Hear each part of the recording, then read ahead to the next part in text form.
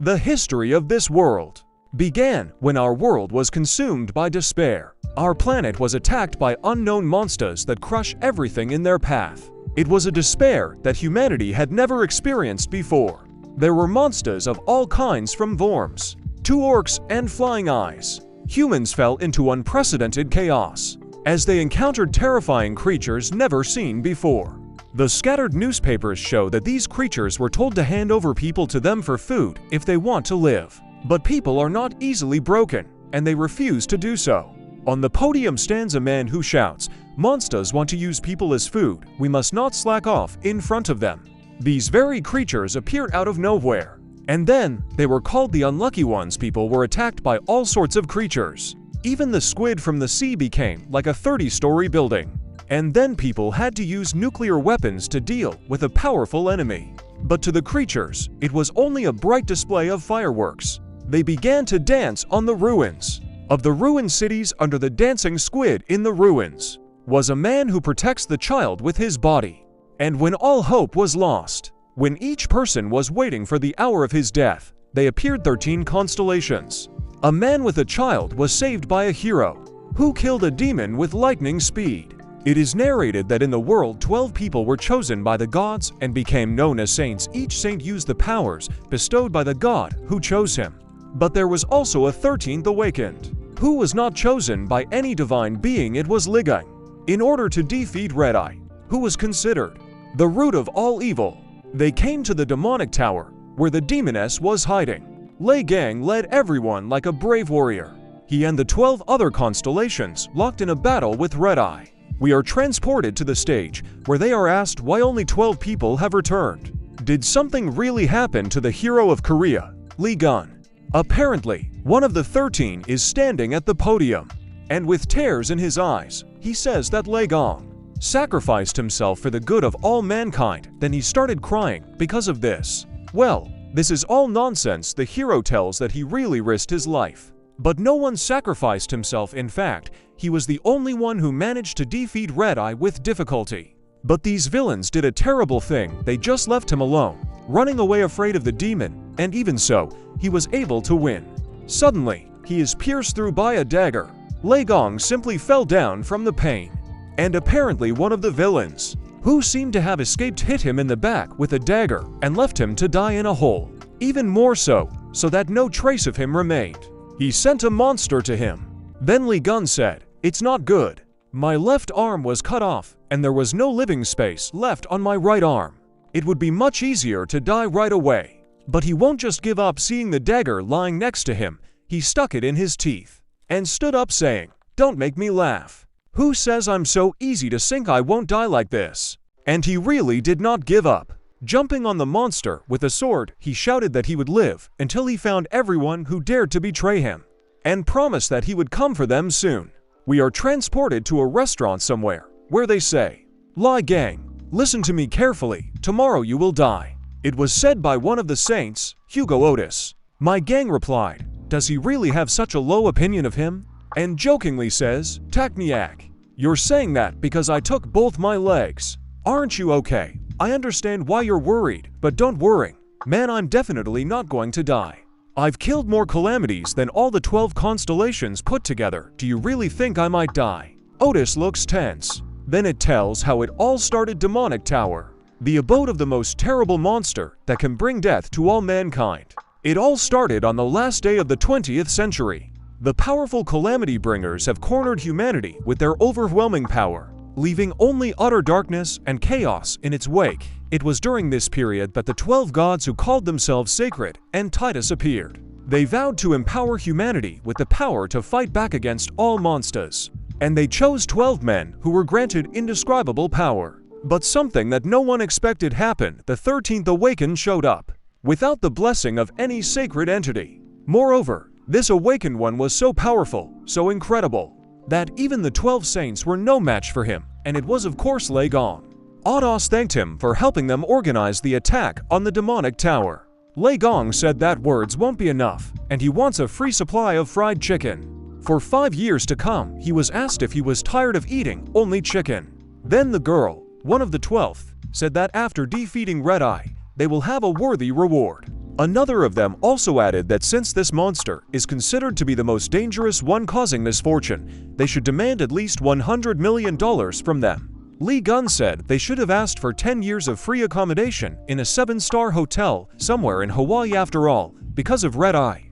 Many countries are on the verge of crisis. One of the alleged saints said, "Hey Lei Gang, if you want to cooperate with us, you should set the bar higher, don't you think? Don't you want to heal your disfigured body and face?" Lei Gong told them that even though they are called saints, they are really just a bunch of scum who only care about their own skin. And they also said that he should stop rushing to help everyone, because a few victims will only increase their price, which will increase the reward. Li Gang says that after defeating Red Eye, he hopes that he won't see them again. When they entered the demonic tower, they saw it with their own eyes. The Lord of the demonic tower, just by looking at it, one can feel a terrifying pressure. Then suddenly, he starts screaming that the whole earth was already shaking, and the surface was disappearing from under my feet. And suddenly, there was a huge shot from under it, which already threw. This beam pierced the roof of the tower. All 12 heroes were terrified. After the beam, a huge crater was formed in that place, in which lava boiled. The demon lord only laughed maliciously. The 12 constellations started to run away. Lei Gong was only thinking about how to fight him at all. And to think that these scum were called saints, well, it doesn't matter to me. The one who defeats Red, I will be the great and unsurpassed me, he thought. And then it's narrated from Lei Gong's perspective. Yeah, I was dreaming in the end. I was stabbed in the back by my own comrades. I wonder how much time has passed. How are things in the outside world? Does time flow equally inside and outside the tower? I'm even too lazy to think about anything. Right now, I'm just... And we see a bunch of monsters that the hero is shredding. And this place is a special trap, in which new hordes of monsters continuously appear. Lei Chong had the aura of an invincible hero around him, and he knows he can't be broken like that. And he shouts to them to wait for him, because he will surely survive and tear to shreds all those who dared to betray him. It is narrated that time passed inexorably forward, and now 20 years have passed since that moment. We see a monster that screams in fear as it managed to get to it. Then Lichen says that he is the last one left. The monster still screamed and called for help, but there was no one to help. The hero said that he shouted as much as he could, "It's all over." And he finished him off, saying, "It's finally over." He thought he could choose from there, but he just fell to the ground. We are transported to the world, and we see that only ruins remain from the buildings. And somewhere two boys are running, shouting to each other, "Run, but I told you that this is not the best way." Another person told him that who knew that everything would turn out like this after all. They said that today will be safer than usual. They didn't even think that they would run into high-ranked monsters. One of the boys with tears in his eyes says that they are in a bad situation. And the fortune teller told him that today he will meet a monster with which he should not associate himself. They are surrounded by a crowd of monsters that look like wolves. And they think that if only Mr. Lei Gong could return from the demonic tower, these monsters wouldn't even dare to show themselves here. Suddenly, a nearby tower opens up, blinding everyone around it. And then there is a huge explosion that leaves a crater in its wake. The guys do not understand what is happening now, and notice that someone is coming out of the tower. It was our Lei Gong, who is full of strength and has apparently recovered his arm. And then he says, "Stab me in the back and leave me to rot in this hole. I won't let you get away with this." The boys are just shocked to see what he's doing. And he just deals with monsters with his bare hands. They can't even believe their own eyes that he easily took down the orange class attraction. Even high-ranked awakened ones wouldn't be able to finish them off easily. They compared the monster to helpless insects. Suddenly, Li Chen notices these guys and jumps towards them.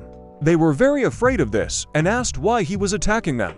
He asked where they came from because he thought there were only monsters left here, and he said that the work was finished here, right? Then they realized that it was he who had come out of the tower. Wouldn't that be a sensation? Another believes that it is impossible to return from the tower alive. He is most likely just lucky to be near it. A huge monster appeared behind Lei Chong, and he turned around to see a huge dog standing there. The guys are just shocked because this is the leader of the pack. Lee Chong told them to get out of here. The dog began to charge its ability. A beam released from its mouth that incinerates everything around it. The beam was so that it was higher than multi-story buildings. The guys were surprised that they were still alive at all, and Lee Kun just stood there, and there weren't any scratches left on him. They can't believe that he protected them with his body just like that. At the same time, the hero called her a mongrel and jumped on her. He tells her to stay an obedient dog, and before the deadly blow, he shouted, "Sit down," and hit her so hard that the monster was immediately defeated. By now, he was probably done with everything. And he says to the guys, "Well, since I did a good job, you to food," he says. In an ominous voice, they're just terrified. Then, he just asked to buy him some food. And realizing the strangeness of the situation, he asked to buy more clothes. We are transported to a small store, where the guys stare at the receipt. In utter horror, after all, he ate $1,000 worth of food alone. He said they didn't have much money, so he ordered some food. They asked, "Is that a little bit?" Lee Kun said, "You said yourself that you would treat me to anything. Since it is the price of your lives, another batch of noodles, please." One of them that apparently paid for it all very loudly shouted, "Hey!" The second one covered his ears from such a cry. And then he asked if he was a Templar or a bishop. What was he doing outside the tower anyway? He laughed and said that he was inside the tower, and then just walked out of it. And by the way, he also has a question for them. Who are they? Because they look like ordinary citizens. And why do they give off a magical aura? Then one of them explained that this youngster is a Templar. Isn't Lee Kun also a Templar like him, having received the blessing of a sacred entity? He also replied that why on earth would he wag his tail in front of someone? Suddenly, he saw his reflection in the spoon. He was just in shock, and he started shouting that he needed a mirror and urgently. They showed him where it was. Then he took off his t-shirt and started looking at his wounds and scars. His body was completely healed. Remembering who he was, with what wounds and scars, and he thought, my old wounds were so bad that they were simply impossible to heal, but come to think of it, my left arm is cured too. Then he replaced some kind of pattern on his palm, when suddenly a snake began to emerge from it. He was in a frenzy of pain, and he began to squeeze his hand. You felt death. You have completed an impossible achievement. All your skills are inherited by the new body. All achievements from the tower are converted to experience points. You have learned a divine skill. All unique traits and skills have been inherited and transformed. Afiacha's power is now available to you. When suddenly he began to be transferred to some location. It was empty space, in which was a huge green snake that was standing in front of him. He touched her nose. Suddenly, there was a huge, blinding flash. And then he went back to the guys. They were scared and asked if he was okay. Lei Chong asked if he wasn't the only one who saw the huge snake, gesturing that it was indeed too huge. They said that they didn't see any snake. He just undressed and ran to the mirror, and then suddenly began to scream furiously, clutching his wrist. Then Lee Chong realized that other people didn't see it. He was back in space. You have become the owner of the All Futures constellation. Small screens fly around him, on which it is written what skills he has. One of the skills, super regeneration. It repairs a crippled body. It says that his body was rebuilt from scratch, will suffer a small punishment. But the punishment itself was that his physical strength was reduced by 50%, and there are 1,300 hours left until the end of this punishment. Then he wondered if his body had changed because of this skill. He had never heard of other saints seeing something like this before. Moreover, he couldn't sense the energy of sacred beings. And anyway, he is happy with this scenario. After all, his body is completely restored. All he had to do now was hunt down the traitors who had left him for dead. And especially the villain who had stabbed him in the back. Just thinking about it makes his body flutter. The guys are shocked why he started looking so intimidating. We are transported to the tower, which was sealed off by the police. After all, the tower, which was considered indestructible, suddenly collapsed. This news will set the whole world on its ears. This place has a special connection to the hero Lei Gang. The man thinks, can't it be that this is the work of his followers or the saints who disliked Lei Gang? Odin then noticed that he was the Allure One, a monster that even a high-ranked saint couldn't handle. Who else could challenge this monster and destroy the tower? They began to wonder if Gan really had returned to the world alive. They say they can't be sure, so they just have to wait until there are new leads. We are transferred to an office somewhere, where the camera is aimed at the podium, and there is a large crowd of people asking for comments about the collapse of the tower. Yang Wei, one of the saints, was standing at the podium, and he said that there were no comments on this issue. The entire crowd is surprised why he didn't make any comments. Then he got in the car and broke his glasses in anger, repeating over and over how many times he had already heard the name Lei Gang. And come to think of it, it couldn't be that he had stayed alive in the tower for 20 years, because there were thousands of monsters there, and they were all black class. It was a miracle that they had managed to escape by stealing Red Eye's throat. He thinks he couldn't have survived there after all.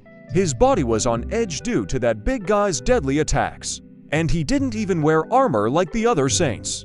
But if he somehow managed to survive and come back, then it's all over. We're going back to Li Gang, holding the phone and saying that he should start with this villain, right? We are being transferred to some airport, where a man getting off the plane is greeted with the words, "To think that I would have the chance to meet one of the 12 saints, this is an honor for me." It was Hugo Otis. He asked where the Prime Minister was. He was told that he was already waiting for his office, and that his transport was already ready. Then he said that they could go then.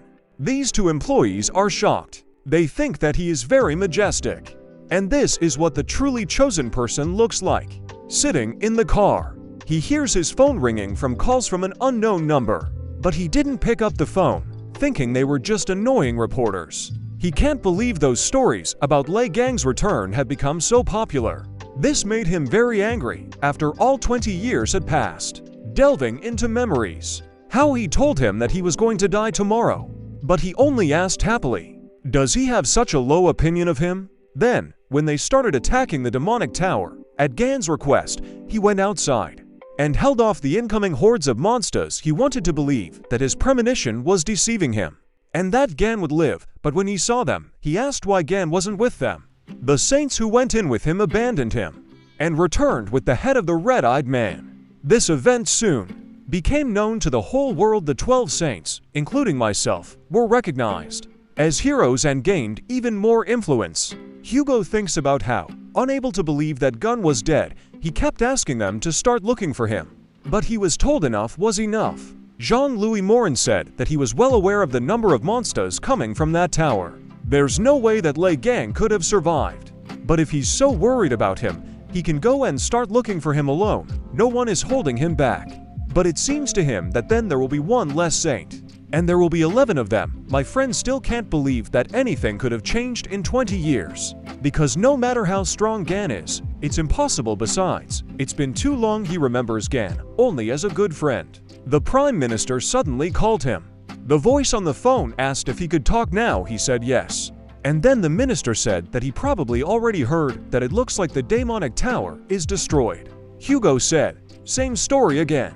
I'm sorry, Prime Minister, but if you were going to ask me to start looking for you, I have to refuse. After all, Gan had died that day. This incident with the tower is most likely set up by Gan fans. And if you intended to take advantage of the situation to get more votes, the minister interrupted him and said that this was not the case. Because if his report, which has just been handed over to the South Korean government, is reliable, most recently, a call was made to the Gan number. These words made Hugo think. The minister said that the personal number is unknown. Hugo was very surprised that he even asked to stop the car. After all, perhaps the unknown number that tried to call him was Lei Gang. Looking at the phone screen, there were 30 missed calls. He decides to listen to the message that Lei Gang left. He was saying in a sinister voice, "Yo Tixu, I'll find you and kill you. Good luck." It sounded so ominous that it scared the hell out of him, but he recognized this manner of speech. It's really Lei Gang.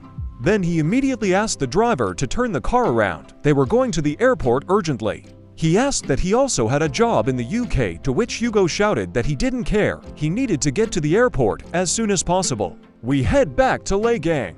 He sits with his phone in his hands and says, "You've grown up, Tixu, and you even dare to ignore my calls." He was asked who he calls so hard. Lei Gang waved it off, saying nothing to anyone.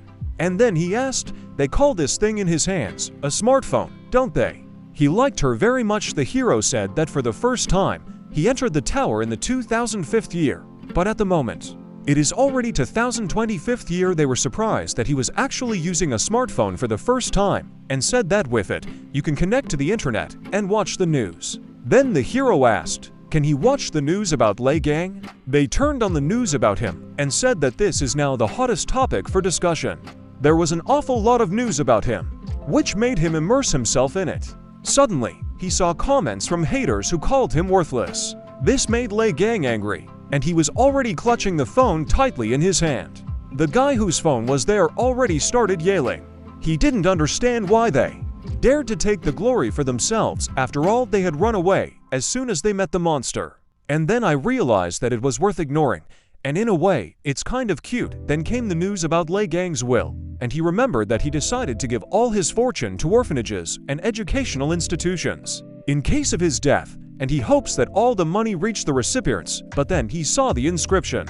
Lei Gang gave all his possessions, including the relics, to the 12 saints in the hope that they would wisely manage the funds for the benefit of the whole world. The phone is over. He smashed it to splinters in his anger. And I thought that he would skin them, and their gods alive. The guy had already said goodbye to his phone.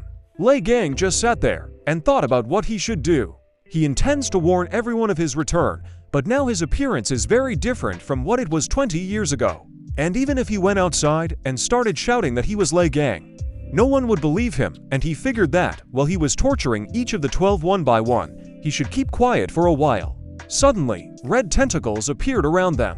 Lei Gang hears a warning that he is being watched. He felt this aura and went outside. When he came out, he saw huge, flying clouds in the shape of animals. And I realized that these are avatars, little animals of the holy son of the white ram. The avatars recreated the barrier, the holy son of the white ram. The influence of 2 constellations is level. Avatars demand a tribute from you.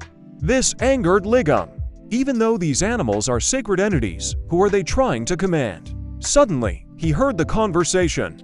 Seriously, this Lei Gang, everyone just talks about it. The noise of the chatter will soon kill me. That's what I mean. This nonsense is being talked about everywhere because of the news, even though his name isn't tainted. I'm struck by how everyone is suddenly taking an interest in him. And then all of a sudden, the guys noticed the saint's badge on his clothes, and they began to ask Lei Gang to leave, because if they were provoked, there would be trouble. The hero stood right in front of him.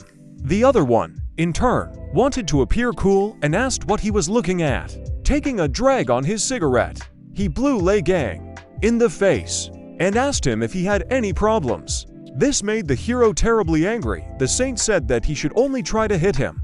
His girlfriend told him not to scare him, because he seems very scared. The saint in the back called him a weakling and added that all the fans of Lei Gang are no different from each other. Lei Gang is just shocked, since when did everyone like the weakest saint so much? Isn't calling him a saint a complete nonsense? The guys said that he held up very well, because these people are part of the rank representatives of the constellation Gemini. Lei Gang decided to shout at their backs, "Hey, croaches!" They turned around and said, "Is that you for us?" He said it was him. The saint came close to him and asked him to repeat what he said, because such a pathetic simpleton from whom even a magical aura does not emanate. At that moment, Lei Gang took a finger and flicked that saint so that he flew to another building. Everyone was in shock, and Lei Gang stood there with a smile on his face. And then he said, she really thought he wouldn't notice her sneaking up on him. He snapped his fingers together again and gave her a flick that sent her flying into the next building too. And then he called them weaklings. The guys said that using magic in the middle of the street is strictly forbidden. Lei Gang replied that this was nonsense if he used magic. They wouldn't even be wet, they're just shocked that he knocked out to a rancors with just brute force. As he approached the man, he saw a small pendant around his neck. Tearing it off, he said, "So that's what I felt when I hit him. It's a relic, isn't it? But where did these weaklings get it? Only saints should have them, right?" The kid asked if he really didn't know anything at all. And he began the story. A few decades ago, humanity was practically wiped off the face of the earth. But thanks to the sacred entities and their chosen constellations, humans managed to survive the calamity. However, only 12 people were not able to protect our vast world. Therefore, the saints began to gather followers. Calling themselves branches, those who were given a piece of the power of the saints became known as Templars. Such people were divided into ranks according to their level of strength. The saints stand at the top. Right after the sacred entities, cardinals are potential candidates for the role of new saints. After them come the bishops, the strongest of the Templars, and at the very end were the Templars themselves. In this way, selected Templars receive relics from sacred entities from time to time. Lei Gang realized that everything had changed a lot in 20 years. Suddenly, someone called out to him and told him to look there. And there were avatars looking at him. Avatars of wealth and greed that are associated with the constellation of White Aries. Enjoy the current situation. They demand that Lei Gang quickly deal with the man and woman who attacked him. Avatars crave bloodshed for the massacre of them. They promise him a worthy reward. The guys are terrified because these are not just some Templars, but already avatars. Avatars are like reflections of the sacred entities themselves. Getting in their way is like challenging the gods. They ask Lei Gang to do everything the avatars ask. It was then that Lei Gang understood why he felt the vile aura of Aries so strongly. This made him angry, because they also intended to fill their bellies like that pig. And he said that nothing has changed since then, preparing for the jump. And then with all his might, he jumps into the avatars. That there was already a huge red cloud in the sky. And then he says that they show off. Even though they are weaklings, the guys are surprised, because the constellation retreated and the barrier disappeared. And we realized that this guy is not a very difficult person. The hero turned to them and asked about those two weaklings. They are related to the twin branch, aren't they? Then they said that in their country, twin branching has the greatest impact. This is an elite group that has gathered 2/3 of all large corporations. And Lei Gang asked, so they must have money on them. And the clothes they wear are probably some expensive brands. And right after that, I rushed at him with the words that now is the time to make a good profit. We are transported to a small multi-story building. And everyone says that they finally came. The guy said that they live in that apartment on the 2nd floor. Pointing, his friend said his door was next door. At the same time, they also thanked Lei Gang for saving them and even walking them home. They were expecting something, but the hero yawned and asked if they were going inside or what he wants to sleep. They were shocked that he was going to sleep with them. Apparently, he was let in for a sleepover because the next thing we know, his hair is being cut off and he's undressing. Then he stands flaunting himself in the mirror. Han said that the short haircut really suits him, and now he looks even cooler than before. This made Lei Gang very happy because in the past, baldness was a side effect of using his abilities, and he treasured every single hair. Even a normal wine could blow his hair away. Who knew that he would ever be able to fix his hair? When suddenly he noticed the attraction in his apartment. He crushed it in his fist with lightning speed. Han is just shocked because he caught it with one hand. Even experts can't do that. Lei Gang there stands with his hands and fights off everyone who comes up and asks how much. It is already on the bill. How much it is possible. They are very sticky to him. Han suggested that maybe they were attracted to his scent. Then the hero replied that this usually happens when something is wrong with the house, and then he noticed the relics and said, just look, of course these monsters will come here since you keep such an abomination at home. Han was surprised because these relics were received personally from the Gemini constellation and added that these artifacts do not belong to him. But the saint blessed them on immediately. Lei Gang broke the figurine in Han's hands. Han is very upset. Then the hero said that the mask in his hands is designed to spy on the beer. And the music box collects all his personal information, and the watch so generally attracts the attention of monsters. Not only did these saints embezzle Lei Gang's property, but they also started selling such vile goods to people. Just the thought of it infuriates the hero. Someone is standing outside their door, and he hears Lei Gang screams through it. And then he goes into the house. Lei Gang asks who else he is. Han greeted him, and it was Sungyi. These words made him very angry, because he is the owner of this apartment. We are transported to the residence of the White Ram Yongwai, where the saint is informed that the Korean avatars have disappeared. His staff said that there was a big uproar in Korea about it. The saint wondered who could have done this. Since avatars are direct representatives of sacred entities, only someone extraordinarily strong can disperse them. Then, he asked you to contact all the other saints.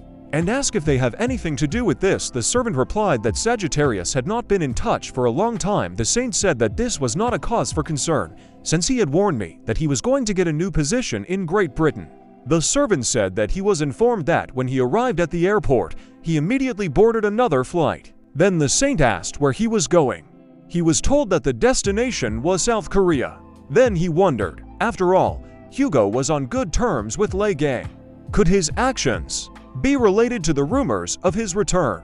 He realized that he probably did survive. This made him very angry that he even took a floor lamp and threw it at his servants and shouted, "Nonsense!" reporting more clearly, "What else is there?" The staff said that an unconscious twin branch Templar was found lying in the middle of the street in his underwear at the place where all the avatars disappeared.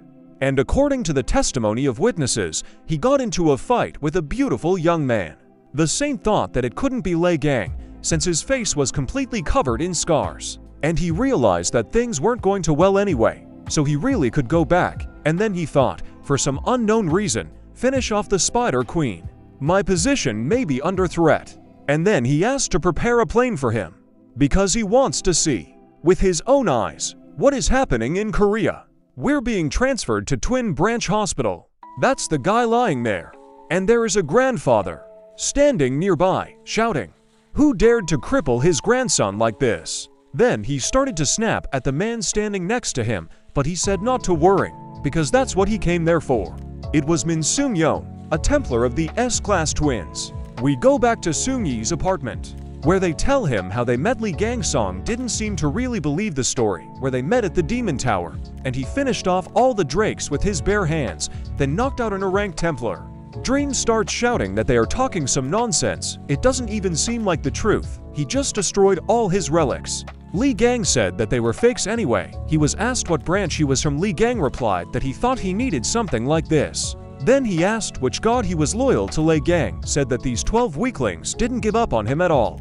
Song asked him what his rank was, and he didn't even know what to say, but said that he was a production worker. Then he asked for his name, and the hero said he was Lee Gang. Han started to calm Seung down, but he was already unstoppable. And full of rage, he said, "Broke into someone else's house, without permission destroyed all my relics, so you dare to pass yourself off as the great Lee Gang Nim." Kong was shouting at him to calm down, because he's going to burn down their apartment right now.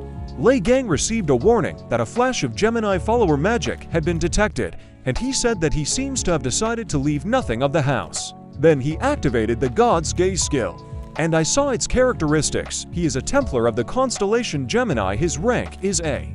His nickname is Smashing Strike. He has the skills which stake an ice seal. His personality traits are genius, visionary, stubbornly obsessive, and an idolater. The genius trait increases his training effect by 200%. Lei Gang reflected that at such a young age, he already possessed high-ranking skills, and the trait of genius was clearly not suitable for him.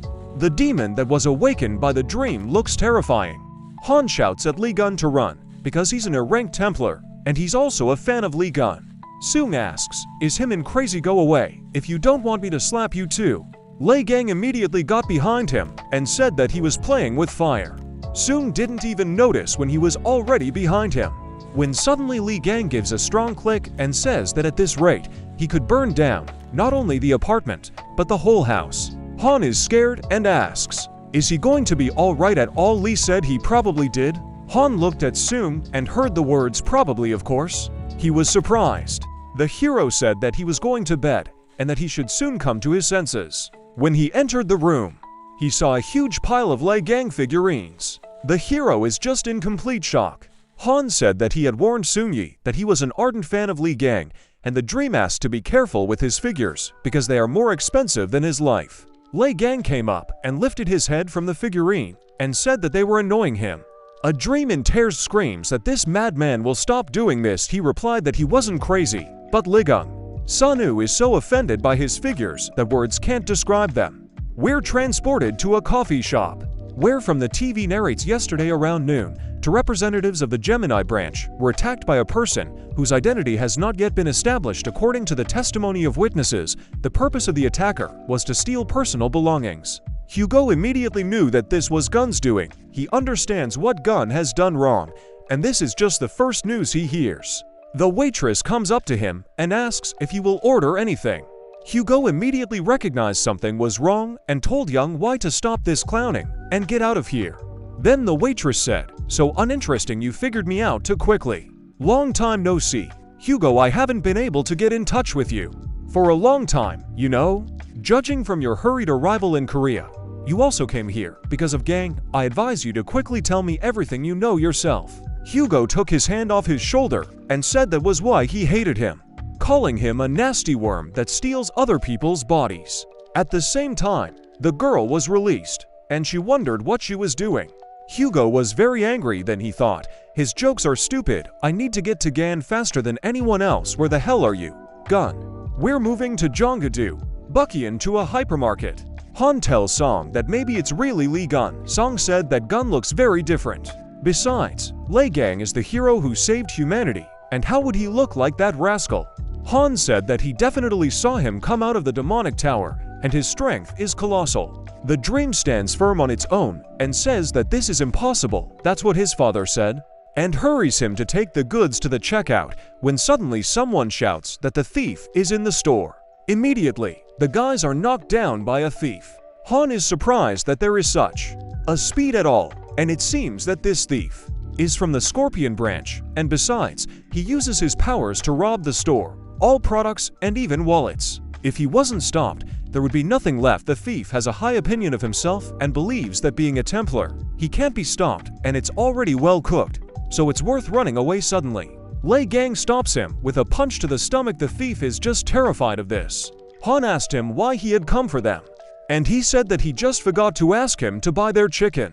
The man who was in the hospital came to them and said that the hero is not bad because it is difficult to catch the Templar of the Scorpio constellation given their speed and agility. Then he added that judging by his aura, he was just an ordinary investigator. Next time, you should report directly to the police. Lee Gang asks who else he is. Then suddenly everything shook beneath them. The whole store was shaking.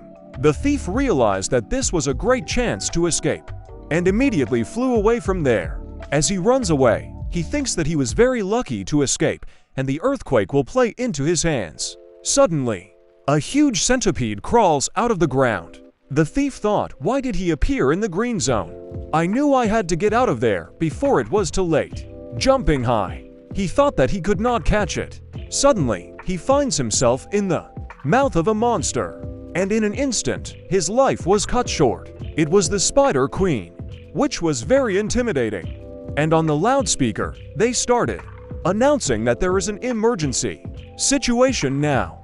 The person causing misfortune has appeared. In the hypermarket, all those who are located immediately leave the building. Due to the appearance of the Spider Queen, the status has been changed to red zone. People from the building began to run away in different directions. But only one boy stood still and cried. A huge monster was filing towards him from behind, trying to eat him. When Lei Gang suddenly crashes into it, there's nothing left of the monster. The boy doesn't know what to say. He's shaking with fear. Lee Gang says that he should be more careful next time. I asked him if he'd hurt himself by holding out his hand. The boy got scared and ran away. And Lei Gang didn't get a scene like in a cool action movie. Then he coughed and said that apparently everything was fine with him. He wondered what the big thing had forgotten summoning his snake. He said that for the first time in a long time, he will be able to have fun. We're transported to Young Wai's car, and he asks to repeat what his servant said. He said that the unlucky ones appeared in the middle of a hypermarket in Buchan City. Young Wai asked me to repeat the monster's name. It was the Spider Queen. The saint looked scared and remembered how they had failed during their last raid. He'd barely managed to seal it, and she'd managed to escape, and he knew that he wouldn't be able to hold off a red-class monster alone. It is narrated that after the appearance of those who lead to misfortune, people began to divide locations into 6 classes according to the level of danger. The first is the blue zone, the blessed abode. The second is a green zone, a safe place. The third and already more dangerous one is the yellow zone, a light danger. The fourth is the orange zone, where there is a great threat to life. Fifth, the red zone. These are locations teeming with deadly monsters. The last and most dangerous is the black zone. where life is absolutely impossible. Yang Wei understands that since the Spider Queen has appeared there, the hypermarket is now considered a red zone. The staff asks what they should do about the situation in the hypermarket. He replied that they needed to seal everything up after all, if at least someone finds out that this is the fault of their failure on the last raid. Then they're finished, and he tells the servants that there is no way to save those inside, and let them send the Templars there to completely seal up the building. We return to the hypermarket, and Gan, the Templar who was there, started using his magic. He struck the ground with his ice spears, shouting incantations. It shows that it was one of his strongest spells. But just a few seconds later, the imprisoned monsters broke out of the ice. It hurt his ego that they were able to break his spell so easily. At the same time, Lei Gang came to him with a bunch of cans in his hands. The Templar didn't even notice him coming up to him. Gan said, "Here are the parasites. You want to eat so much that you decided to eat people." Taking one of the cans, he swung it, and shouting at them to eat it, threw it. Suddenly, that huge monster was cut in half. It was Lei Gang, who quickly ran up to him and stabbed him, and said that the pathetic mobs should know their place. The guys opened their mouths in surprise. A notice appeared in front of Ligang that he had destroyed the unlucky one. His level increased, and he got a consumable item. This surprised him, and he decided to see what consumables are by collecting supplies. He can create new skills and relics. He thought about it and realized that his production skills had also changed, but decided to try again later. Even though his physical strength is reduced by 50%, movement doesn't seem so difficult to him. It might even be able to use more energy than before it disappeared. The Templar is shocked, as Gan easily cut down the monsters that his S-rank skills couldn't stop. Lei Gang decided to return the knife to the boys, because he took it with him from home. Templar doesn't understand where this guy came from. Suddenly, he decided to call out to Gan, and started shouting, "I knew something was wrong here. You're the guy who attacked our followers." Lei Gang remembered them, and decided to hit him. Then I asked him how he could have guessed that. The Templar shouted that how could he not be recognized at all. He put on the clothes of the man he had beaten, and the badge that hangs on the clothes is an S-rank relic, issued only to the Templars of the Gemini branch. He added that he was sure that the secret of his power lay in this very badge. Lei Gang only noticed it at that moment and immediately broke it open. It really hurt the Templar that he even shouted at him.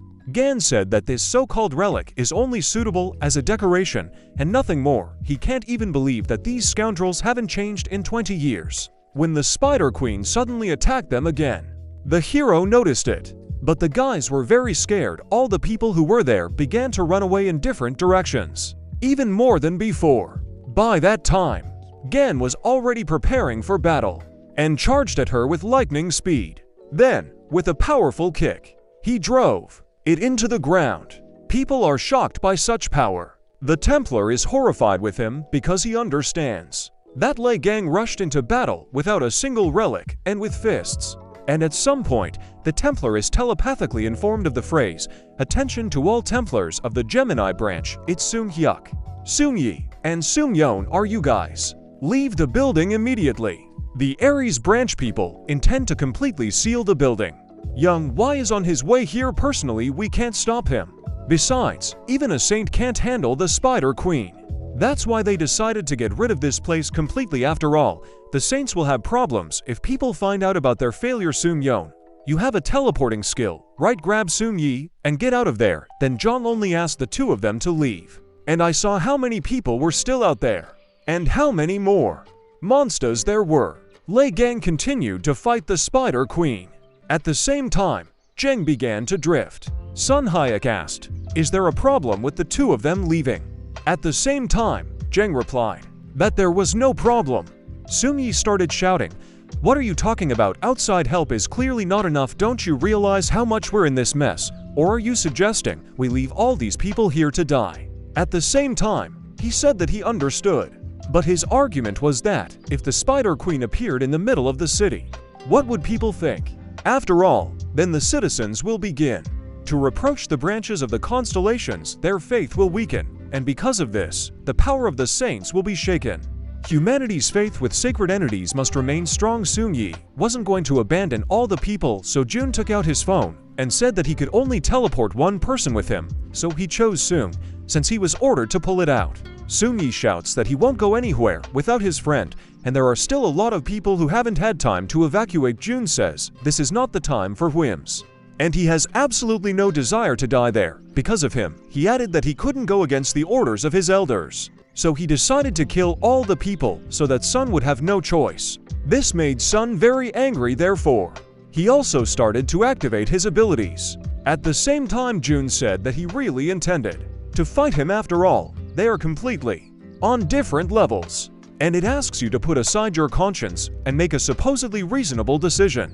And then suddenly, he was hit on the back by a huge piece of the monster's body, and it turns out that Lee Gun was there noticing the guys. He asked what they were still doing here. It's dangerous there, so they need to leave. Dream explained that the exit was blocked by the unlucky ones, so if they can't get out, they must either use the teleport or destroy all the monsters. But there are a lot of wounded people here, and the Ares branch people decided to seal the entire building.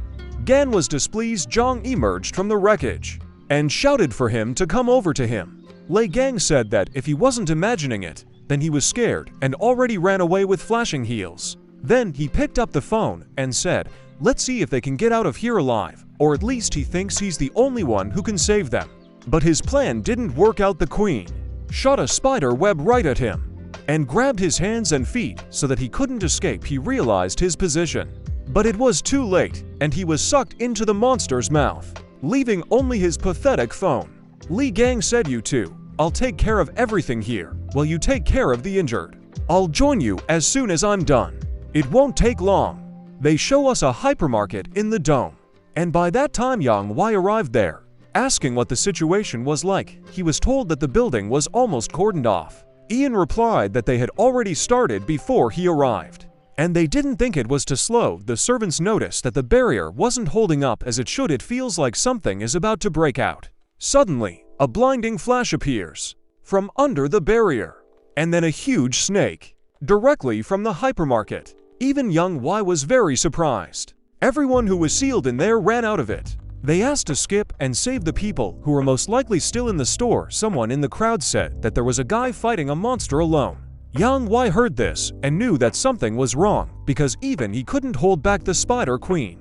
So he decided to go see for himself. He was told that it could be dangerous there. He replied that he did not care and that they should not relax.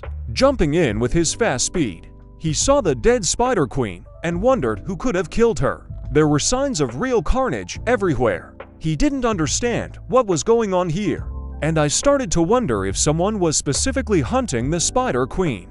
And he said that more and more headaches, although he believes that even without this, he has a lot of problems. When I suddenly felt a familiar energy and decided to see who it came from. Then he saw Hugo, and I started making up stories about him, thinking it might have been his doing. Behind Ian, someone stood up and asked in a creepy voice, "Did you miss me?" Yang Wei was very scared. Lei Gang noticed this and asked, "What's up? Piggy, is something wrong? It's been so long since I've seen you. What is that expression?" Yang Wei is so scared that he doesn't even know what to say. It turned out only to stutter to say, You. We are abruptly transferred to the street to Sun. By the time the ambulance and other services arrived there, at the same time, Song wondered if that guy could really be Lee Gun Nim. He thinks that even though the guy looks different, but his movements. Then someone called out to him. It was Hugo. He asked why he was here. Song Bircha asked why he came back. Han was surprised that he was personally approached by the holy sign of Sagittarius. Hugo wasn't happy how anyone could treat their father like that. The words made Han laugh, but Song was shy. At the same time, Hugo said that it was good that he was not injured. A little medical attention should get him back on track quickly. Then he asked, more importantly, Dream, were you inside that market? I was informed that all the monsters inside the building were destroyed. You saw who did it, didn't you? Song just snorted at him. Hugo was angry, but he didn't show it. And he wondered who his son had grown up to be. Han then asked if Gangheng was going to be okay. As soon as Hugo heard this, he immediately started asking him about it, whether he knows him, what's wrong with him. Han explained that Gun is currently in the hypermarket and added that he managed to defeat the Spider Queen, and said that he introduced himself as Li Gang. Hugo asked me to describe everything in more detail, but at that moment, The wall of the hypermarket was broken through by something or someone. We are transported to Yang Y, who activated his ability. Gun said it was too, because this was the first time they had seen each other in 20 years, and the first thing Yang Y decided to do was attack him. He decided to ask how he even managed to survive in the tower. But then he looked at the guy in front of him and thought, he looks a lot like Lei Gang, but where did that terrible scar on his face go? Yes, and his voice seems familiar, but different from before, plus, he looks way too young. And then Yang Y said how dare he imitate him after all. He was even worried for a moment. Gun said, "What? Imitate?" Ian shouted that since he dared to deceive the Great One, then he will have to pay for it with his life. At the same time, Gan hit him on the stomach with all his strength and said, "All this time, you've been profiting from deceiving others, right?" Yang Y flew very far away, and at the same time, Gan jumped behind him and hit him back on the floor, and then he said, "Each of you should be taught a good lesson. How did you get along while I was trapped in the demon tower? Pig, you have appropriated my relics and wealth. Even the will was forged, wasn't it? It's okay. Don't worry, I was going to kill you all anyway. Perhaps we should proceed with your execution.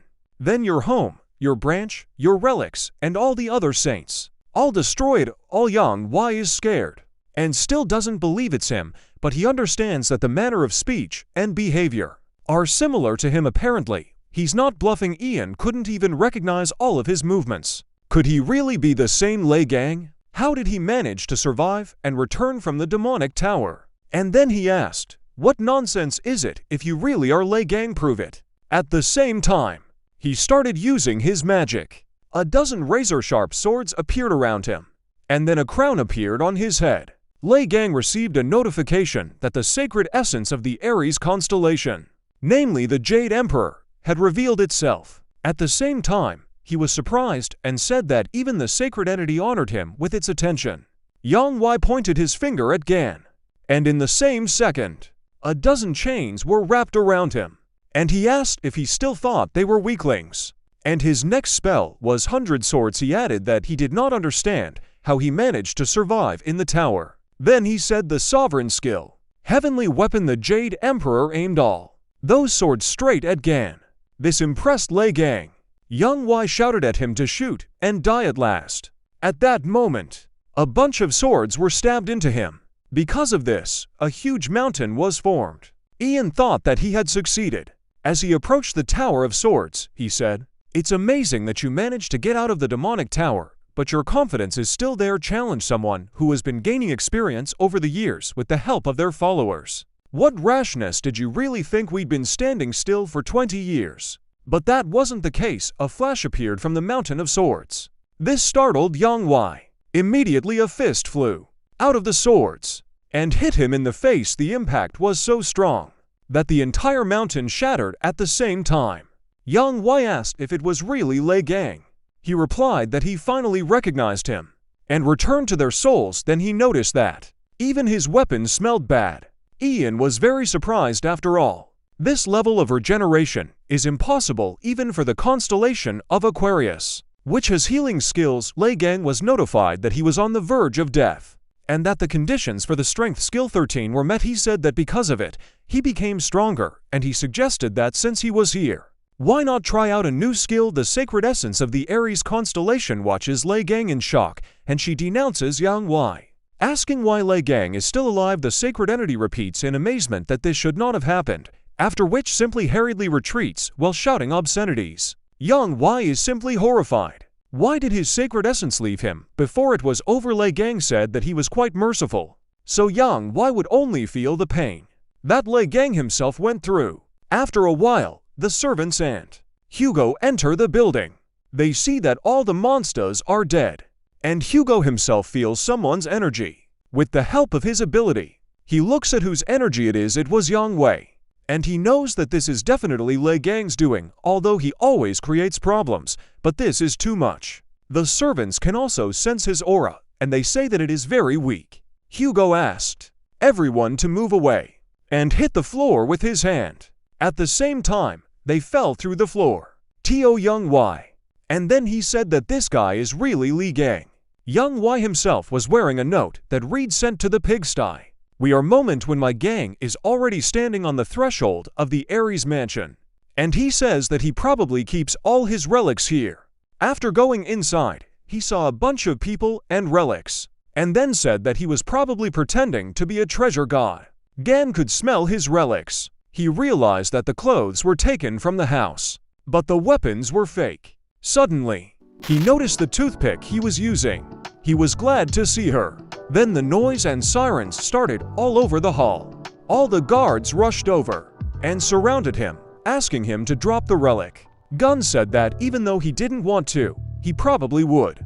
Immediately, he needed all the guards with lightning speed, and he said that the old stuff is much better, and then he said it was good to see him again.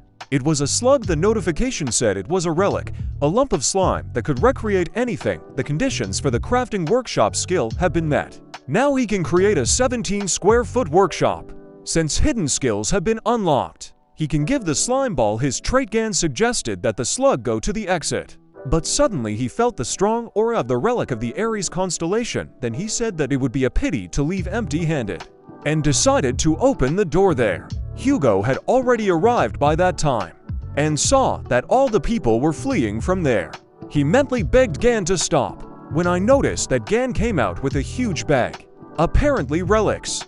Then he shouted his name, and ran to him in tears. Gan waited for him smilingly, and said that in the name of old friendship.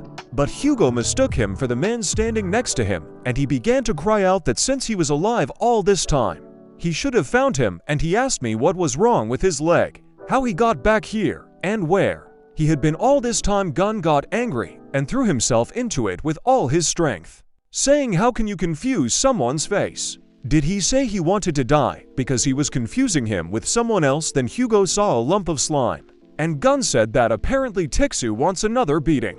But Hugo was too happy to see him that even so, he went to hug him standing in tears, said that he was alive, and is it really him? Gan is also very happy to see him, but he is still angry at him, so he punches him in the stomach, and then asks him how dare he rush at him so suddenly. Hugo noticed that it was definitely him. Suddenly, Hugo's sacred essence was revealed. It was a god very much like Hugo himself.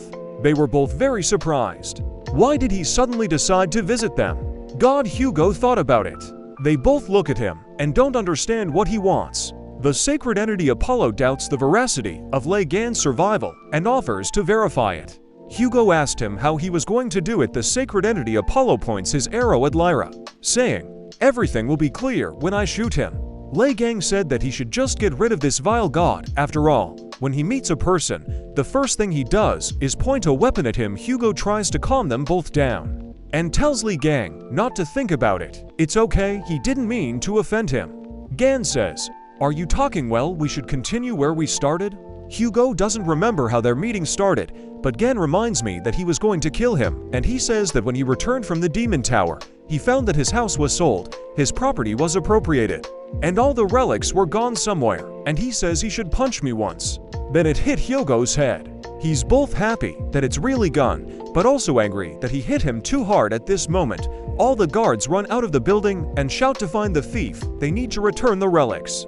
Gun remembers that he was supposedly being chased. Hugo asked him what he had already stolen. He points to a huge bag and says a couple of trinkets. Hugo is horrified that he stole the relics from Young Wise vault. Lei Gang thinks it's cool, but Hugo doesn't. The guards say they need to grab him right now. The head guard says they can't handle him, and he says that the thief will certainly be too tough for him, even if everyone thinks he is quite strong. Suddenly, they notice a huge avatar flying out from behind a building. The head guard said he was already here. A huge paw landed, and it was the avatar of the Ares constellation, the beast of plenty. Pichu Lei Gan was notified that this is the avatar of Ares, and that his money, along with the relics, could be stolen. The avatar began to growl at them, intensely terrified. Hugo doesn't even know what to do, so he suggests they just leave everything behind. Gun told him to just stand there and watch, because he had a plan. He then asks his pet to transform into a knife. He began to transform, and he managed to make the handle, and soon the blade itself. Gan, looking at him, realizes that he is not suitable for a fight with the avatar in this state. Therefore, he has to show its true form. starting to give the knife its power. The knife was struck by lightning and turned into a huge sword. The awakened relic is imbued with the Ophiuchus aura. The relic has gained more lethal stats thanks to the Snake Hunter trait. Blade sharpness increased. The blade's impact power has been increased. Gen has received a power-up of 13 strength skill, so he can now see the enemy's weaknesses. He discovered the path of death. He's surprised to have discovered a new skill again, so I decided to use it right away immediately. He saw the enemy's weaknesses. I jumped on him and told him that he was going to break up a little. Hugo just stands there and stares at him, thinking it's his style to throw himself at the enemy without a second thought. He always overcomes obstacles. Despite his recklessness, Hugo is very happy to have his friend back. Suddenly, the avatar nails the gun to the floor with its paw. Hugo screams in horror, "Gun!" At that moment, from under the paw of this avatar comes, "And what did you yell? What a stink! I almost died from the smell of that pig. Now it's my turn." The monster's paw was immediately cut off. The avatar started growling in pain and started using his skill, which absorbs all values that fall within the range. Gun snidely says that the avatar should have been quiet, but now he won't get off without punishment. Gan started using his ability, the Ophiuchus line, having said that one light cut should be enough. He swung his sword and hit the avatar. A huge shockwave was thrown at him. It pierced right through him, and the whole building too. Everyone around them was shocked by the power. The impact left a huge mark on the ground. Hugo is surprised because such power is comparable to what he had in his prime. Gan defeated the avatar. His Holy Throne experience has been increased. The notification asked if he wanted the Beast of Plenty as his avatar. Gan was sure that only 12 saints could obtain avatars. Touching the avatar, it instantly revived and even changed in appearance. It appeared wings. The Pishu beast became the avatar of Ophiuchus' constellation. The Beast of Plenty shrank in size to embrace its new master. Gan says it will be great to use it as a repository for his relics. Hugo thought, did you take an avatar from another branch? When had he even managed to acquire such a skill since his return? The notification told Gan that he could give a new name to the beast. At the same time, he shouted, "Piggy bank." We're transported to Hugo's mansion, where Gan calls him a traitor. Hugo took offense at these words and shouted, "Does he have any idea how much he was worried?" Then a frustrated Gan said, "Well, your friend was imprisoned in the tower. You got married, built a family, and enjoyed life. Traitor so far? Some people have had to go through pain and suffering comparable to the torments of hell. His friend was happily W." After which, Gan added that he would go. Hugo said it was fine, he could spend the night at his house, but he still lives alone.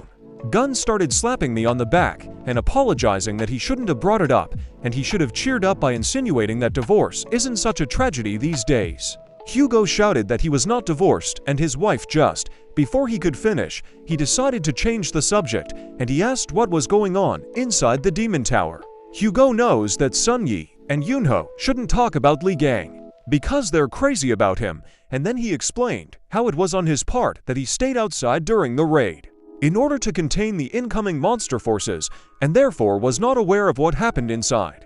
And he asked why they'd come back with Red Eye's head. Gan replied that it was a very tearful story. They stabbed him in the back and left him to rot in the tower. It was a trap, swarming with countless hordes of enticers, and among the hordes of these monsters, Red Eye, whom he had thought dead, had come back to life.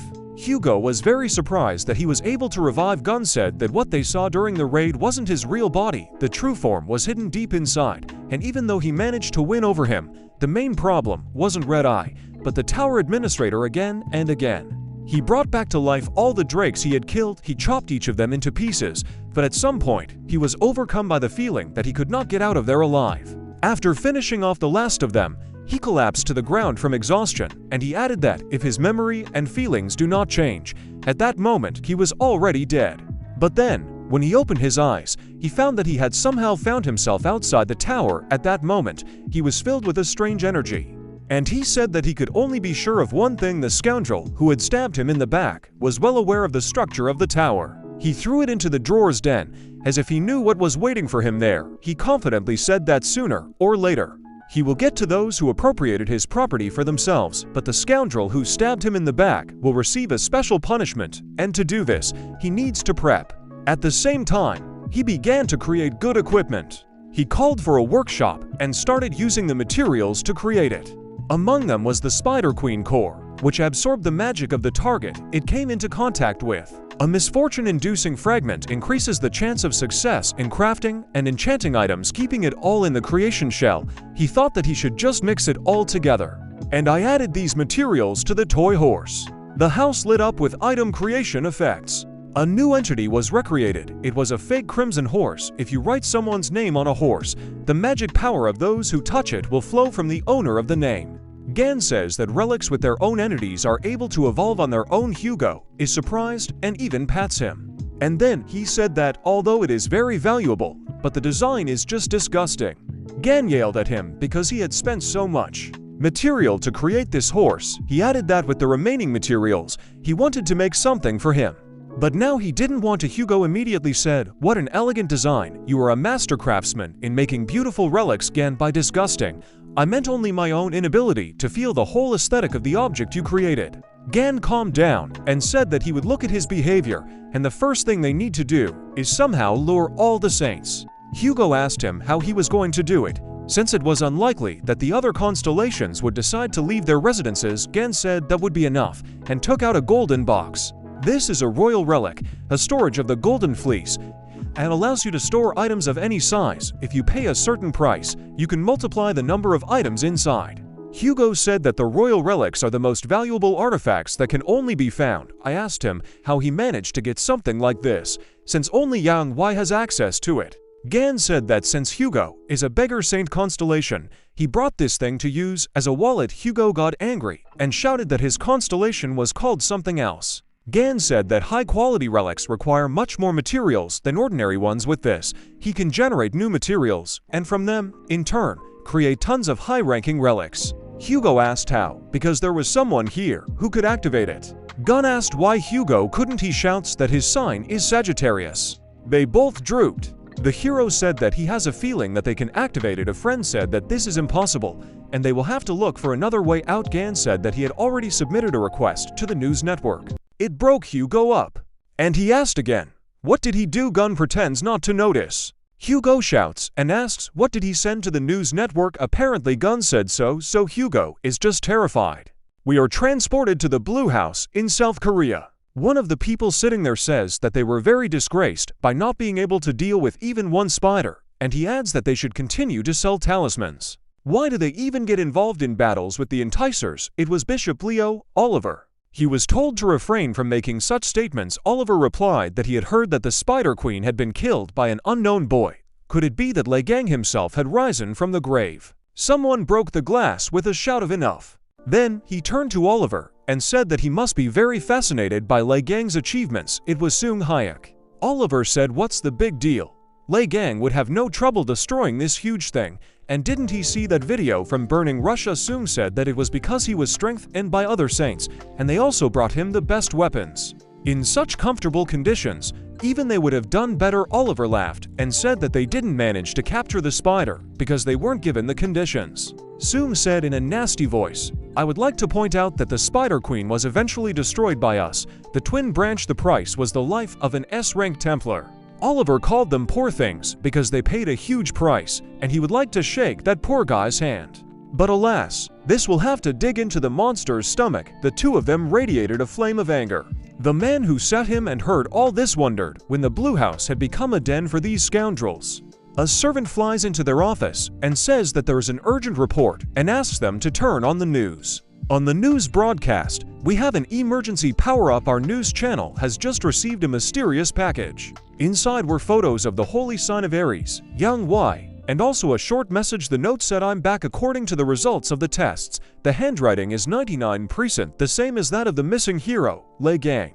We go back to Hyogo's house, where he stands there in a rage and asks Gun what he was even thinking about sending them something like this. Gun nonchalantly said that it was just an announcement, and he lets them know that their heads will soon be on his plate. Hugo shouts at him to say that attention isn't enough after all. Yang Wei's death is already a huge problem in itself, but Gang decided to make things worse with this message. Gan turned to him and said that Yang Wei wasn't dead, and he certainly wasn't alive. Hugo is absolutely horrified because Gun took out a toy and said that it was Yang Wei. What a lot of name-calling. Young Y called him Hugo doesn't know what to say. The toy just detaches itself from it. Gan said that due to the recent battles, all of his skills had slightly improved, and he was able to imprison Yang Y's astral body in this toy. Hugo isn't even sure that's even possible. Gan said it wasn't the most important thing, and handed him the dagger, and then he said that it was the same dagger that was stuck in his back, the weapon that caused his imprisonment. Hugo looks at it and realizes that it is the dagger that almost caused Gun's death according to its shape. This dagger is far from the most ordinary, and he said that if that was what he was injured with, then it definitely wasn't. Yang Y. And Gun stands with a malicious smile, stretches the toy, and says that he probably should apologize to him. And then, he says that he is going to visit the shopping complex. Hugo asked why he was going there. He showed the toy with the words, "Piggy told me that she saw a blade with a similar shape there. And then I asked Hugo for clothes. After changing his clothes, he told number 2 to protect the house." Hugo asked why the second one did he have a first one. As he left, he said, "I'll be back soon." First, Hugo was angry. We are transported to the Ares mansion. There were a bunch of servants going around investigating this place. Then, apparently, the main one said that as expected, the Ares constellation is not there, and the aura of the sacred essence is also not felt. The girl splashing with water asked where he might have gone. This was the holy sign of Aquarius, Sophie Mard. The servant said, maybe he took his possessions and deliberately disappeared somewhere. Sophie said that if he deliberately made deals with the saints in secret from me, then things would become much more problematic. She wondered where the fat bald man might have gone. The staff speculated that it might be Lei Gang, who had abducted Yang Y. Sophie laughed a lot and said it was a very stupid joke. The servant replied that she was very sorry, but said, without thinking, Sophie replied that everything was fine. They will visit the shopping complex as planned earlier. They need to have time to get rid of unnecessary relics and prepare money for the drachma auction. A servant came into her bathroom and said they were in trouble. Another saint will participate in the auction. We are transferred to the gym, where two guys say, "Mr. Steven, we have received information that a relic belonging to Lei Gang will be auctioned off." Steven immediately threw down his barbell when he heard this, and he said that finally his time had come.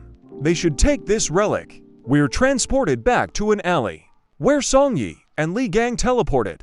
Teleporters are expensive to use, but they can do it for free. They were transported to the relic trading complex. Dunn thanked him, saying that he really needed an expert, and he volunteered to help find an SS ranked one.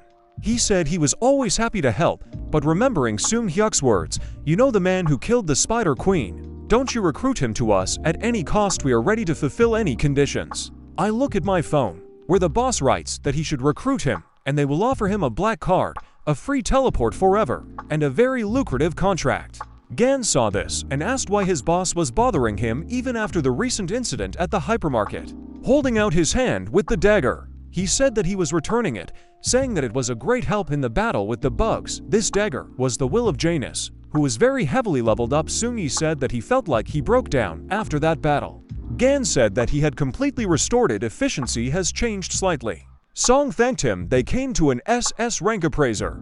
The people around were surprised that such a person would be in such a place. This was the holy sign of Aquarius. Sophie Mart, when she got to the door, she said that she wanted to get rid of a few relics. Before the auction started, the security guard said that he was very sorry, but right now the appraiser is busy with another client. In her mind, she was furious and thought about how they dared to serve someone else when she was already here, but she said she would just wait for her turn. And he wonders who's still inside. Gun looks at all the relics and says that this building is owned by an SS ranked player. The prices are just right for his rank. The appraiser asked Sun, who made it. Gun shouted that it was his doing. The appraiser started asking if he could be related to Lei Gang in some way. It was Jin Man. Song said that this person is just imitating Gan. Jin asked them to be alone for a moment. He had a few questions to ask the client. He then asked how he was related to Lei Gang. Gan asked what was the matter. Jin said that many people don't know this, as Lei Gang is famous for his martial skills, but he is also a skilled needlewoman, and he said that the relic they brought was amazing. He had seen many fakes before, but this statue was different. His gut tells him that Lei Gang himself had a hand in it. Gan asked that Jin seemed to know a lot about Li Gan. Jin said that of course, since he was his favorite student. Gan asked, "What?" And I wondered why he was blushing. Catastrophe. Lei Gang thought about how he didn't remember having any students. Jin said that given his age, it was unlikely that the hero could have been trained by Lei Gang personally. Jin said that this work is really amazing, because the appraiser almost believed in its authenticity. Gan wondered if he should just sue the appraiser as a fraud. The appraiser asked the hero to take a look at the item he received when he was recognized as Lei Gang's disciple. The hero immediately recognized the notebook that he once lost. Gan thought back to that annoying newbie who had followed him everywhere in China. Jin, meanwhile, tearfully talked about how Lei Gang was truly a person with a fine sense of beauty. Jin said that at one time, he even had the honor to get acquainted with his know-how. But then one day Gan suddenly disappeared, leaving it in his home. Lei Gang felt like he had lost his notebook, but it turned out that the guy had stolen his notebook. Jin said that he couldn't make out the handwriting, but he was sure that there were a lot of brilliant ideas hidden in this notebook. The hero thought that after his awakening, he always got information with what he fought, but since this guy is an SS rank awakened, Gun believes that Jin will be able to get much more information. Jin handed over the notebook and said that he thought it would serve the young talent much better than it would him. Lei Gang thought that this was great because the notebook had his very first sketches, so he was quite upset when he lost it. He received a notification that the dormant magic of the notebook was reacting to the aura of its owner under the influence of Afiach's magic power. The notebook was transformed into a relic. Jin shouted and said it was a memory, that it looked like Lei Gang had cast a spell on him when he was still alive. Suddenly, someone broke in and informed Mr. Jin that they were in big trouble. A subordinate said that a saint was waiting outside. Jin clicked his tongue haughtily and said that they were making such a fuss over nothing. Meanwhile, Sophie was standing outside. She wondered how these nobodies dared to stare at her. Soon he stood in the crowd and wondered if Sophie didn't only show up for official meetings. It seemed to him that she was too fastidious for such excursions. "We've been waiting too long," Sophie said from the doorway. "Waiting, it's a waste of time." She said she thought she should go in there and personally hurry them up at the same time. She was angry because in her opinion, then she saw Lei Gang. Suddenly, she was surprised. She looked at him and thought how handsome he was. She just wanted to take a closer look at him. However, then she saw a huge snake. The girl was shocked. After a moment, she fell to her knees. They asked her if she was okay. Sophie wondered what kind of terrifying aura she had just sensed. She felt as if hundreds of venomous snakes were coiling around her body. She realized that she needed to get out of here as quickly as possible. Jin wondered why she had suddenly run away. "She doesn't seem to be doing well," Ganlei said. A notification came that a subordinate of another sacred entity dared to approach Ophiuchus. The opponent's divinity has been transferred to Ophiuchus, and the current rate is 35%. Gan wondered if divinity wasn't the same thing as magic power. Divinity is the sacred power required to maintain the power of a sacred entity. Gan can steal divinity from followers of other branches if the value drops to 0. The sacred throne will start to lose its power. In this case, the gun will be. Gun was surprised that there were even such mechanics. Gun asked Jin if the girl who had just entered was a saint. Jin asked if the hero didn't know her face. Even though she was featured in all the news stories about the saints, the man said it was Sophie Mart, the holy sign of Aquarius. The hero laughed out loud and said that he was puzzled that everyone was so excited about the saint, but she was the saint at the same time. Gun was thinking that Sophie had transformed quite well. It wasn't surprising that Gan didn't recognize her immediately. She was always pretty, and now she's even better. But even if hooray.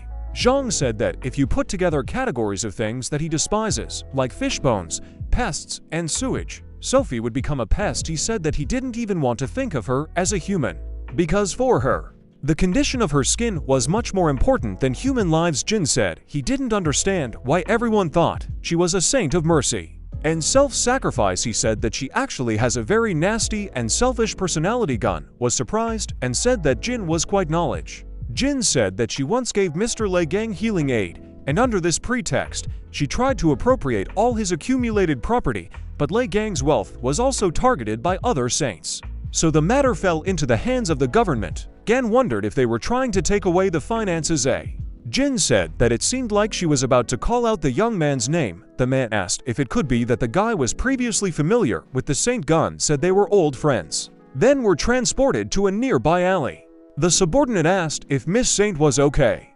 Sophie was startled and wondered why it was his face that came back to her at that moment. But that magical aura that wanted to consume Sophie was very similar to that person's aura. Sophie asked her subordinate if she had ever been so scared that even death seemed like a more inviting option. She ordered her to go back to the pawn shop and find out who the man was. The subordinate said that she understood and then asked about the appraiser. But suddenly Sophie changed her mind. She ordered a subordinate to just finish them off. The subordinate said that the appraiser is under the protection of the Virgo branch and they still need to sell the relics to him. Sophie told them to do it on the pretext that one kept the saint waiting and the other dared to embarrass her. Sophie said they both deserved to be punished. She said that she would even hand her a relic and lend her a piece of sacred essence power. The subordinate said that it is forbidden to use magi. However, Sophie asked if the subordinate was refusing to run errands for the saint. The subordinate was in a desperate situation. She said that there was no way she would dare, because the desire of a saint is the desire of a sacred entity. She bowed to Sophie and was ready to accept the gift. She said that the desire of the sacred essence is the desire of heaven itself. She asked how she could resist the command of one of the 12 saints, who supported their entire world. Gan, standing there, asked, "Is their roof leaking?" The action takes place in the relic trading complex in the central zone. Seung-yi was walking down the street. He drank juice and just went for a walk. Suddenly, he saw something. He said it hadn't rained, so he asked, "Why is the water spilled here?" Seung-yi leaned in a little. He thought that even if it was just a little bit, he could feel the magical energy coming from her. Suddenly, he saw a water copy of himself in the reflection. He was very frightened and jumped back, dropping the juice, because the creature got out of the puddle. It was some kind of water monster. Seung-yi wondered what was going on here. The guy turned around. He saw that there were as many water monsters as there were humans. Some thought it was a show, while others were horrified. At the same time, Sophie watched with a sneer. A duplicate mirror. Sophie said that summoned creatures can only be compared to a ranked Templars. However, in her opinion, if an army of bugs attacks at once, then even an elephant can have problems. Seung-ji, meanwhile, turned to his subordinate Sophie. He asked her why she was using combat skills in a neutral zone. He shouted for her to stop immediately. The subordinate said that this is a saint's order, so there's no need to worry. She said they were acting according to the will of the gods. "Activate the relic," she shouted. Soon he rushed towards her, but the flash was faster, and a pillar of light hit the sky. A subordinate caught people nearby in water balloons. She said that she would deal with the person from the relic evaluation point. Meanwhile, she ordered the others to capture the appraiser himself. All the water copies behind her scattered. We see Seung-hee, who realized that he was not in the most pleasant situation. He was thinking that he needed to get out of here before he lost consciousness. He decided that he had to do it at all costs. However, he was gradually starting to lose consciousness. Meanwhile, Gan could see more and more water on the ceiling. He just stood there and looked at it calmly. Jin asked if something was happening outside because he could feel the strange currents of magic. Suddenly, the water copies grabbed him. At the same time, a knife was held to Gan's throat. The subordinate ordered Gan not to move. She said it was nothing personal, but Gan dared to offend the saint. She asked him not to do anything rash if he didn't want bloodshed. The subordinate said that the saint ordered them both to be killed. The subordinate said that if they offered their sincere apologies and bought their relics at a high price, then perhaps she could put in a good word for the. Jin didn't care. He was completely calm. Gan said he believes that people are not allowed to brandish a knife in public these days. This shocked Jin. Gan said he never thought about using a gun. Gun asked Jin Man to ask them to come out and pay compensation for the damage. However, the appraiser's mind was preoccupied with the fact that that knife was a gift from Aquarius constellation, but Gan managed to destroy it with his bare hands. The subordinate got angry and reminded him that she had told him not to push too hard. Then the water snake launched an attack on Gan. He struck out with his hand and destroyed it. Gun asked her if she had any more because it felt amazing.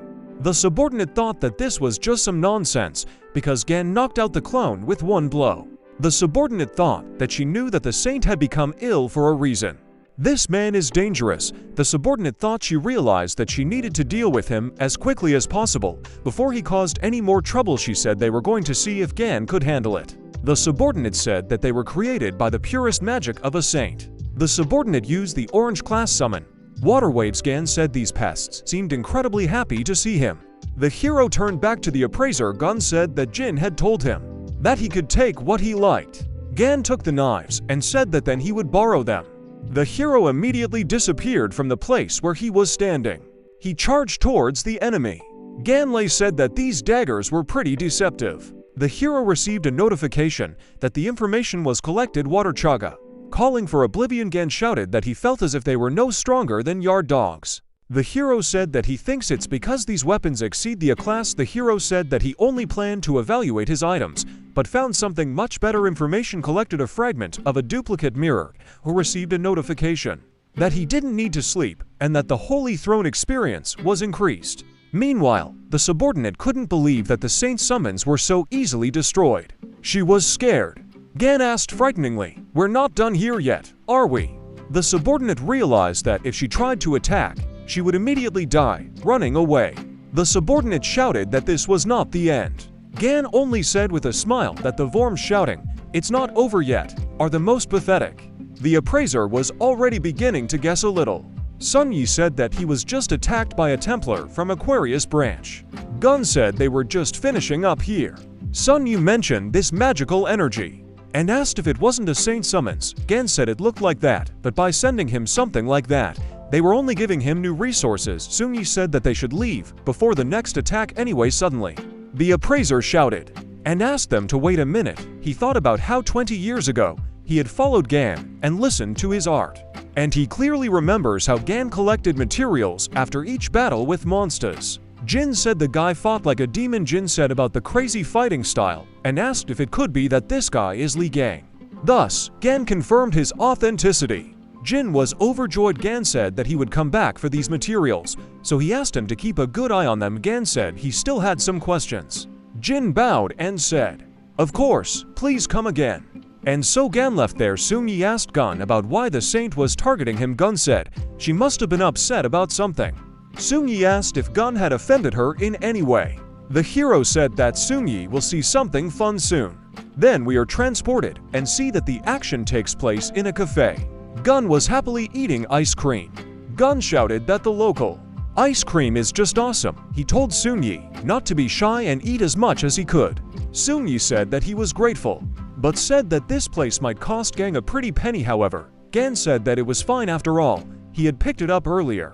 Gan said that many privileges are available with it. Gun said that as far as he could remember, they called it an emblem. He said that it is similar in functionality to a bank card, but with it, Gan can even rent other people's skills. Sun Yi said that he hadn't noticed that he was wearing the Aquarius emblem before. Sun Yi immediately thought that they might have a problem, since it also serves as an identity identifier. Gun told Sun Yi to forget about it, because they would think about it. After the meal, Sun Yi wondered if it was really okay for him to eat it.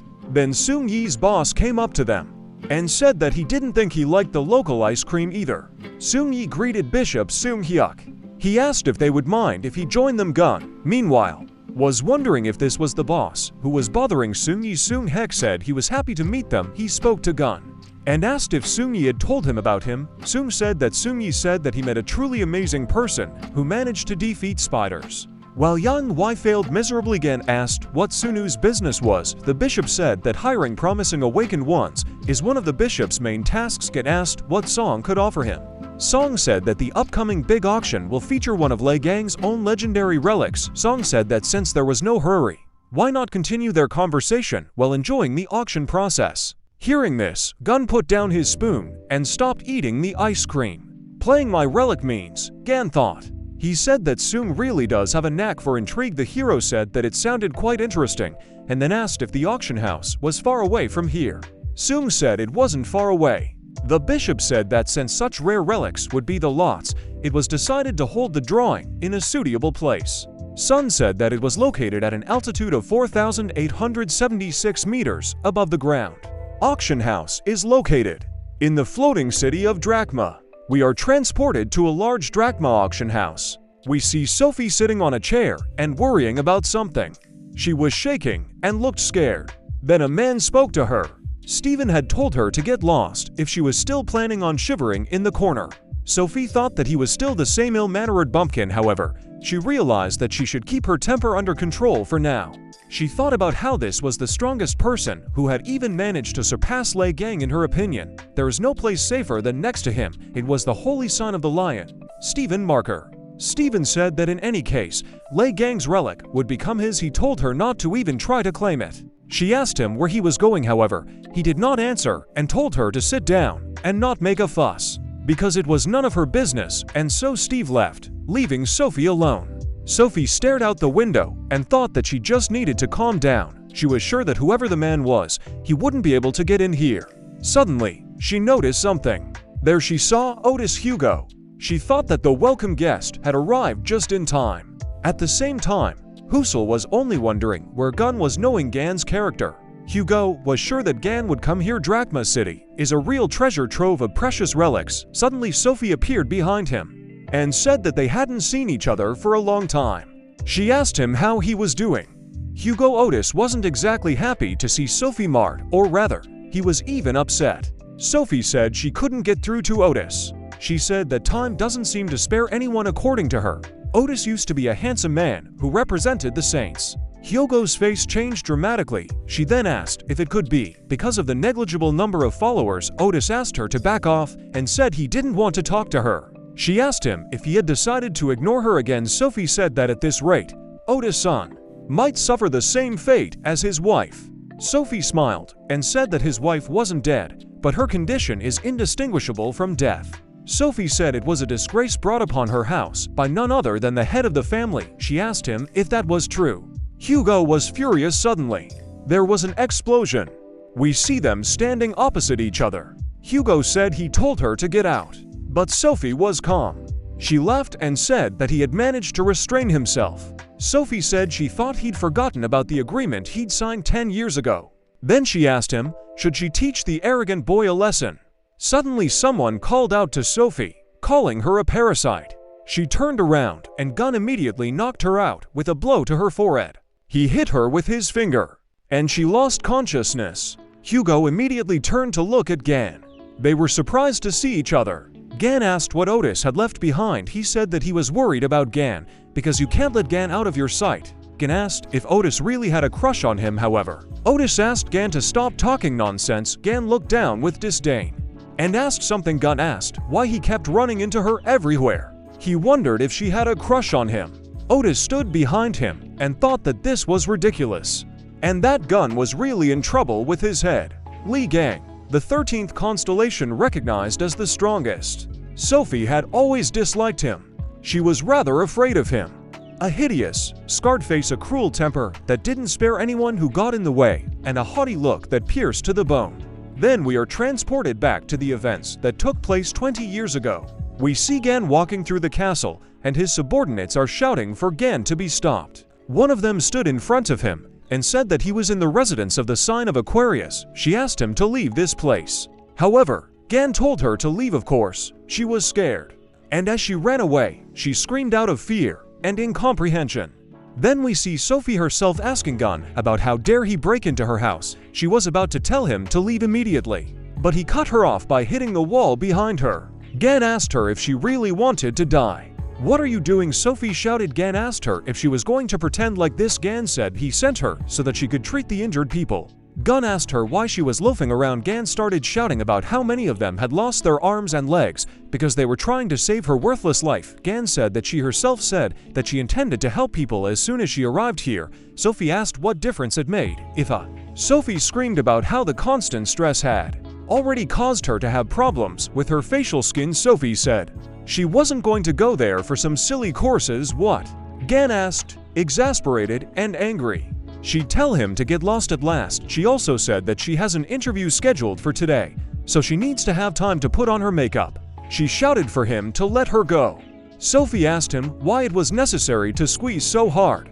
Gun wasn't going to let her go. He hit Sophie.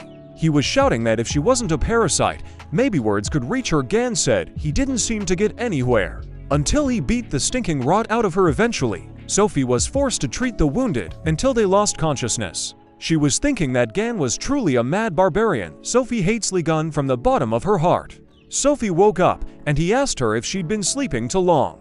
Suddenly, she realized what was happening. She was shocked because he was sitting across from her. She screamed in frustration. Sophie started yelling at them to untie her immediately. She also asked them how they dared to treat the saint like this. Gan said that Na hadn't changed a bit in 20 years. He wondered how she did it. Sophie asked them if they thought they could get away with it. She was thinking that she wasn't the weak girl she used to be. Sophie thought that she would have no trouble melting the rope. Sophie decided they couldn't hold her back with something like that suddenly. However, Gan slapped her on the forehead again. Gun said she looked like she was up to something. Then he saw that there was something wrong with his finger. Sophie began to exult. She said that she has an acid layer on her that protects her from all external attacks. Sophie said that now this acid would spread through his body and eat away at him from the inside out. Sophie had time to fantasize about Gun begging her for mercy. However, at the same time, Gan sent her and showed that his wound had already disappeared. She was shocked. The melted tissues instantly recovered, and she thought that this was a real scam. Gan called her a parasite and asked why they couldn't remember everything that had happened between them. Gan said that he had heard that she lied to everyone, claiming his battle recovery for herself. You get one hit for this. And it was she who sent her subordinate to the appraiser 5 more punches for that. Then he asked her to remind him of what she had said to Tixu. Gan said she'd get another 50p. Gan actually waited for a while. However, he then said that time was up. Lei Gang beat her, and she screamed. Otis sat quietly beside him and thought that Gun was really good at beating the bad stuff out of people, regardless of their gender. Suddenly, a feeling came over Otis. He had the feeling that with each strike, Gan's divinity level increased. However, Otis wondered what kind of divinity Gan was building up. And so Gun finished hitting Sophie. She passed out. Gan received a notification that divinity was unlocked. Gan asked to be reminded once again of what divinity is. Divinity is the power of the sacred essence needed to maintain the saint's energy. Divinity can be taken away from followers of sacred entities other than yourself. If the divinity drops to 0, then it can lead to death. Gan thought that now, by beating up the saints, he was robbing them of their divinity. Gan thought about how he probably couldn't get the divinity points out of Yang Wei because he hadn't unlocked it yet. He realized that he needed to get stronger anyway. Otis asked if Gun thought he should ask her about the dagger. Gun said she wouldn't have had the balls to attack him. Besides, Gan had already found someone who could take a look at that dagger. Otis realized that this meant that Gun was just for the fun of it. Gun then took out his smartphone from his pocket to check the time. Otis asked Gun where he got the phone from. Gun said he borrowed it from a kid. Gun said it was time for him to go to the auction room, so he asked Hugo to clean up the place properly. Gun said that Hugo could just throw Sophie in the nearest can. Gun said he would call him as soon as the auction was over. Otis wondered what he should do about it. Suddenly, the elevator opened. Otis thought it was Gun and asked if he had forgotten something. But then his face changed, and he wondered why he was the one who was here out of all the people. It was Stephen Marker. He saw the whole picture. He turned to Hugo. Otis. Stephen advised him to explain himself. And so Stephen entered the room. Stephen said they hadn't seen each other in a while. Then he called Otis Sagittarius and said that he was not happy to meet them. Otis asked him what he was doing here. Stephen said that he and Aquarius made a deal. Stephen said that he and Aquarius made a deal. Stephen said that he had some business to attend to in Drachma, so he agreed. Stephen said it was his turn to ask questions. The first thing he asked was why Otis was here. Otis replied that he also had his own things to do. Stephen asked if Otis was targeting Gun's relics. Otis asked if his relic was going to be auctioned off. Stephen asked if Otis didn't know. Stephen said that, even though he was the most pathetic of constellations, Otis couldn't afford them anyway. Otis smiled and said that the lion kept beating around the bush, picking up old relics of Gan. For a long time, Stephen tried to ignore Gan, but because of his growing inferiority complex, Stephen went so far as to collect all of Gan's relics without exception. Otis asked if Stephen thought it would make him as strong as Gan. This of course made Stephen very angry. He'd gone crazy just mentioning Gan to Otis as expected. Stephen decided to attack Otis. He turned to Hugo and told him to stop talking nonsense about that weakling. Stephen grabbed Hugo's hand and told Hugo not to mention Gun's name in front of him again. Stephen was furious. He said that he had long since become much stronger than Gan. Suddenly, someone ran up to Stephen and said they were in trouble. The guy said that Twin Branch is buying up all of Lei Gang's relics. Stephen dismissed Hugo and said he didn't have time to brother with him. As Stephen left, he told Hugo to do whatever he wanted with Sophie. Hugo indignantly asked if Stephen had come here to save her. He said the auction was more important, he needed to get there as early as possible. Then Stephen gave him advice. Like an old friend, he said that if Hugo wanted to live a long life, he should choose his words more carefully. Hugo grinned and said he was very grateful. And so they left, leaving only Hugo and Sophie in the room, who was unconscious. He looked down at his hand that had been damaged. He wondered what it meant, that Stephen didn't even think Hugo was weak. Then we are transported back to the drachma auction house. The auction takes place in the VIP room. The host said that again the twin branching takes the lot. She said that the first stage of the auction had come to an end. The second stage will start immediately after a short pause. Ganley was drinking. He shouted about adding another item to the piggy bank. Soong congratulated him. He said that Gan can buy anything he wants. Gan said Soong was too kind after all. He had invited Gan to the VIP room, and now he was buying whatever Gan asked for. Soong said it was the least he could do for him. Soong Yi asked if the bishop was sure. Soong Yi said that they had already spent an obscenely huge amount. Soong said that everything was fine. Then he asked if Soong Yi could pay for the alcohol. Soong said that he had forgotten his card, and that he would send him the money later. Soong Yi thought about how he had already paid out today, but he wouldn't even be able to argue with Soong being his boss. However, Gan asked me not to worry about it. Gan waved a card and said that the alcohol was already paid for. Soong was shocked. He wondered if it was really his black card. Gan said that Soong looked pretty drunk, so Gan didn't come forward. Gan said that he couldn't make his subordinate Soong Hyuk pay for everything. Soong said he was just about to pay with his credit card. Soong was thinking that Gan was quite young, but he was already very rude. Still, the bishop knew that Gan was a genius who managed to defeat the Spider Queen. He was thinking that if he managed to recruit Gan, alcohol would be a pitiful price to pay. Soong said that they were slightly off track and then asked if they could move on to the main topic. Sun said he has high hopes for the future of Ghana. He said that he thinks Gan has every chance of becoming S-ranked or even higher. Soong said it was more so if Gan earned the favor of their saint. However, Lei Gang didn't listen to him, and all he could think about was that this fog of mind control was practically invisible to anyone. Although the effect isn't as strong, it makes you believe the worm more strongly. Sun said that he even admits that Gan will be able to become a cardinal. But this is not the end. Wealth, glory, and respect for the great Gemini leader. Sun said that was all Gan could get. Sun reached out and told Gan to grab his hand so that he could be reborn as a follower of the Gemini constellation. Suddenly, Gan laughed out loud. Gun said he's been laughing too much lately. He asked if this was what Sun wanted. Gan asked if Soong really wanted Gan to be the next 6 of his worthless god. Soong was shocked, thinking that he had been behaving properly with him all this time. He couldn't understand why Gun was angry, so he decided to change the subject. Soong said there seemed to be a misunderstanding. Here's your one relic. Someone said from outside. Soong thought about how it happened just in time. He asked her to come in. The girl apologized for bothering me. She walked up to Gan and congratulated him, saying that it was an item that belonged to Lei Gan. She said that all the necessary certificates are ready. Song was shocked and asked if Gan had one of Lei Gan's relics. The hero said that Soong himself said to choose anything. Lei Gang said it wasn't exactly what he was looking for, but it would definitely come in handy. Soong knew that Stephen was so obsessed with them that they couldn't afford to even touch these relics. Soong apologized and said that it turned out that this relic already had an owner. Suddenly, the door was knocked down. Everyone shifted their gaze there. It was Stephen. He asked about the one who dared to touch his relics. Gun asked if it was Stephen who claimed her. Soong apologized to Stephen. Soong said that their newcomer made a mistake due to his ignorance. He said that they would immediately return the relic on the spot. Stephen said he would turn a blind eye this time. He asked them to take the relic and put it back where it came from. Soong thanked Stephen and said that he could make the payment later. Stephen, on the other hand, thanked Soong and said that he didn't have to spend a single penny on her. Stephen bared his teeth. He asked the bishop if he thought he could touch his things with impunity. Soong wondered if this little oversight was really why Stephen wanted to leave them without tens of millions of dollars. Gan then asked what kind of nonsense they were talking about.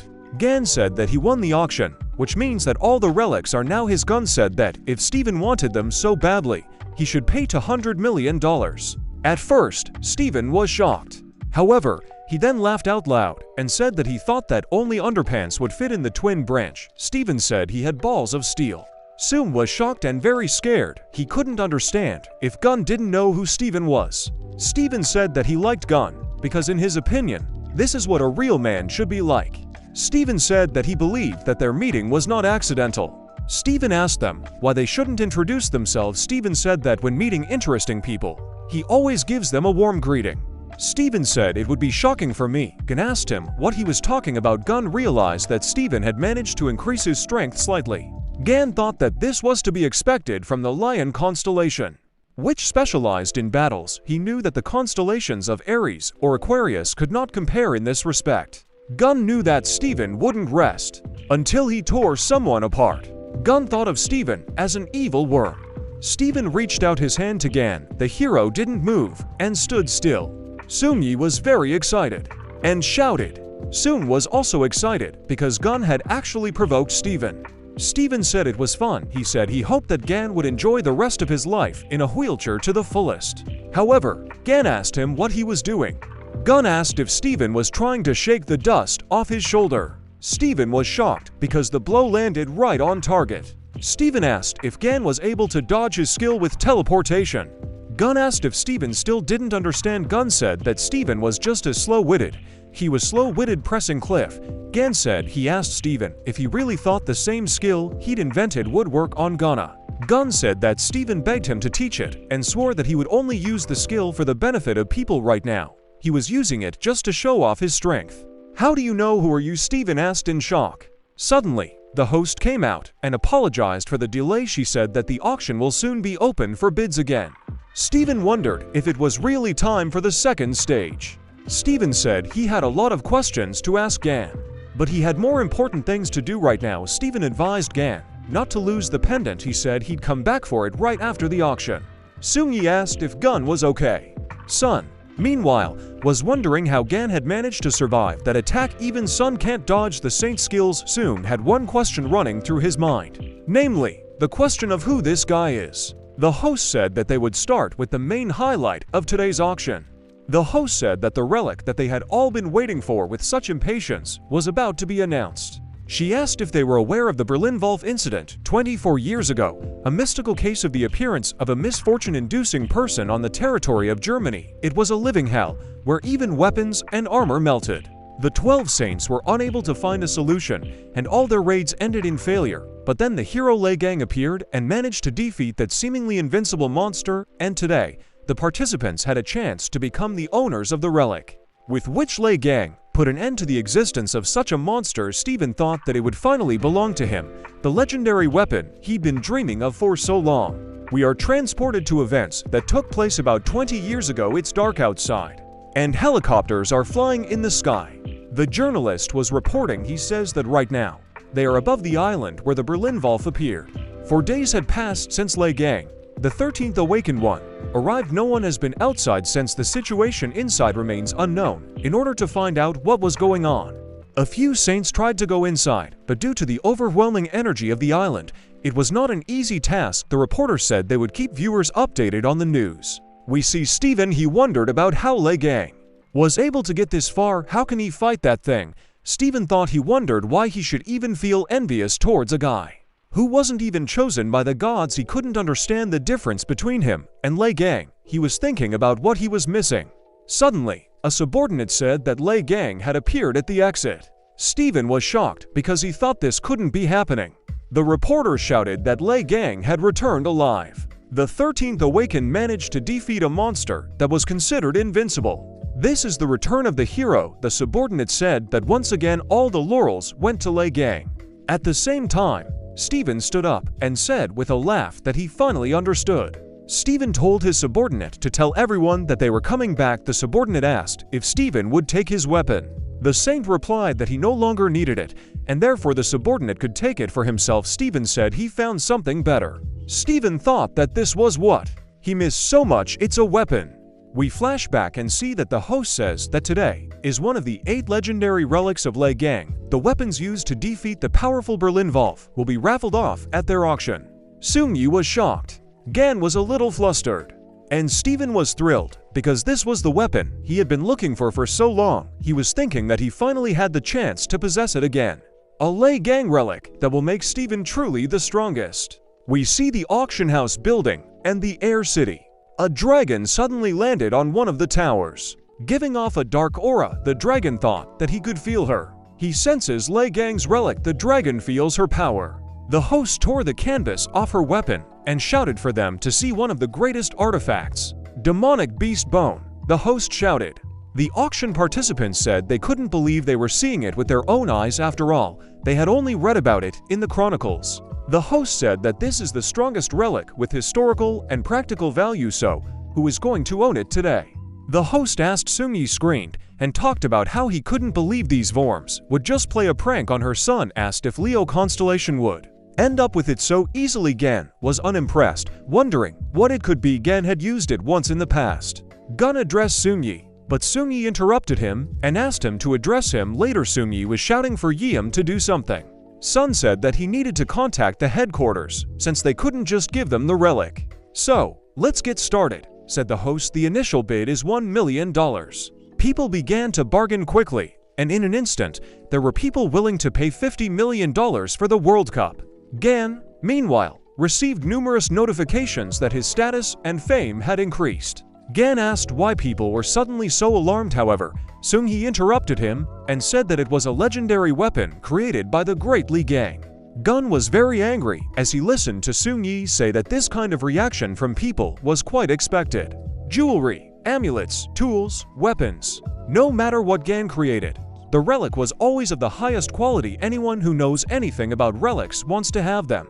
Seung-yi said that this is especially true for Leo's co-star Steven Marker. Steven is ready to go to the end of the world to get the relics of Lei Gang. His incredible power and influence allow him to go as far as he wants. Seung-yi said that the fact that Lei Gang's greatest creation will be the next addition to Steven's collection is simply freezing. Seung-yi said that all the profits will go to Lei Gang's account, which is now owned by the government, so they just have to accept it. Gan wondered, will the money be transferred to my account? Gun thought about how lucky he was, and then started watching the auction like it was a movie.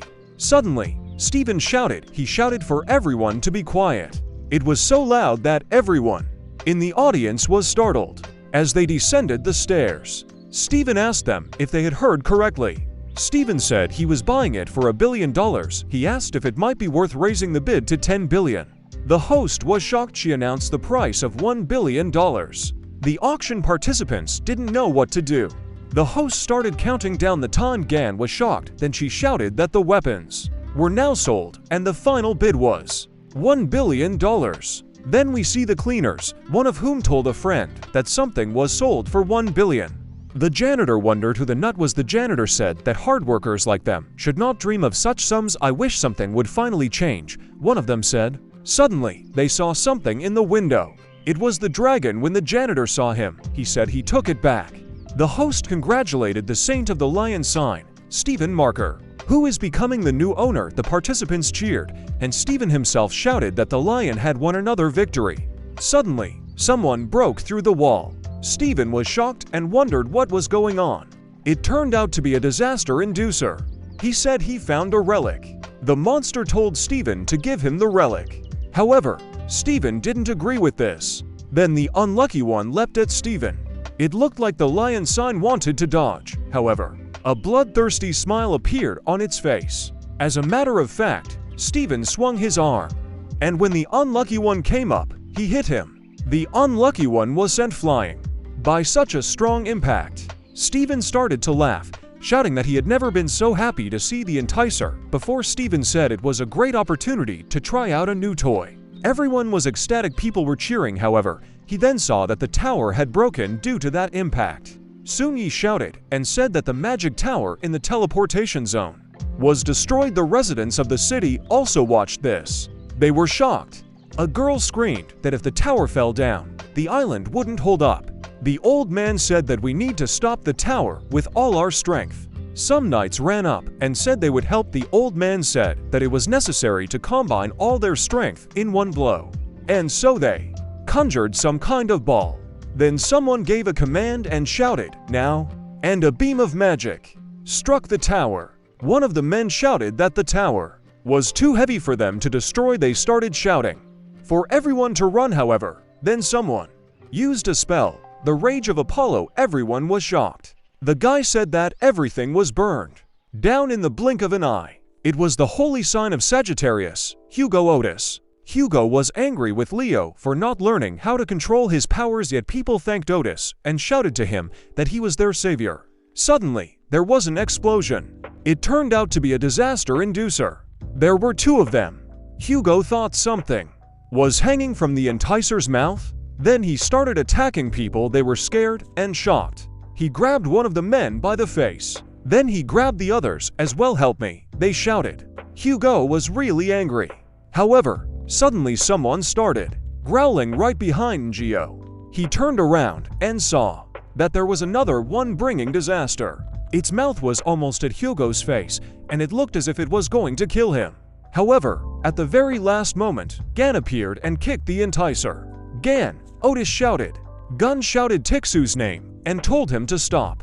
Clicking his beak, Otis thanked Gan and said he would be left in his debt. Gang asked indignantly, "Isn't Hugo a battle-type constellation?" Gan got angry and asked Otis why Otis was weaker than Gan, who had the craftsman class. Gun said that Otis was even scary to leave unattended. Hugo was upset, but then Hugo got angry and started yelling that he was actually giving it his all. Asked if that was why Hugo almost became the attraction's dinner. Suddenly, someone intervened and yelled at both of them. It was Steven, and he called them worms. He asked them about how dare they stop him from testing his new weapon. Suddenly, the enticer started shouting angrily again. Gun said he'd forgotten there were monsters here. Suddenly, something caught Gun's attention. Steven shouted that no one was allowed to spoil his reunion with the demon beast Bone. Gun asked why Steven's underwear was inside out. Steven shouted angrily at them to get out of his way. As he flew closer, he used the sovereign skill, a blessed battlefield. He grinned and told them to keep quiet and not make any noise. After all, they are inside a devastating thunderstorm, so all the preparations are complete. Steven said he said that he was previously in a disadvantageous position, which caused him to counterattack with magic energy, but now he wants to test the true power of this little girl. People were excited to see him, and some even shouted out that Steven was the strongest saint, surpassing even the hero Lei Gang. They shouted that they were saved, and also that Steven would destroy the enticer. The enticer even felt a little uneasy. Steven said it was time for the enticer to answer for all the mess he'd made. Cut out, Steven shouted before the attack. He hit the monster right in the forehead. However, there was no effect. The people who saw it were shocked. Attraction and Steven were standing opposite each other. Steven hit the enticer again, and then another. They stood up again, looking at each other. Steven was enraged and began to beat the man with shouts, but his attacks didn't deal any damage to the summoner, only made him angrier. Then the enticer growled and hit Steven back. Those were direct hits. Steven thought he was confused and wondered about why Lei Gang's weapon wasn't working. Hugo asked if they could get out of here. Lei Gang said that it wouldn't work because after all, it was a sovereign skill and even Gang would need a long time to dispel it. Lei Gang swore that once he got out of here, Steven would regret his birth. Hugo was also angry and wondered who would throw away sovereign skill so thoughtlessly. Then they both turned around. Gan said that the first thing to do was deal with their friends. Gan asked if these monsters were part of that attraction. These monsters were like zombies. Hugo said no. They were people who had been affected by the monster. Hugo said that judging by the location of his victims, it looked like the monster intended to use them as human shields. This means that the heroes will not be able to attack it so easily. The army of the stricken began to attack. Gan said it looked like they had only one choice left. Hugo was excited and asked if Lei Gang had a solution. The hero said that he would just beat up the enticer. However, Hugo ran after Han in fright. "Gan, right in front of you," Hugo shouted as the startled man leapt at Gan. However, the hero grabbed it with one hand. Then he took a closer look at it. He detached the enticer's fabric from the man. Hugo was shocked. The enticers were also watching this, however. He didn't seem to expect them to do so. Gan said it was very simple. "He's alive." "Isn't he?" Hugo asked excitedly. Gan said the man was alive. "Just passed out." "How did you do it?" Hugo asked in surprise. Gan smiled and said that he did it with his power. Hugo said that he was probably too tough to do that, because unlike some people, he wasn't unnecessarily terrifying. Gan replied with a sneer that he knew from the very beginning that everything would have to be done alone, because Hugo, according to him, is of no use. A little annoyed, Hugo said that Gun could at least cheer him up a little. But then, with a sigh of relief, he said, "Forget it." He immediately tuned in to the fight and asked if Gun was going to rush forward. He said that in this case he would cover his comrade. Gun said it looked like Tixu still had a bit of its former heat. "So let's get started." They said they started their first collaboration together in such a long time. "Let's not delay and deal with it in one go," Gan said. Then, he made a dash forward. Gan leapt over the crowd of infected people, after which it immediately landed, hitting the ground and knocking the infected away with the shockwave. By one action, Gan freed all humans from the Enticer's curse. The Enticer watched this and seemed shocked. He got angry and started trying to grab Gan with his tentacles. "You're trying so hard for nothing," Gan shouted as he confidently approached the Enticer. However, the tentacles continued to move. Gan realized that the Enticer was targeting the townspeople behind Gan.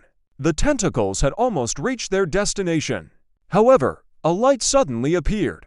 They were Hugo's arrows, which he used to burn the tentacles, preventing the Enticer from taking over the humans. "Not on my shift," Hugo said. "Well done, Tixu," Gun shouted as he continued to approach the Enticer. And so, he finally approached the monster.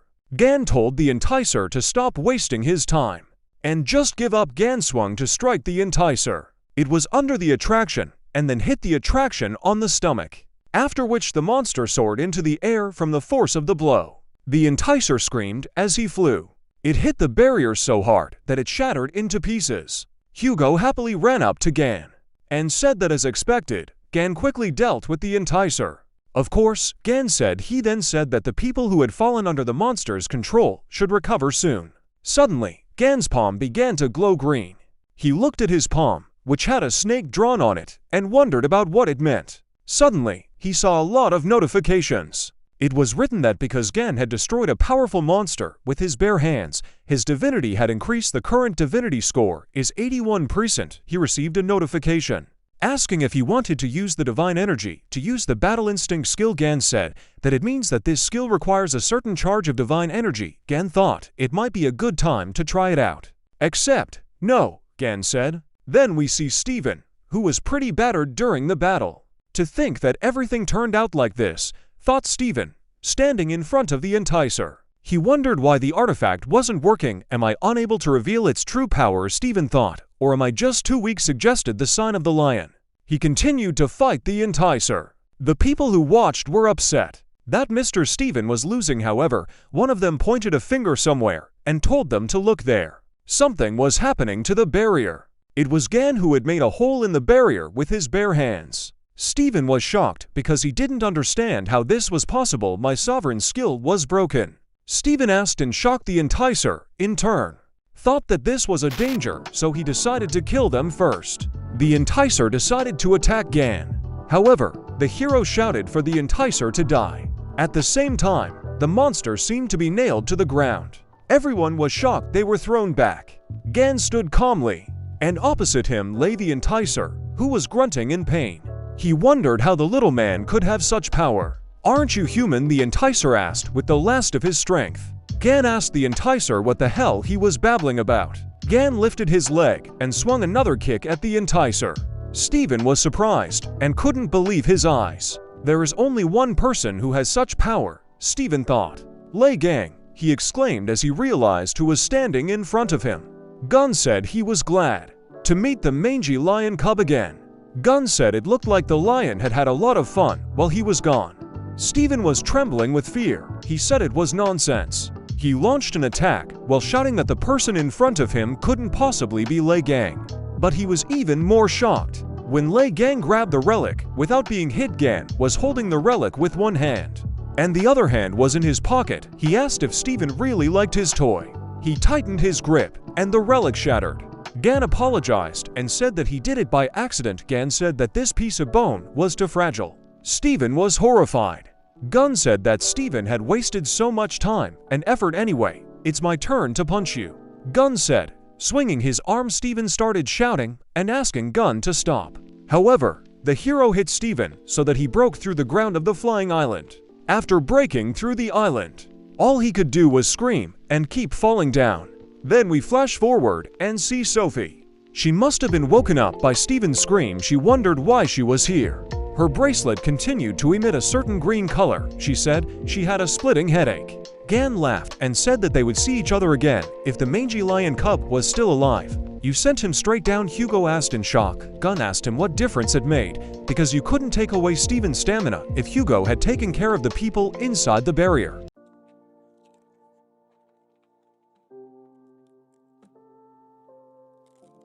Hugo replied that of course he did, and said, just look at them cheering. Hugo said skeptically that Piggy simply collects everything she sees. Gun said that he almost forgot, and said that he came here with an acquaintance. And who is it, the person you borrowed your cell phone from? Hugo asked. Gun said that he did, and it seems that his name was Seungyi. Hugo was shocked to hear this. He excitedly asked Gan what exactly the man's name was. Gun said that his full name seemed to be Seungyi. Gan said he was a Gemini Templar, but given his mana level, he'd be good enough to be a bishop. Otis was thinking that the last thing he wanted was for his son to meet this madman. Both of his children are crazy fans of Ligon. Hugo was terrified that if they found out that Gan was alive, his family would be doomed. Gan said that Seungyi was with a bishop with teleportation skills. Gan was about to suggest calling them here, but Hugo was against it, and suggested that they just leave. What? Gan asked in bewilderment. Hugo immediately got his bearings, and said that the twins despise Gan, so it's illogical to get involved with them. Gan thought hard. Hugo was feeling wildly uncomfortable and asked Gun not to worry so much about some kid's dad. Suddenly, someone shouted out. Hugo was shocked. He slowly turned around after recognizing the voice. Seungyi could hear them talking about Gun. Seungyi asked if they were talking about Lee Gangnim. Hugo was shocked and wondered what his son was doing here. The call has been active all this time. Hugo realized, which made him even more shocked. Answer me already. Seungyi shouted. Father and son started arguing, and Hugo couldn't think of anything to say. Meanwhile, the monster's tentacles began to whisper Lei Gang's name. Suddenly, one of them attacked him. It almost reached Lei Gang's face. However, the relic appeared at the last moment. It completely absorbed the enemy object. He received a notification that the poison body skill had been improved, and that resistance to poisons was now a basic effect when creating new relics. Everyone was shocked to see this. Gan violently began shaking the relic and shouting at it to spit it out, because you can't put everything in your mouth. Otis and Seungyi stood to the side and watched in shame. Hugo turned around and wondered if it had fallen from the remains of that bony monster. It was pretty dangerous, he thought. Seungyi recognized the slime and said it was just like one of the relics of Lee Gangnim that he had read about.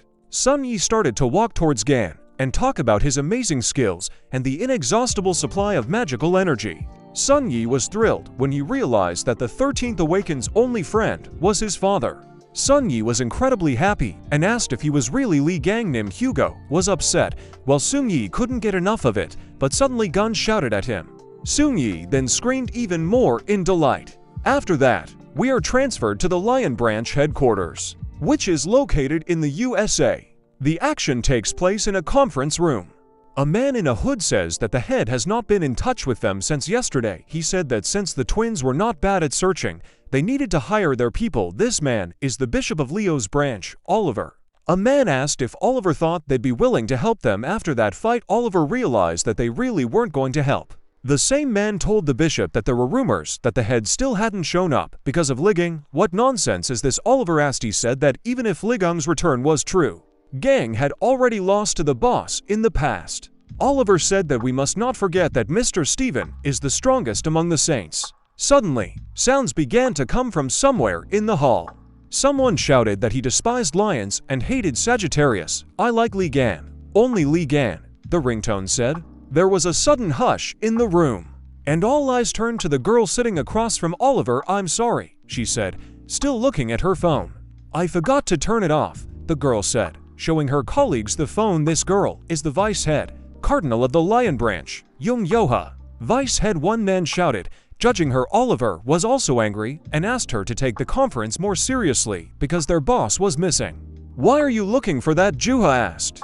Then she said that it was her fault and asked again why they were looking for him, because the head is very tenacious, which means that most likely he is in perfect order. The men thought that maybe she was right. Oliver had viciously said that as the vice head, she should be in charge of the search. Not acting like it was none of her business, however, Juha was absorbed in reading the messages apparently. Sun Yi texted her that they now have an uncle who is just incredible. He wrote to tell her to come to Baki's house faster because the legends didn't lie. Oliver asked her if she was listening, however, Juha was only thinking about what Sungi had written to her. Getting up from the table, she said that she would leave a little earlier, but she asked them to deal with everything. And so she got up and left the conference. Oliver was angry. He was very angry and started shouting. We are transported to the holy abode of Aquarius, the residence of Sophie Mard. Crowds of people gathered there. They asked Sophie about who dared to kidnap her, as well as whether the incident in the drachma was related to Lei Gang. Her subordinates came out and said that they had no comments today. So they asked the journalist to disperse. They said that the lady needs to rest. And later she will answer all the questions in the official broadcast. We see Sophie, who is terrified. You Lei Gang, stop it, she shouted. She wondered how he dared make such a big deal out of that incident. We see memories. Sophie had just been rescued. And people immediately found out that Sophie Mard had been abducted and was only now being rescued. As she walked, her necklace suddenly began to glow. Everyone was shocked when they saw Lei Gang's message. Who killed me? Lei Gang. The truth of 20 years ago. This is exactly what was written in the message. Sophie couldn't figure out what to do after all. If she told the truth, the other saints wouldn't leave her alone, but if she sat back, Lei Gang would cause her even more trouble. She was furious that Lei Gang would pull such a stunt. While she was passed out, Sophie was terrified and screaming. She shouted that it was all Lei Gang's fault. At the same time, we see Gan wondering if it's worth making ramen. We are again transported somewhere and see that someone is watching the news. The news anchor says Sophie Mard is not leaving the residence at the moment. And there has been no comment yet. The host said that among all the incidents that occurred at the drachma auction, this one is expected to cause the most commotion. The man who was watching the news couldn't help but chuckle when he heard this. That won't do, he said. After that, we are transported to the house of Hugo Otis. 10 points, someone shouted as they hit the target. We see that this is Hugo, who is practicing archery. Gun asked Hugo if he liked the new bow. Hugo said that the bow that Goat made for him is not even worth it. Gan then released an arrow, which hit Hugo's arrow, cutting it in two as he did so. 10 more points. Ganyu shouted. Hugo asked if Gan really needed to shoot that way. Gan was wearing a blindfold, which meant he couldn't see anything. The hero said it was quite fun. Hugo got angry and said that Gun did it on purpose. Hugo got angry and asked why they were shooting at his target. Gun smiled and said that Hugo was so much fun to annoy. Then he saw that ice water had been brought to him. It was Sungi. He called me uncle and said he had brought water and a towel. Hugo was furious while Gang and Sungi were smiling happily. Sungi, your dad could use a drink too, don't you think? Hugo said happily as he approached his son. However, Sungi told Otis to go and get it himself since the water is in the refrigerator. Gang said that his stats increased after the skirmish in the drachma. Gan said he thought he could afford a small investment in an instant. The sacred Ophiuchus abode was recreated. However, due to the low level of the sacred monastery, the space is very limited. A sacred abode is a place where a constellation bearer can live, train, and test their level of strength. Now Gan can control the sacred abode, as well as summon a low-level avatar, Pig Bank, there. By bringing human avatars to the abode, Gan can strengthen its power. Gan thought about it. Seungji told Gun that he said it was time for him to leave. Seungji said that he also had some business to attend to, so they can move out together. Gan said he hadn't noticed the time had passed. Hugo asked if Gan had an appointment. The hero said that today he will have to meet a lot of people. We are transferred to the Red Eye studio. Sun sat in front of Gan and asked if Gan would be willing to join the twins. Gun said that Seung seemed to have a lot of soul. Gan said that Seung had said that he was overwhelmed with work. The bishop said that even though he had a lot to do, hiring promising people was always a priority. Seung then asked if Gan was just going to leave them after buying $1 million worth of items with the Gemini branch's money. Hearing this, Gan suddenly froze. Seung thought that this was probably what Gan had planned at the same time. Gan was thinking that Seung had seemed annoying at first, but things were turning out pretty well. Pig, Parasite, Lion Cub. Gun was thinking that the next person he should deal with was that bitchy purple witch. Gan said that they had agreed he would give in to the twin branch. Sun said that we should discuss the official date then. However, suddenly Gan said that there was one condition. Gan pointed to the badge Sung was wearing. The subordinates yelled at Gan and called him names, saying that Lady Saint personally handed the emblem to their bishop. Sung asked if he needed this logo to enjoy all the privileges of their branch line. Gan said they might at least flood him with promises, but it's hard for him to believe anything until he gets his hands on something. Gan asked if Sung was willing to make a small investment. Sung seriously thought about it. He said that he needed to think about it. The subordinates shouted, however. Gan told the bishop to decide faster. After all, we are waiting for another meeting. Sung Yi texted Gan to tell him not to hurry, because Nuna said she was also late. Sung Yi was thinking that this place is famous for its excellent ice cream, which Sung Yi hopes his uncle will appreciate. Sung Yi was thrilled to be able to call Lee Gangnim his uncle. He thought that he would finally be able to look at her startled expression. Because she would be in shock, Sung Yi thought about how when his uncle arrived, he would have to ask him to sign an autograph on the dagger that he had repaired for Sung Ji. However, someone suddenly approached Sung Ji and snatched the dagger from his hand, saying that it was dangerous to play with knives, you might get hurt, I'll confiscate it. A guy said. Sung Ji furiously asked what that meant. The one who took the dagger is the twin branch Templar, Yeon Shu. Sung Yi got angry and told Yoon to return the dagger. However, Yoon asked if that was the way to greet your Hyen. Sung Yi was furious that Yoon always annoyed him just because he was a little older. He thought about choosing a different location. Sung Yi would love to beat up Yoon, but he can't get into conflict with him.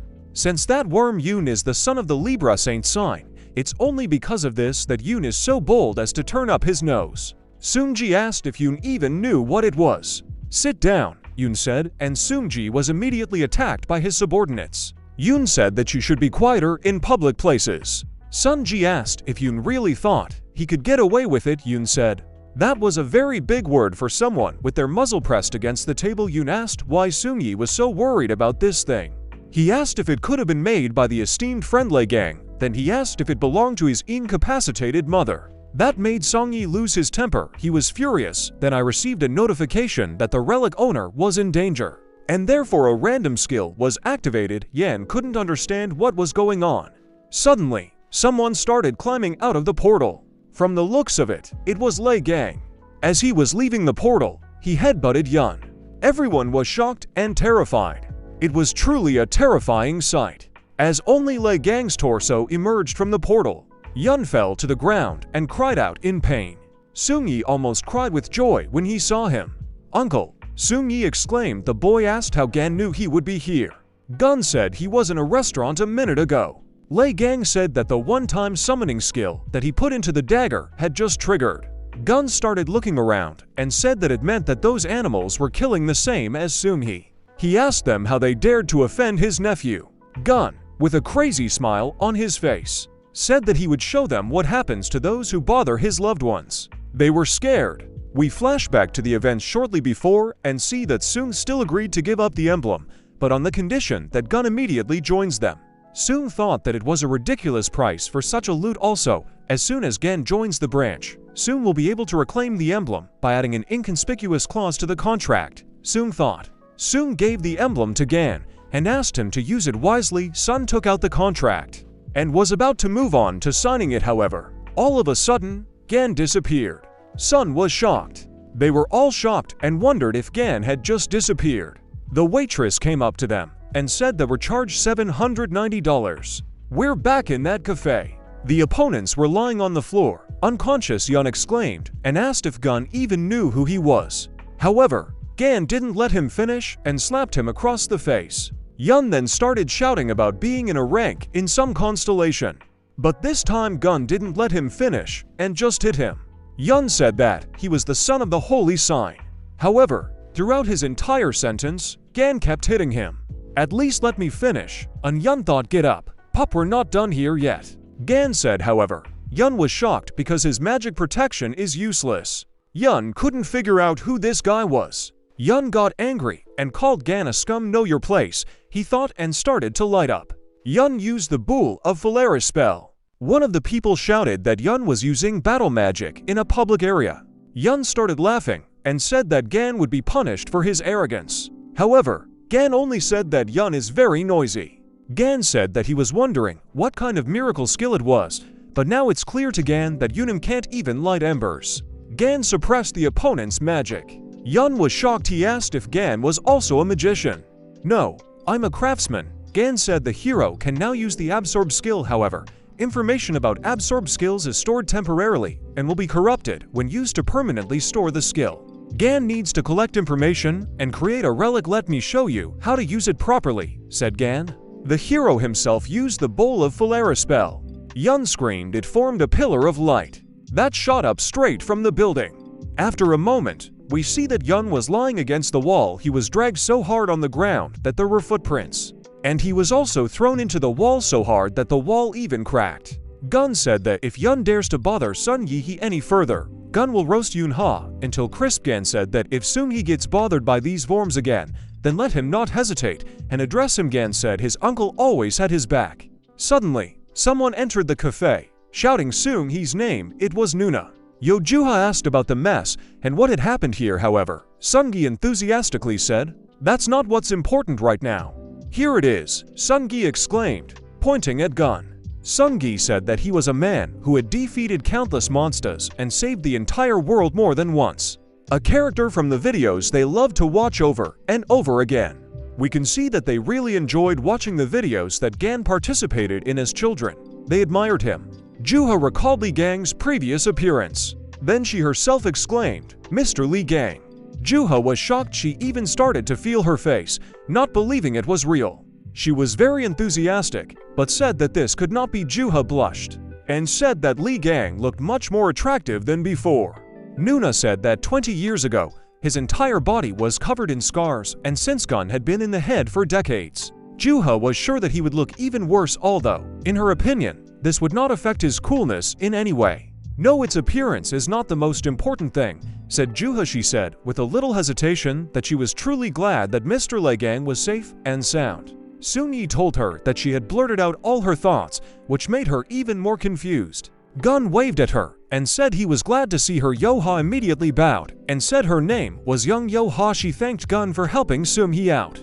Gan suggested omitting the formalities since she was Hyogo's daughter, which meant she was Gan's niece. Yo-Ha even cried a little. Sun Yi wondered if she was that happy. Juha blushed and said that she was sorry to burden her uncle right after the first meeting, but she asked if Gan could do her a favor.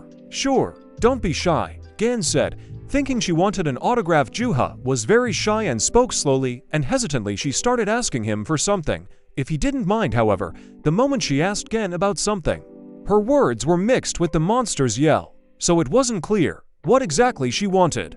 Gan began to think about what must mean. Immediately cut off head of the monster that was behind her. Juha. Gan asked her just a moment. Uncle Juha replied. She said that she would make a proper suggestion after dealing with the enticers. After saying that, she rushed to attack the unlucky ones. Sun Yi said that because of Gun, something must have gone to her head. Gun was shocked and wondered if Sun Yi had heard it too. He was horrified that she had said something about a proposal. The action takes place in the city. The alarm started, and the city announced that they had discovered some unlucky objects. People are being asked to evacuate to a safe place. We see that there are huge entrainers that reach the height of the building. We see that someone is destroying the enticers one by one. It was Juha who was fighting with her red spear. She was attacked by 4 enticers at the same time. However, she was able to kill them all. "Hurry up," Juha said over and over. She was really fast. Juha thought about how she needed to deal with them quickly and proposed to her uncle. "But there is no end to them," Juha exclaimed. She decided that all she had to do was kill them all at once. She started to spin her spear. "Then I fixed my legs more firmly." She tossed the spear with a mad look. Juha said that those who attracted her should not interfere with her love. With that, she threw her spear in an incredibly powerful manner. The spear reached the enticers in an instant. Juha used the Lotus Flash and destroyed a large number of enticers. Meanwhile, Gun was watching her. Looking at her, he thought that he had followed her because he was worried about her safety, but there didn't seem to be any need. Gan even thought that her fighting instincts were even sharper than Hyogo's. Juha, meanwhile, turned around and saw Gun. "Uncle," Juha exclaimed and waved at him. He was suddenly huge and alluring behind her. At the same time, Gan managed to save his nephews. Juha blushed. Wow. Managed to react to my attack, said the creature that attacked Gan. The enticer said that there seemed to be some interesting individuals in this world. This woman said that she liked Gan. She said she would make a special pet animal out of it. It was the one who controls this huge enticer that attacked Juha. Gan asked why everyone was so head-headed today, since they were getting their own cribs wet at this rate. However, Gan then said that it didn't matter, since he needed a stove to create new relics anyway. You will become the No. 1 gas burner, Gan exclaimed. The unlucky one laughed and said that Gan was a funny man. Nuna noticed that she was an illusory race. Gun touched her and asked her what she was thinking, and then told them to leave this monster on him. And they went to evacuate the city. He added that he trusted them because he knew they were strong. So he asked if they should trust him too. They all shouted yes. Gan said it was weird, stretching his fists. He said that now the fun will begin. The monster struck with its spiked whip, shouting more, resist harder. After wrapping Gan up with a whip, she said that taming him would be incredibly fun. And she started throwing it all over the city. First in one building, then in another. It made her laugh a lot. Once again launching the gun at the floor, he stood up and effortlessly tore the whip with the words that it was only a chatter, but it was useless. And that was all it could do. The monster got angry and told her not to make her laugh, after which she launched a huge flame towards him. The explosion was very huge. Meanwhile, Song and Nuna were helping everyone evacuate. Song was very happy that he was able to help them all and told Nuna that he had helped all the remaining civilians. She thought, Uncle is strong, but his opponent is a member of the illusory race. This is one of the most dangerous things that can lead to misfortune. It at least belongs to the red class. Even an uncle might have a problem. What if his old wounds from the tower show up? In that case, I need to help him at the same time. She flew towards him. Sun tried to stop her because they were told not to interfere, to which she replied that she would immediately. The monster tells Gan that it seems she overdid it and didn't want to burn it down. Gan just happily shouted that it was much better this way. After all, the real flame should be like this, since the fire of that brat from the twins could barely warm his palms. With a menacing smile, he shouted to her that from now on, she would be his burner. The notification says that the resulting fire is suitable for use in the creation workshop. Gan was able to take the fire material for himself. She is shocked with how he was able to survive this flame. Gan immediately said that he would not delay and took out his hammer to do something. And then he chose an object and shouted that he would enchant it. The monster doesn't understand what he wants, but she said she won't let him do it. Suddenly, Nuna appeared behind her and activated the Thunderbolt skill. This angered the monster, and she told it how dare she, throwing it with all her strength into a nearby building. Muna hit the building very hard. The monster told its lizard that food was served, and it happily jumped open-mouthed at it, when suddenly, Gun grabbed her by the tail and asked where he was going, because his opponent was him. Then, he threw it as hard as he could against the wall. The monster is very surprised that he was able to throw the underworld lizard so easily. After that, he turned to the monster with the words, "Hey, if you touch Jua again, I won't leave a wet spot on you." By summoning your snake, the monster is terrified and thinks about why this snake might devour her. Repeating this several times, she's a member of the illusory race, and some human dared to devour her. At the same time, she decided to summon her other form, and she said the games were over. Nuna wondered what those huge streams of magic were.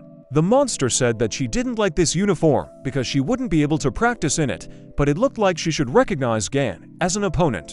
Viciously said that she would incinerate him, and then everyone in the area, and started using her calamity skill. A huge purple bird flew towards Gan. Nuna started calling out to him. There was a huge flash in that place, and then a huge explosion. The monster couldn't believe it at first. Agan just said that his glove was even more useful than he thought. It was a plastic glove for contact with fire, enchanted thanks to hellfire. She thinks it's all nonsense, how it's even possible to stop such flames with just a plastic glove. Gun activated super regeneration and told her to get ready to get paid for burning down the city.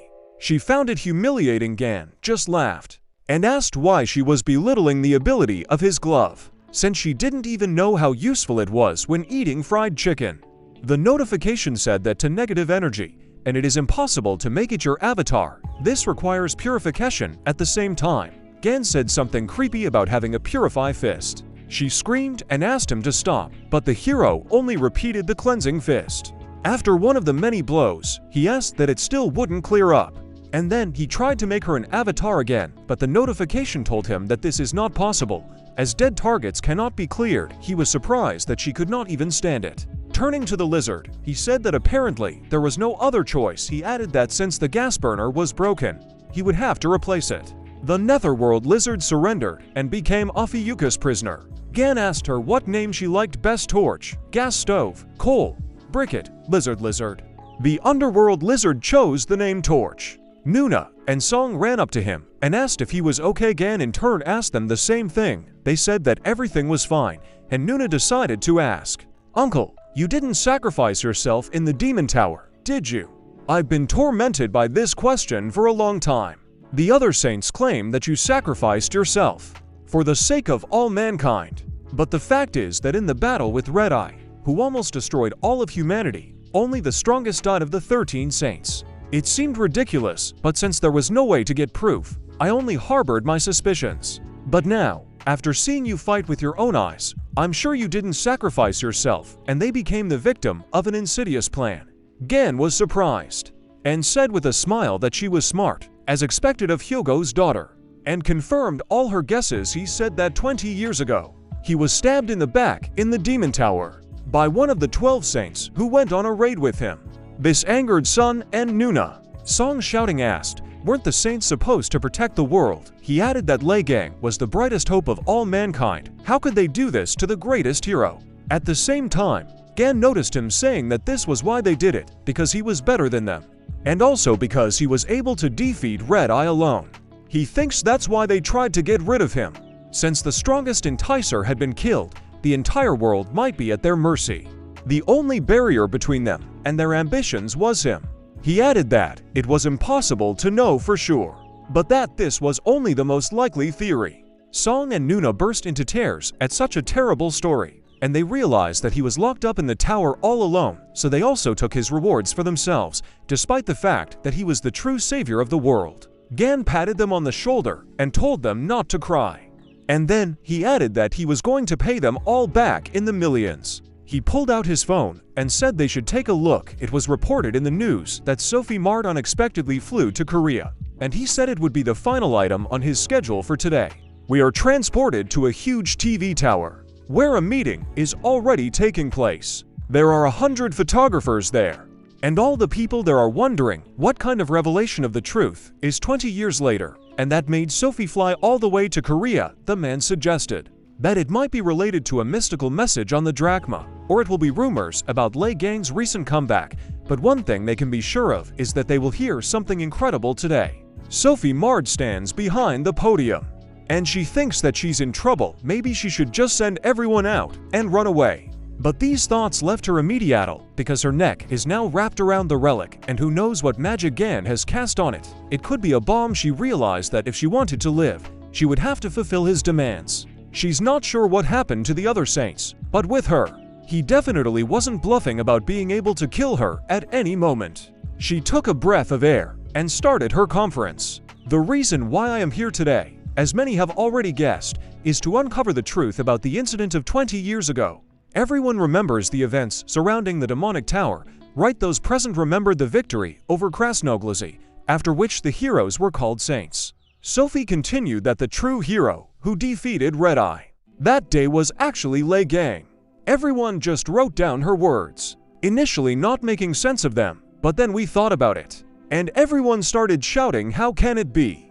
Asking for details about everything. She was asked, "Does this mean that Lei Gang is still alive?" She replied that it was true when suddenly Moran, the Cancer constellation, appeared behind her, saying that this was impossible, and then said that Miss Saint had turned pale, and he decided that she could not continue to conduct the conference. When she saw him, she asked him what he was doing here. He just ordered her to shut up, asking her what she had just mumbled into the microphone. He reminded her, "Have you forgotten your current situation?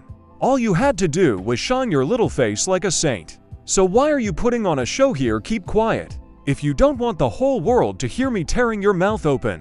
Sophie Mar was very scared.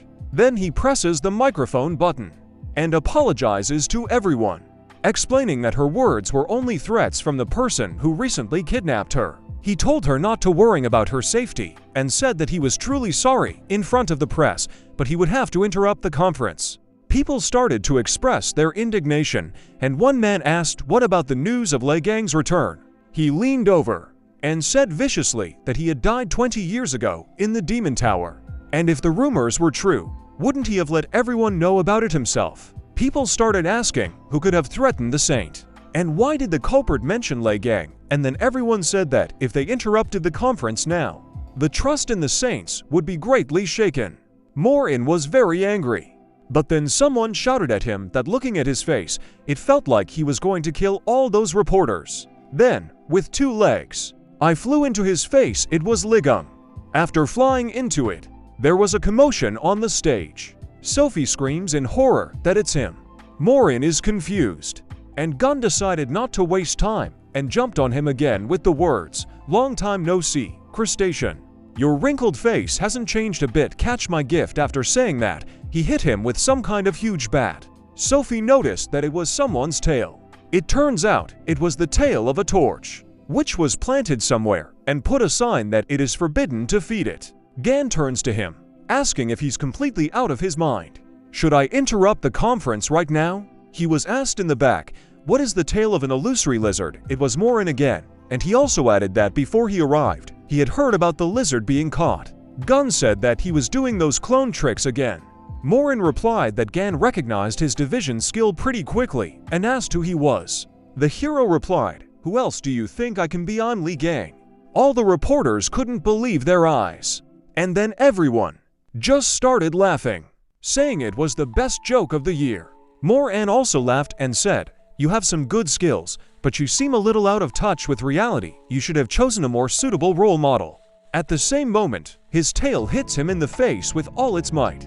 Gan then said that no one would start using their brains until they hit them. The reporters are horrified. At the same time, Lei Gang shouted, "What are they all hatching for?" and jumped at them in anger. They all started running away and shouting that this madman was charging at them. Sophie got hurt there too, as she flew to the side and thought about running now while there was still a chance. Gan saw this and went to her, asking her where she was going. After all, she still needs to fully lay out the whole truth. Well, he told her, "Tell me about how at the sight of Red-Eyed, about how all the property was appropriated, and how you're always trying to fix your face, but you can't fix your pathetic little soul. Tell them that." By pointing at her, she thought he was crazy, and he just told her all about it. Suddenly, they noticed, and Gan received a notification that a burst of energy from the darkest star had been detected. A huge purple flash appeared on the stage. All the reporters started shouting. Sophie asked aloud if it could be him. Gan asked what he had already done. She yelled at him that it wasn't about him at all, but about this huge purple flash. It radiates the energy of the constellation. Morin used his abilities, and he said that it was unbelievable because he couldn't even believe that it was really Lei Gang. But then he said that it didn't matter and that he didn't even know how he got out of the Demon Tower in the first place. But he thinks it's worth throwing a little welcome back party. We're transported to Hyogo's house, where he is happy that no one is home, can make himself ramen.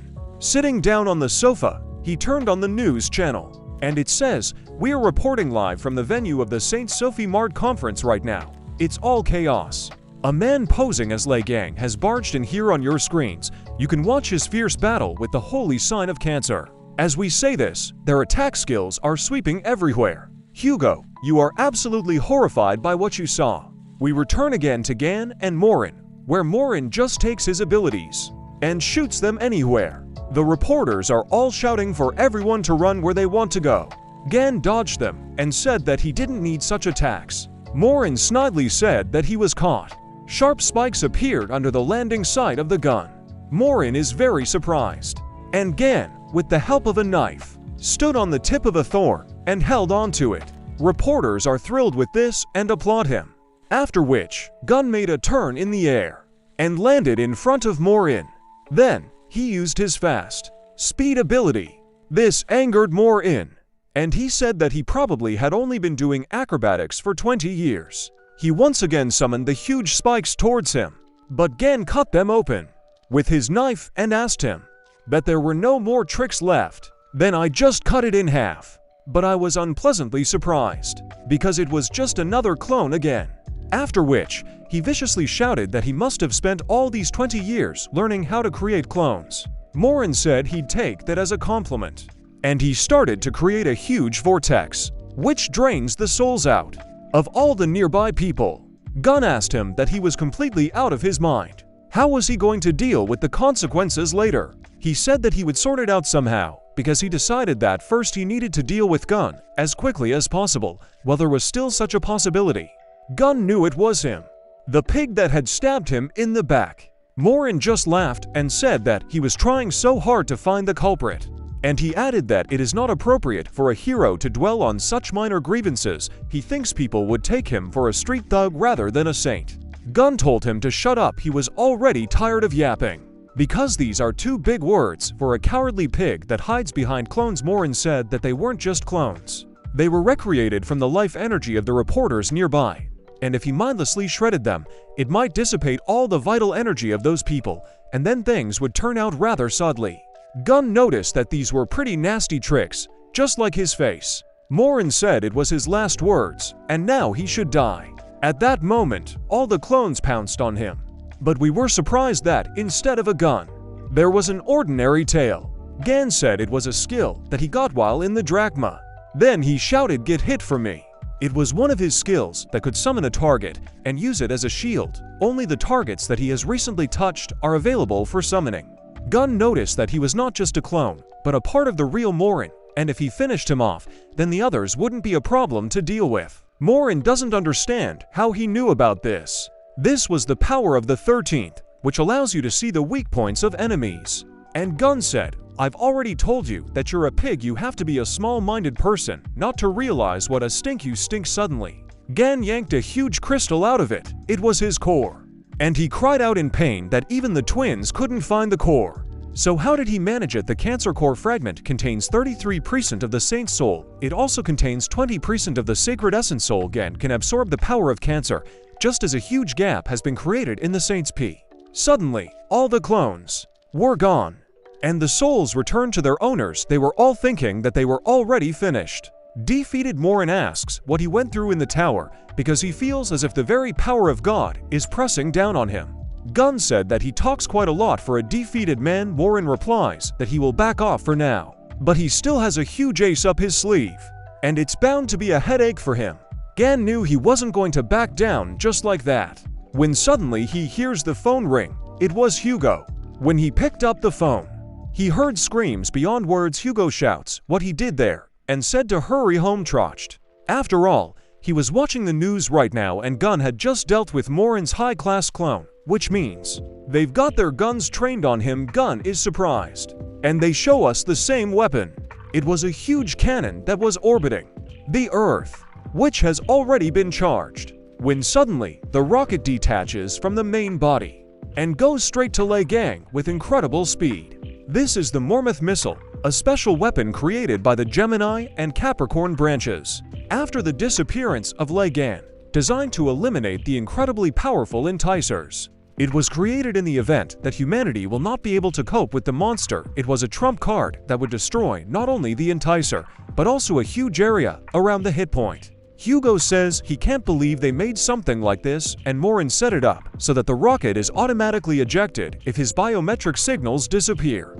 And it's like a high-ranked clone is practically equal to Morin's original body. Hugo shouts to him that this is not the time to get lost in the clouds, but we need to get out of there quickly. Gan replied that he wasn't sure if this was the best solution. After all, if you believe his words, then this thing is able to level several cities. Hugo asked if there were no other solutions. Gun looked at Sophie and said that there was still something they could do. The rocket was already very close, and the city's loudspeakers were calling for all the people to go to the bunkers. And this was not a drill at all. No one understood why the weapons assigned against the entrainers were sent to the center of Seoul. Everyone started to panic. Song and Nuna were also confused. Suddenly, someone flew straight out of the building. Song and Nuna immediately knew that it was Lei Gang. And he took Sophie with him and jumped right on top of the rocket. She screamed at him what he was up to. Gan used levitation and teleport skills, teleporting right in front of the rocket. And he said, "Hey Leech, I know you can burn anything, so let's melt this rocket." She shouts back, why should she do this? Gun replies that there's nothing she can do about it, because if she doesn't do it, neither they nor the city's residents will survive. He added that she had been idle for 20 years, and this was the time to make a difference. She asked me not to throw her into the rocket. At the same time, Gun shouted, "Go ahead, holy man, miracle shot," and he threw it with all his might. She screamed that he was crazy. At this moment, the sacred essence of Aquarius was invoked. She is also shocked. Sophie asks her to do anything at all. The sacred entity is willing to swear that Lei Gang is a real madman. Sophie shouts that it's not the time for vows right now. A sacred entity grants all kinds of power-ups to its subject, so that it does not perish. A tear fell from Sophie's eyes. After that, the goddess's tear ability was activated. The rocket began to fall into a huge tornado of water, and with each contact, it shattered into pieces. Sophie is glad that she really made it, and she started to fall. Flying, she screams, "Why doesn't he catch her?" Gan just smiled maliciously and said that they would see each other again. Later he understands that even though she did a good job, but it's too careless. All these fragments will fall to the ground, and if this happens, then real chaos will begin. People on the ground are happy to see the rocket explode from above, but they are terrified that the fragments are falling to the ground. Gan wondered if this rocket had been created by the twins, and he would be able to send a grand greeting to the Purple Witch. Gun telepathically addresses Hugo and asks you to urgently borrow his skill, the Absolute Coordinate. This skill allows you to teleport the target to a specific point. Hugo heard the concern in his voice and immediately reached into his phone to transmit the skill. Gan, when he received it, said, "Number 1. I immediately started using it under each shard." He placed teleporters and said that it was time to send a package to the witch. People were very happy that Gan was able to save them, but for them, these fragments simply evaporated in the air on their own. Song and Nuna knew that it was their uncle Lei Gang. Sung Hyuk himself was surprised that Gan was able to just make the warhead disappear, and he was telepathically asked if he could hear them. After answering, he was yelled at what did he do with his skills. Right now, the Yin-Yang Palace is being hit by Mormouth missile fragments. We are transported to the Blue House in the presidential office. Everyone is shocked that Lei Gang is back. So not only is he back, but he also disrupted Sophie Mard's press conference, and on top of that, he also crushed the holy sign of Cancer, and after all this, he stopped the Mormouth missile from colliding with Seoul. What is this nonsense? Immediately after that, Lei Gang flew into the building through the roof. Everyone is terrified. Algan just asked them why they were whispering like a rat, as if they were guilty of something, and added that since he was on the case, he would see it through to the end. He came for his money. He said the bird whispered that you guys are now holding my bank account, which received money from the sale of my things. I just remembered it on the way home. I tried to open my account using the Tixu privileges, but it didn't work. I can say with confidence that I left Tixu's name as a trustee. Isn't that mean of you? What do you think? One of them says that the Korean government could not entrust such responsibility to Mr. Hugo alone. Gan was already getting angry, and the man began to tell me that Mr. Hugo was a foreigner. After Lei Gang disappeared, they couldn't trust a saint from another country, while they themselves didn't have a country of their own. He added that due to many circumstances, the Sagittarius branch lost its former influence, and eventually they had to turn to someone more reliable than Hugo for help.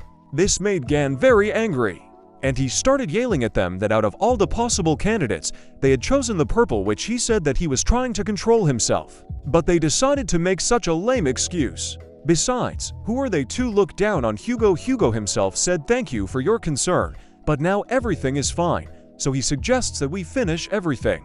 Gun continues, not even listening to his friend speak. I am his master, so only I am allowed to treat him like this. Who do you think you are? Hugo stands broken inside. Gun doesn't calm down and continues to say, even though he can't show off his usefulness, an acute face is his only asset, but still, he's not someone you can treat like that. Even though he's the most pathetic of all the saints, respect him. You pigs. Hugo's ego crumbled like sand after such a speech. and he wanted to sink into the ground. Gan is enraged by this attitude towards his friend and tells him why he tolerates this attitude towards himself. Hugo said it was also his fault. Gun gave me a friendly slap on the shoulder and told me to hold on. Then he added to the others that before he made a mess of it, they'd better get his money back. Suddenly, someone shouted at him to be quiet. Sung Hyuk recognized the voice, and a girl came to them. Gun said she finally showed up. After that, she says that his bank account has long been confiscated. It was the holy sign of Gemini, Heiji, and she says that she is going to use the money from his account to restore the Yin-Yang Palace. She realizes that it was he who launched the fragments from the rocket at them. She screams at him angrily because there are only ruins left of the palace. And does he understand how much damage has been done? She advises him to prepare for the consequences. Gun looked at her closely and asked her who she was. This made her angry, and she started using her magic. We were notified that a burst of energy from the constellation Gemini was detected. The others in the audience are terrified because they will also be hurt. She summoned a powerful spirit. Sun Hyuk happily shouts that this is the strongest Gemini constellation technique. Summon a spirit from another world. The Spirit Queen Lily Quinn answered the summons and appeared in front of them. Heiji viciously shouts, "Here she is, the Queen of Spirits," which is almost equal to the power of sacred entities. Let's see if you can match anything. Suddenly, Gan lunged at her and punched her in the stomach, shouting, "Good flight." From this blow, she literally almost flew into space. Gan was notified that the magical energy of the Gemini constellation was dissipating, and the perfume queen, Lily Quinn, wants to go home. Gan put his hand on her head and grabbed her, asking her where she was going. She thought it would be so easy for her to leave. Who does she think he is? She begs him to spare her. At the same time, Heiji returns to them. It is narrated that the owner lost consciousness, so the magic control is broken and the transformation skill rented from Aquarius constellation is dispelled. They all realize that it wasn't a saint at all. Egan emphasized that this was indeed his first time seeing her. Did she really hope to win just because of the Spirit Queen alone? Looking at the others, he said that the Purple Witch wouldn't help them at all. Therefore, they should return his money. We flash to a few minutes later, where they are already walking with the money, and Gun is happy that they were able to get everything back and can enjoy something sweet. Hugo wondered if something was wrong here, and why the real Heiji hadn't shown up. She's the kind of person who would set off a meteor in the middle of a city if she lost her temper. Gan said, "So that's what you're thinking. She didn't show up even after I razed her palace to the ground. It can only mean one thing: this hysterical woman will never be able to control her anger. I have an idea where it might be located. Let's go see her." We're transported to Song Yi's apartment. Gan suggests a light snack while they work. He took out a burger and offered it to Sun. He refused. Gan then asked the others if they would have anything. Nuna said slowly, "I want 2 uncles." Gan dropped his burger at those words, then she said she wanted some advice. Gun knows that Tixu won't be happy to hear that Han asked where Hugo was. The hero said that he asked him for a favor, so he will be slightly delayed, but now they should start questioning me. They locked Lily in a very sturdy relic case. Gan said that she should answer all his questions. After all, it is much better to be imprisoned in a transparent box than in a book. Gan asked this while holding a book in his hands that can record all the relics. And then he asked again, "That Purple Witch still hasn't shown up. You don't find that strange, do you?" This means that it is simply not able to make itself felt. It's probably locked up somewhere, and it's somewhere in Song's house. Lily said it was true. The hero asked where it is located, and he asked her, eerily, if she would tell him or if he should force her to. She pointed a trembling finger at the statue. Han remembered that it was the statue that had crashed. Gun took it in hand and said that he guessed about it. Too strong a stench from it went. Turning to Han, he asked, "Didn't she kiss this statue?" It was most likely the magic of the coordinate placemark. Han himself remembered what he had said about them. Gan used the power of 13. It can now interact with the spirit world. Suddenly, the statue screamed, "Hey, Lily Quinn, why did you just tell them everything?" Nuna immediately knew who it was. It was the Gemini Saint Lady Heiji. True, she was in spirit form. She was angry and wondered why she was the one who got caught by the worst guy in the world. And why did it turn out this way? If only things hadn't gone wrong that day. And she began to tell me that on the day the demonic tower was destroyed, she was in her palace, when she suddenly felt an earthquake and energy, along with an eerie aura. I immediately realized that it was Ligung. The fact that he was back was confusing, but out of all possible places, he went to Sung's apartment, where his friend's son lives. But she thinks that she is lucky. Because this place is in her power, she decided to see what they were doing there. Seeing that Gan was killing all the mosquitoes with his hands, she wanted to see for herself, and chose the ability to teleport to the selected vessel. The vessel was a statue of an angel, which she kissed. The move was successful, but right after that, Gan smashed it. Heiji was informed that if the statue was damaged, she would not be able to get out of it. In a panic, she realizes that the soul capture has failed, as the vessel is damaged. And I thought that if even the cheapest recovery skill is used, it will be released. Han took out super glue and simply glued the statue together. She began to cry in frustration. After that, the vessel turned into trash, and she is not able to leave the vessel.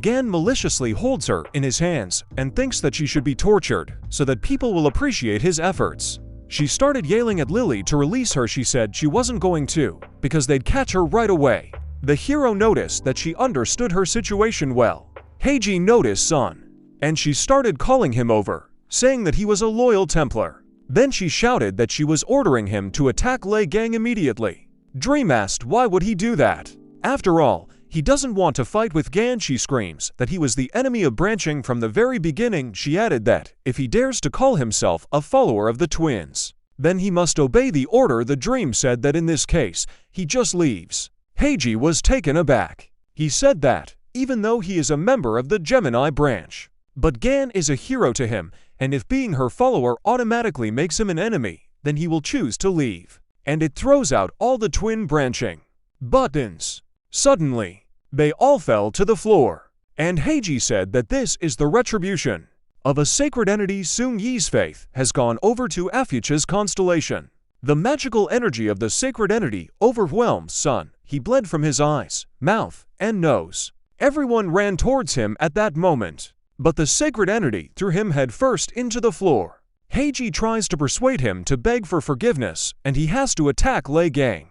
Then she will forgive him. He shouted at her to be quiet, and he said that they are ready to leave people to perish if it is in their best interests, thinking about how they were almost left to die in a hypermarket, and he set as an example the fact that he single-handedly coped with the Spider Queen, saved the boy, saved him and Nuna.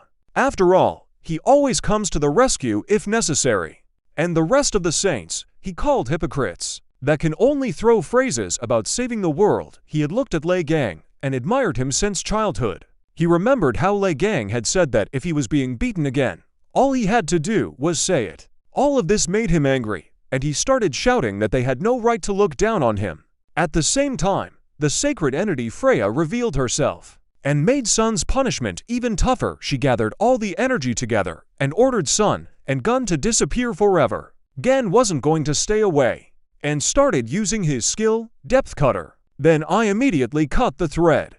We are transported to the Yin-Yang Palace, where everything is on fire, and all the magicians are trying to patch it up, when suddenly one of the magicians loses the ability to cast magic. He doesn't understand why he can't gather magic energy. The rest of the Templars run to him and say that they can't use magic either. They can't use telepathy, and teleport. Their portals are dissipating.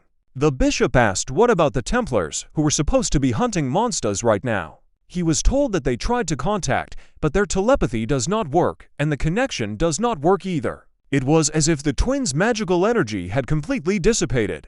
We're going back to Gan. Nuna and Song sensed that the magical energy has disappeared. At the same time, he said that everything was fine because he almost got into a lot of trouble because of him, and then thanked him for trusting him to the end. He really appreciates it. Dream smiled happily at him despite the pain, and Heiji screamed out what he just did. She doesn't understand why she lost her connection to the sacred entity. Gan dispelled the connection between the holy sign of Gemini Heiji and the sacred entity Freya. It is narrated that sacred entities spend a lot of resources and also endanger themselves by entering the world. That is why they direct their energy to the subjects of the saints, and the saints themselves are already transferring their powers to the followers of branching. It is given as an example that the sacred entity is a powerful power plant. The holy sign is an electric substation, and the Templars are different plugs and sockets. Heiji understood why she immediately lost all contact with her followers, and Gun decides to play a joke on her, asking what it's like for her to be an ordinary person, and he said that this skill was Cancer's favorite skill. Deep Cutter is a sovereign skill of Cancer constellation. It can cut through anything, and when mixed with the power of Gan, you can get an interesting result. After all, he had managed to cut the bond between her and God. It was a skill forbidden by the gods. It can cut through literally everything, memory, connections, and so on. She screamed, because now he would be a real target for her god. Gan calmly replied that he didn't care. He basically didn't mind, and he even wants them to appear in front of him. When suddenly a purple lightning strikes near them. The sky is painted in the same color, and a hurricane appears. Gan is notified that the sacred entity is angry, and she is willing to take all the risks and personally invade this world. When they saw this, they were blinded by such a strong flash from the vortex. The goddess herself began to manifest. At the same time, Gan noticed that it was quite a spectacular appearance. The goddess was 6 times the size of himself. The sacred essence of the constellation Gemini, Freya. Gan was notified that crazy magic flows were detected. She gathered all the magic in her hands and hit him directly at this time. Gan was using an item. From the inventory, lightning flew towards him. But the goddess was surprised after all. Gan was able to gather all of her punch into a fragment of the Cancer core. Freya is struck by the presence of a fragment of another sacred entity. Gan said that he wished he had his Rage of Heaven. It was his favorite sword, which he could use to cut through anything.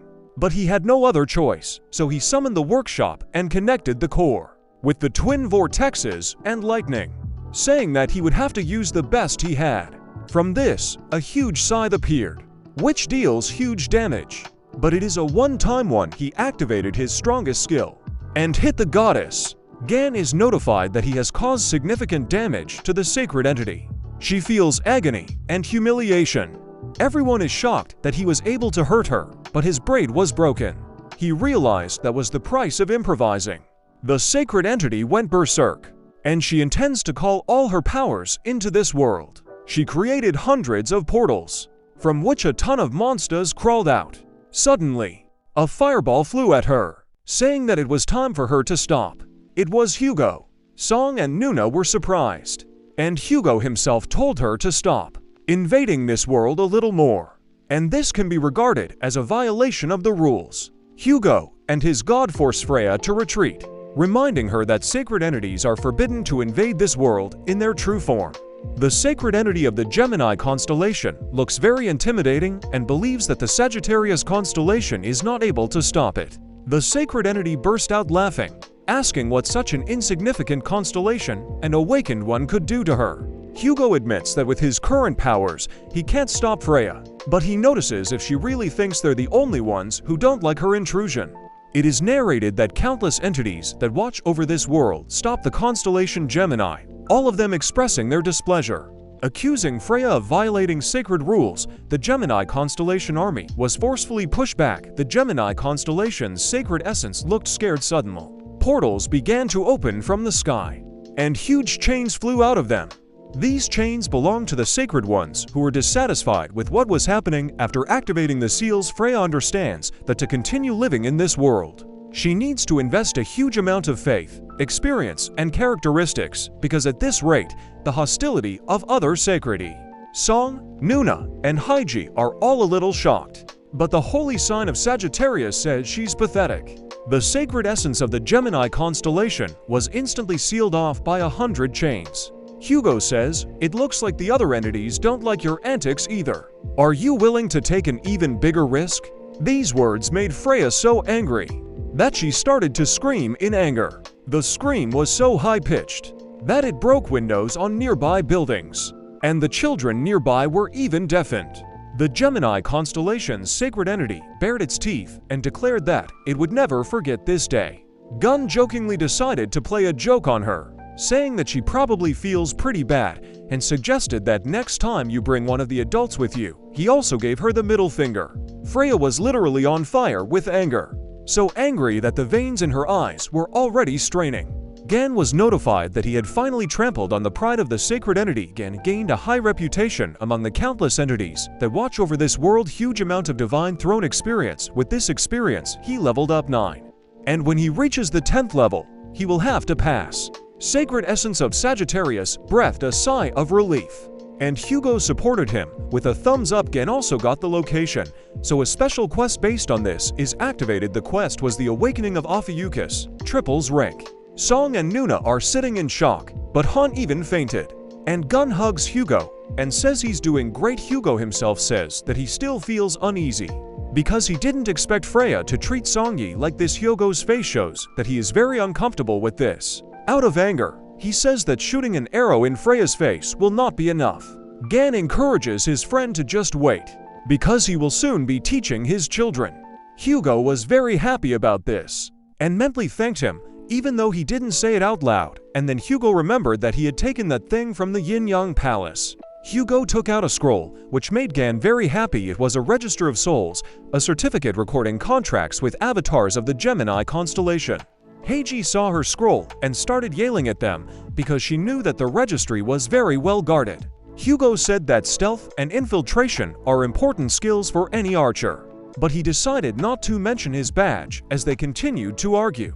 Gun opened it and looked at all the avatars. There were Berserk, Mad One-Eyed Warrior, a legendary class, Yatun, the Giant King, a legendary class, King of Warriors, Yar Light of the Brightest God, a legendary class. From now on, the avatars of the twins are under the authority of Ophiuchus. Gan was offered to get them as his own avatars, but there was one of the avatars that was located deep in the sea, under the Yin-Yang Palace, and it also comes under the power of Ophiuchus. Gun guesses that he probably has a mythical class. He decides to test these avatars, saying why would he believe that they really gave up. I suggested that they first show their loyalty. A portal appeared above them, and Heiji began to fall from it. More precisely, her body, because her soul saw it and was surprised. They're all wondering why she's here. And Heiji's soul itself is simply an utter horror. Avatars of the constellation Gemini present the body of a saint to Gan as proof of faith. This made Gan laugh a lot, and he accepted the loyalty of the Gemini avatars. Therefore, the avatars themselves came under his power. Gan was asked to name each of the avatars, but he replied that he was too lazy, so he decided to call them Man Number 1, Man Number 2, and Man Number 3. Heiji screams that it's all a nightmare. Gun took her by the neck and said, "Hey, everyone has already turned their backs on you. Even your pathetic god. I advise you to answer my question honestly. Was it you who stabbed me in the demon tower?" Heiji replies that she doesn't even know what he's talking about. At the same time, Gan picked up something and threw it directly at the middle of Heiji's forehead. It was one of the fragments of the vortex side that he had used earlier. Gan said that he felt like he was able to roast the saint's soul to a crisp. He kept yelling at her to answer his question. Heiji replies in agony that she really doesn't know anything. The hero did not calm down and asked that she wants him to torture her to death. Heiji assumed that it was most likely a maiden because she had the judgment of heaven attached to her. Gan was extremely angry, but he stopped drilling into the saint's brain, saying that it wasn't a big deal, noting that she could have avoided it all. Then I decided to return the body to her, since she'd already shared some useful information. Heiji is glad that she survived it all, and then suddenly saw that her body was standing up, and there was Lily, who was happily shouting, "Thank you, I am grateful that you gave me my freedom, even in this form." Gun snidely said that he accidentally made the mistake of giving her body to Lily Quinn. Lily herself jumped in to thank him. We're transported to Hyogo's house, where Young Wai and Lily are sitting. Young Wai says, "I'm telling you again, it's pointless to try to restore them," to which Lily replies, "Young Wai, you pig, what does your meaningless mean? Do you have any idea how many tricks and erroneous magic arrays I notice with just one glance? She created a spiritual contract. From now on, Lei Gang owns everything that belonged to Yang Wai." Lily asks Lei Gang to lend her the soul registry, as she is confident that she can upgrade all of these contracts to SS class. Gan agreed. Suddenly, Gan heard a nasty scream from the box that contained all the figurines. There was also a statue with Heiji's soul, screaming to be released at last. Gan has been notified that a new contract is available to him. Serpentine, and that the new avatars are exalting him in their speeches. Gun and Hugo hear what they're saying. We have finally become Mr. Lei Gang's avatars.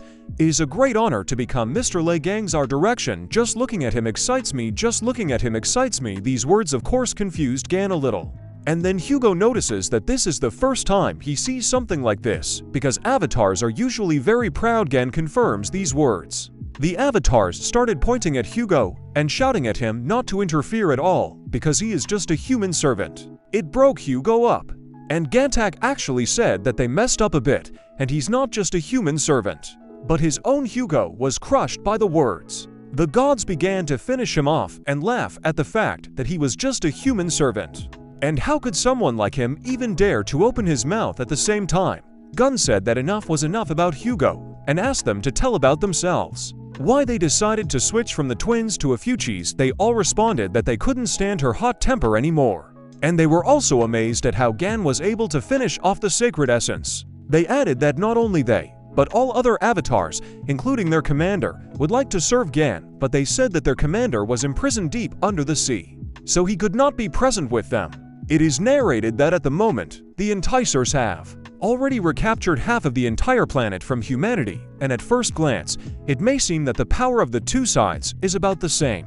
But in reality, people are not even able to regain the lost territories. Gan thought that since the Avatar was trapped under the sea near the Yin-Yang Palace, it must be the Pacific Ocean. And it is located just close to the territory of the enticers. It looks like Gun wants to go there. The Avatar said, "Since you are now our patron saint, we pledge our loyalty to you." After these words, they knelt down before Gan. Gan said he was relying on them. Song said that their uncle was not expected to do anything less, since even avatars of such a high rank are afraid of him. Nuna said that the dream is absolutely right, but then decided to say, "I am very happy that I decided to propose to my uncle." Those words were so confusing to everyone. But Hugo wasn't amused at all. So Hugo asked her what she was talking about. He asked me what the offer was. He was angry beyond words. Young Y decided to insert his own phrases into this dialogue, saying that it turns out that Hugo is now Gan's father-in-law. At the same time, a fire arrow flew at him, and he ran away screaming. Gan, trying to calm him down, says that Hugo should lower his bow.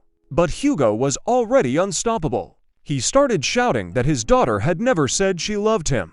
Not even on Father's Day. Fire appeared in his eyes, and he was notified that the sign of Sagittarius was simply furious. Hugo started shooting at him, and Gun just dodged them and shouted for him to stop. Hugo said that he couldn't let him live, so he used the stealth skill. Gan realized that his friend was really angry, so he used his God's Eye skill, and with lightning speed, he began to catch all the arrows flying at him.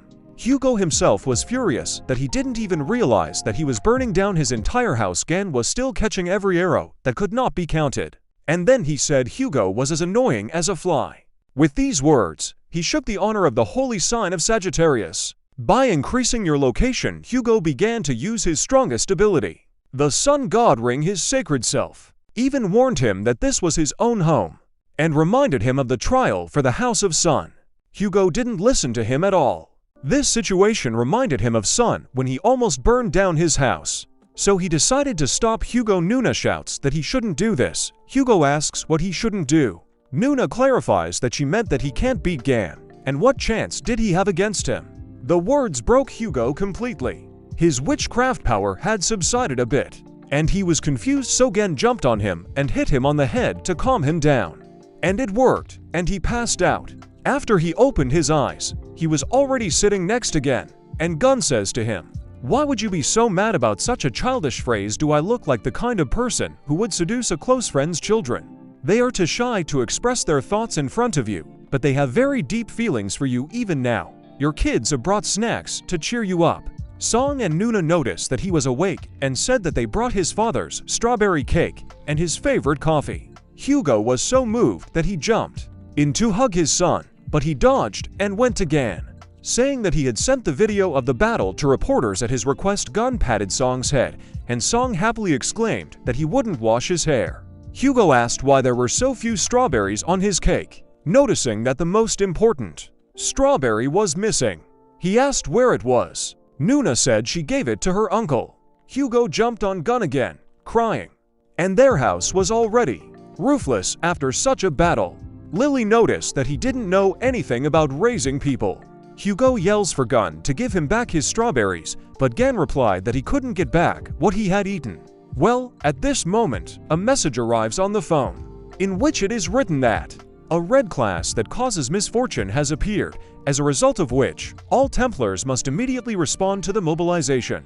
We are apparently transported to a war zone, namely the coastline of the city of Manila, Philippines. Lightning struck all over the sky. There were a bunch of warriors standing on the shore, who were worried if they would survive. Suddenly one of them shouts, "Don't give in to fear, hard times are just another opportunity to prove yourself. Since the boss hasn't shown up yet, we have to take down our alluring red class, 1,000 feet ourselves. Let's show you how strong Leo's branching is. And that humanity has another opportunity to make a pitching towards a brighter future." All the warriors burst into a cry of battle. They were willing to give their lives for victory. At the same time, Nuna came there. She only thought that she wanted to finally go home.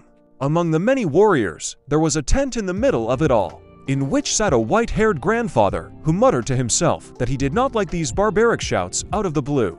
But he said that he didn't care about it, as long as someone got his package. We head back to Hyogo's house, where the roof of the house is just a ruin, and someone is standing on the threshold of the entrance. Hugo opened the door and greeted her. It was Yunarin, Hyogo's assistant. She was happy to see him, but very surprised at what had happened to his house. Hugo told her not to ask. Walking into the house, she saw the TV turned on and said, "Oh, so you're also following the news about Thousand Paw?" Hugo said that Nuna personally went there, and then asked what kind of box is in her hands. She replied that wasn't this box at the entrance of their house.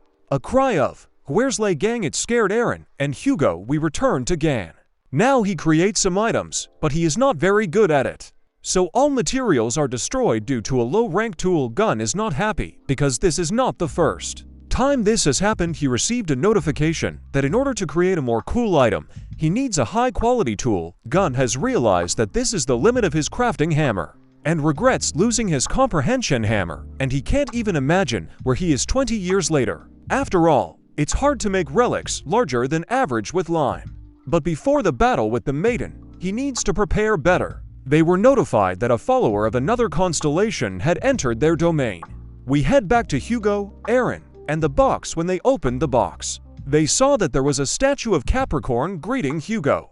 Hugo replied, "That's a ridiculous joke. Capricorn, such nonsense is more in the spirit of Yang Wei." Yang Wei, who was in the next room, asked, "What is it like for him?" Garage. Gan asked who it was that made their way to them. Statuette, he said. "So it's you, old man." The statue replies that it is glad to see him in good health, and introduced himself as Ivan Sergeyevich. Gun shouted that he was so good, which made Ivan angry. It is narrated that Ivan Sergeyevich Vladimirov is a holy son of Capricorn. Like Lei Gang, he specializes in crafting relics after the disappearance of the strongest awakened. He now had the opportunity to lay a hand on all the greatest martial relics. The statue says that the reason he was looking for it was because he wanted to apologize and build a mutually beneficial relationship before he could finish what he wanted to say. Gan took the statue, threw it up, and smashed it into the air with all his might with his hammer. Hugo said he should have listened first. Gun said it was all nonsense, because that grandfather wouldn't want to share even one tiny detail with him, so there's no way Gun would believe such a suggestion. Ivan Sergeyevich understands that Gan still has the same bad character, and this will not cost him without a headache. One of his followers enters his tent and tells him that they should move out. Grandpa pulled back the curtain and looked out and decided to see what the same 1,000-footed one looked like. In the same place, they are already reporting, in which they say, "Dear viewers, at the moment we are in the city of Manila, the capital of the Philippines. We will broadcast a raid on a red class monster, 1,000 feet. The story goes that 1,000 feet is a huge monster that was defeated by Lei Gang about 20 years ago, but it looks like that terrifying enticer then appeared next to them. Since this monster belongs to the red class, the forces of several branches gathered here at once. The Lion Branch troops, led by Vice Chief Young Yoa and Bishop Oliver. With them is also a branch of fish masters of conducting sea battles, specializing in transformation magic. And then, there was the Taurus branch frontline troops with unbreakable defenses. Aquarius branch priests on the battlefields, capable of leveling even a nuclear threat with their holy magic. And the latter is a branch of Capricorn. They specialize in improving all kinds of weapons. Many branches have gathered in this location to eliminate the threat that has arisen, and even the holy sign of Capricorn personally appeared there. Gun decided to ask Hugo what his grandfather had left behind on TV. It is said that he did not come there empty-handed, and summoned a sovereign relic, the Hammer of Comprehension. Hugo remembered that it was supposed to be Gan's thing. The reporter says that Capricorn is a great inventor. He improves the relics of his troops right before the battle begins, and the whole world knows about his incredible skill. These words made Gan very angry, because it was his thing, and he started yelling, "What a nasty old geezer, I'm frozen out by the mere fact that my tool was stolen. So it's also showing off. I'll deal with you. Even before I deal with DVA, move out immediately. We need to teach him a lesson," and Gun immediately ran towards them. But before he could leave, he noticed a reporter saying, "Attention, it's coming out of the ocean." And out of the ocean came a huge kraken of colossal size, and he looked very intimidating. Everyone who was there was very surprised. Even the holy son of Capricorn was shocked by the monster. On the tentacles of this monster were knives as sharp as blades. One of the warriors shouted for everyone to get ready, but the other stopped him, because he saw something at the end of the monster's tentacle. This is the holy sign of Leo. Everyone was even more surprised. Steven screamed for the monster to let go of his bone.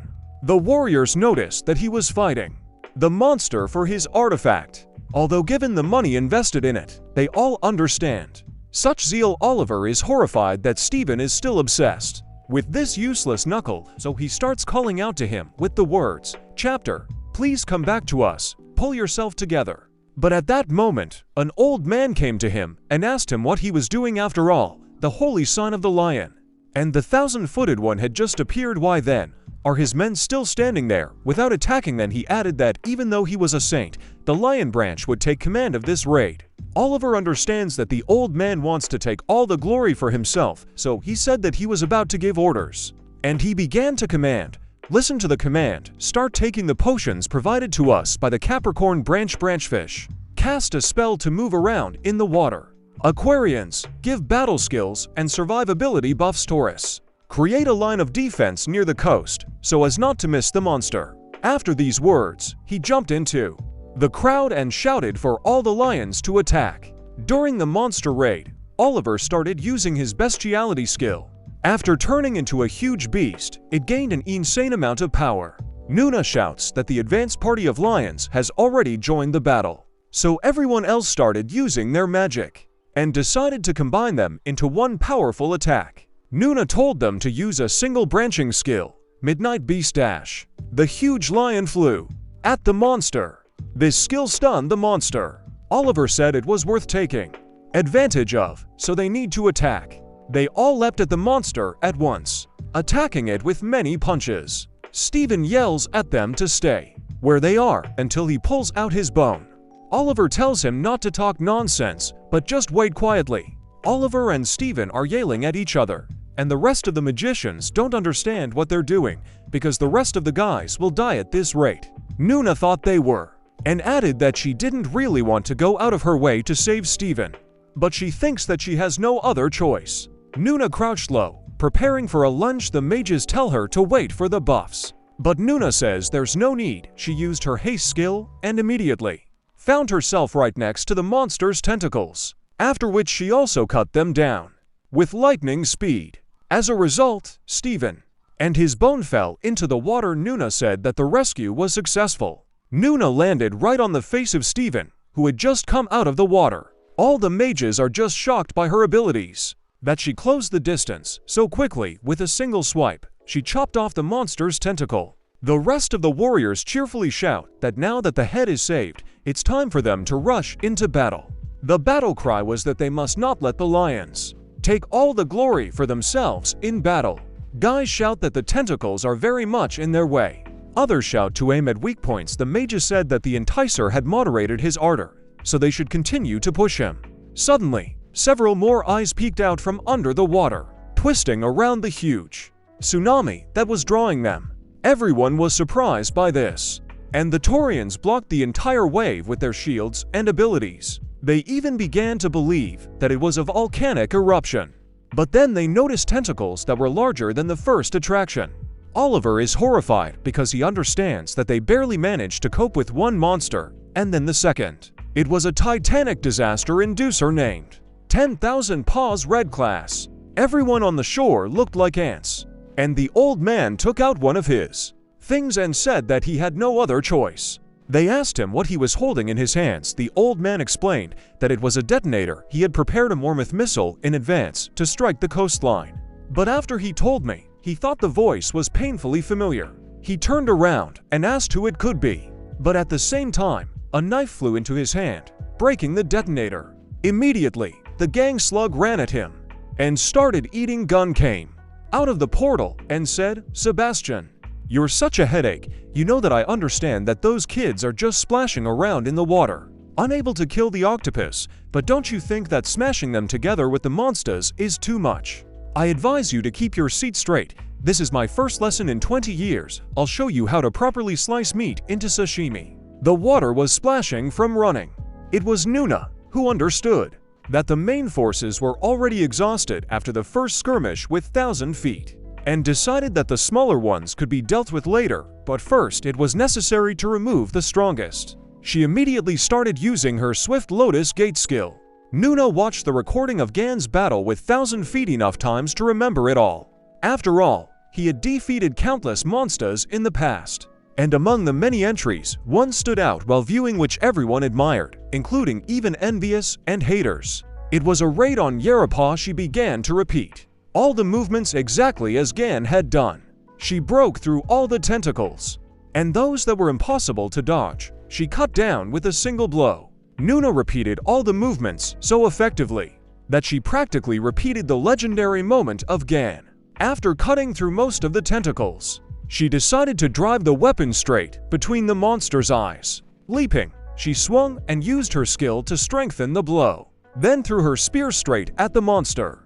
But it didn't help. Nuna was very surprised. After all, the monster just grabbed her spear and then swung its huge tentacle at her. Nuna would have been severely injured if Steven hadn't suddenly jumped up and blocked the blow with his body.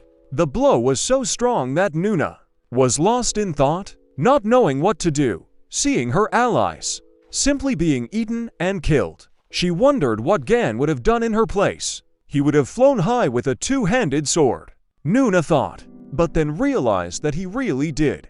Gan leapt at the monster with his sword and used his mountain smasher skill. This strike pierced right through the monster. All the mages on land were surprised that he had crushed 1,000 feet with a single blow. They can't even believe that he managed to jump to the monster directly from the shore. Gun asks if he may have overdone it. Everyone around him was shocked, and he looked at them and said, "What are you looking at? You people can't do anything on your own, which is why I had to personally teach you a lesson." Nearby warriors said that he flew in out of nowhere and finished off the monster. Suddenly, Gan was grabbed by a tentacle. It was a titanic enticer, and he put it right in his mouth. Nuna and the others didn't know what to do, and they didn't even know how to fight such a monster. Suddenly, the monster started to scream, and a huge spear came out of its head. It was Gan who used the Disaster Lotus skill. The warriors are shocked because this technique was Nuna's technique. Gan calmly pierced it and climbed out. The monster screamed in pain, and Gun cut its tentacles mercilessly, then used the Dark Baptism skill. With this skill, the entire 1,000 feet shattered into small pieces. The warriors are surprised by Gan's strength, and Gun just said that he loves big monsters because they can be chopped into small pieces. And he added that if these monsters have 1,000, even 10,000 legs, they are still the same octopuses for him. Only a huge crater and a bunch of pieces remained of the titanium attraction. Gan cut them into perfect bite-sized pieces. The people around him rejoiced because he really was able to kill that monster. They began to believe in the stories about his exploits. Gan was notified that people were looking at him with awe and respect. People started honoring him. The reporter said, "Dear viewers, I hope you've seen everything. An event that will soon become the main topic of discussion around the world has just occurred on your screens. Returning hero Lei Gang destroyed the 10,000 Paws Enticer. People rejoiced at the hero's return. Gan was notified that stirring stories and memorable exploits can make people respect and revere him. The Ophiuchus Bible was also created. His exploits would be recorded and gain fame among the people. All the constellations were caught off guard. Gan holds the book in his hands and thinks, "A sacred book that contains records of heroic deeds. I think she wants me to increase my influence by getting my Templars to read it." Nuna from across the river greeted me. He flew to her and asked if she was hurt. Then he noticed something and asked her what she was hiding behind her back. Nuna pretended not to know what he was talking about. Gan asked all the lions if they had a bone fetish. She replied that it was just a trophy and was very confused. Gan held out his hand and said, "Sorry, your spear broke during the battle. I'll make a replacement for you soon." This made Nuna very happy because her weapon will be forged by Lei Gang himself. Steven burst into the conversation and started shouting that it was great. Gan asked him why he was so angry. It will be considered as compensation, and then turned to Nuna and said that he would forgive her for landing on his head earlier. Gun had been getting angrier and angrier with every word he said, but by the end, he was already yelling at him. Suddenly, a huge green explosion in the shape of a Capricorn appeared behind him. Steven was surprised that Gun could now only summon explosions from a single shout, and Gun himself said it wasn't him. All the people who were in the area of the explosion called for help.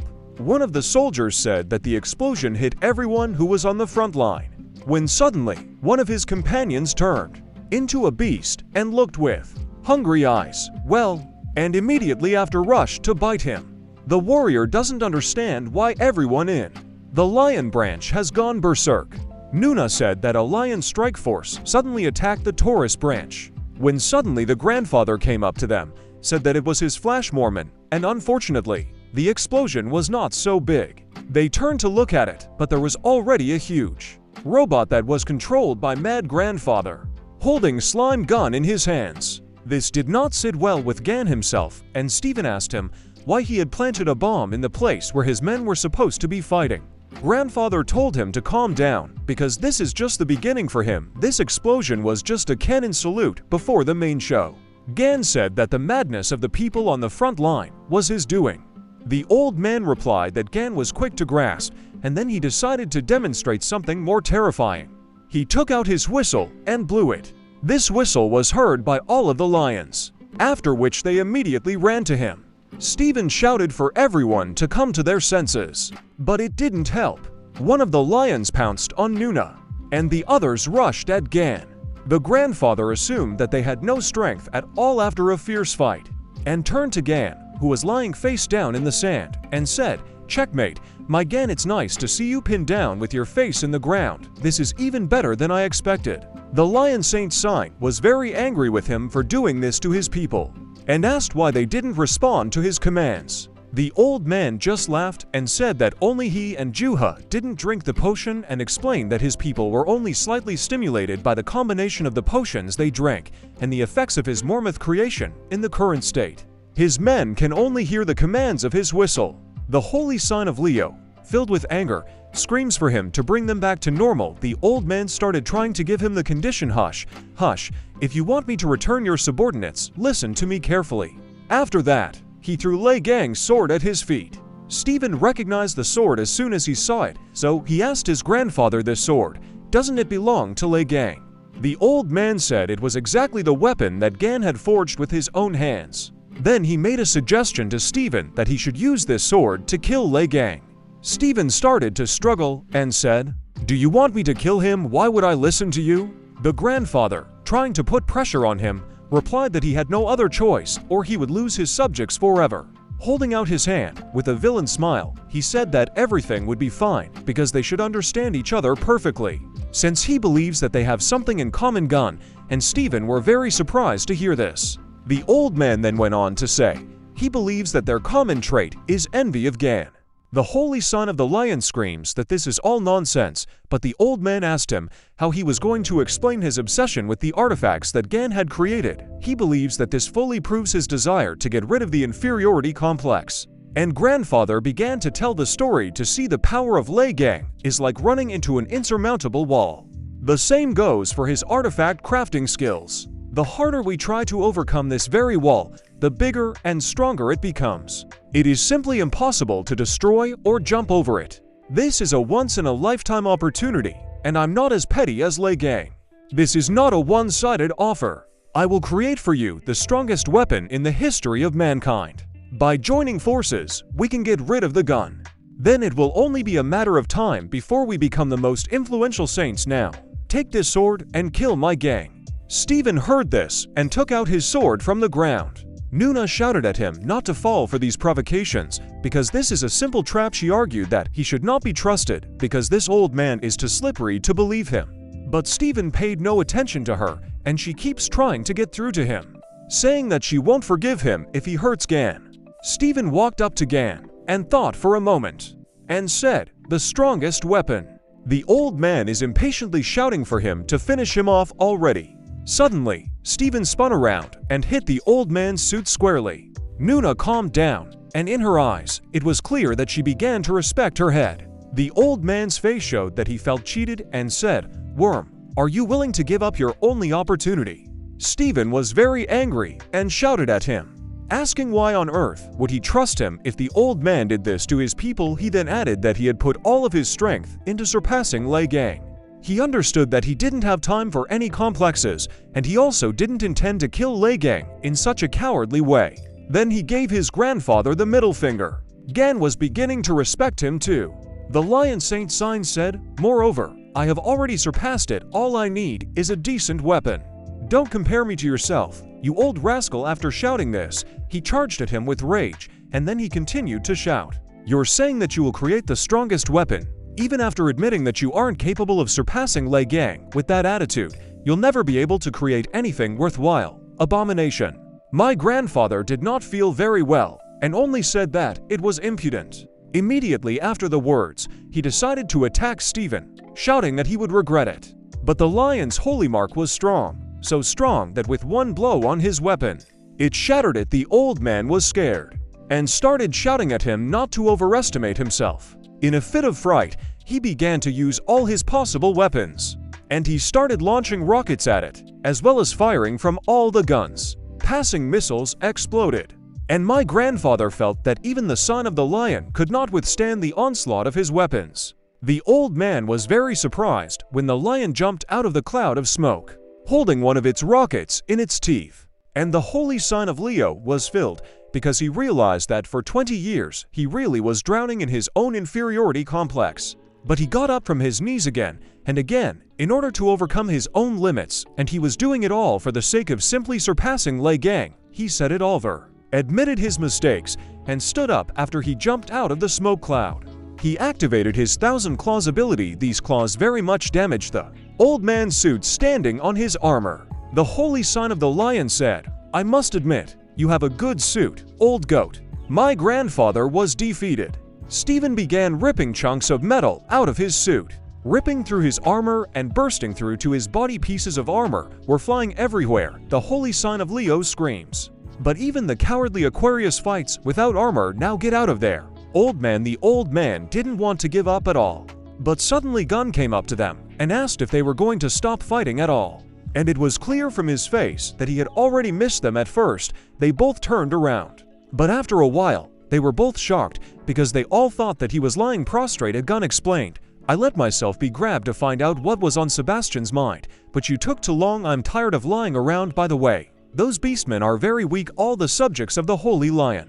And Nuna, who was captured, was surprised that her uncle dealt with everyone so quickly. The old man and Steven stand with their mouths hanging open, not even sure what to say.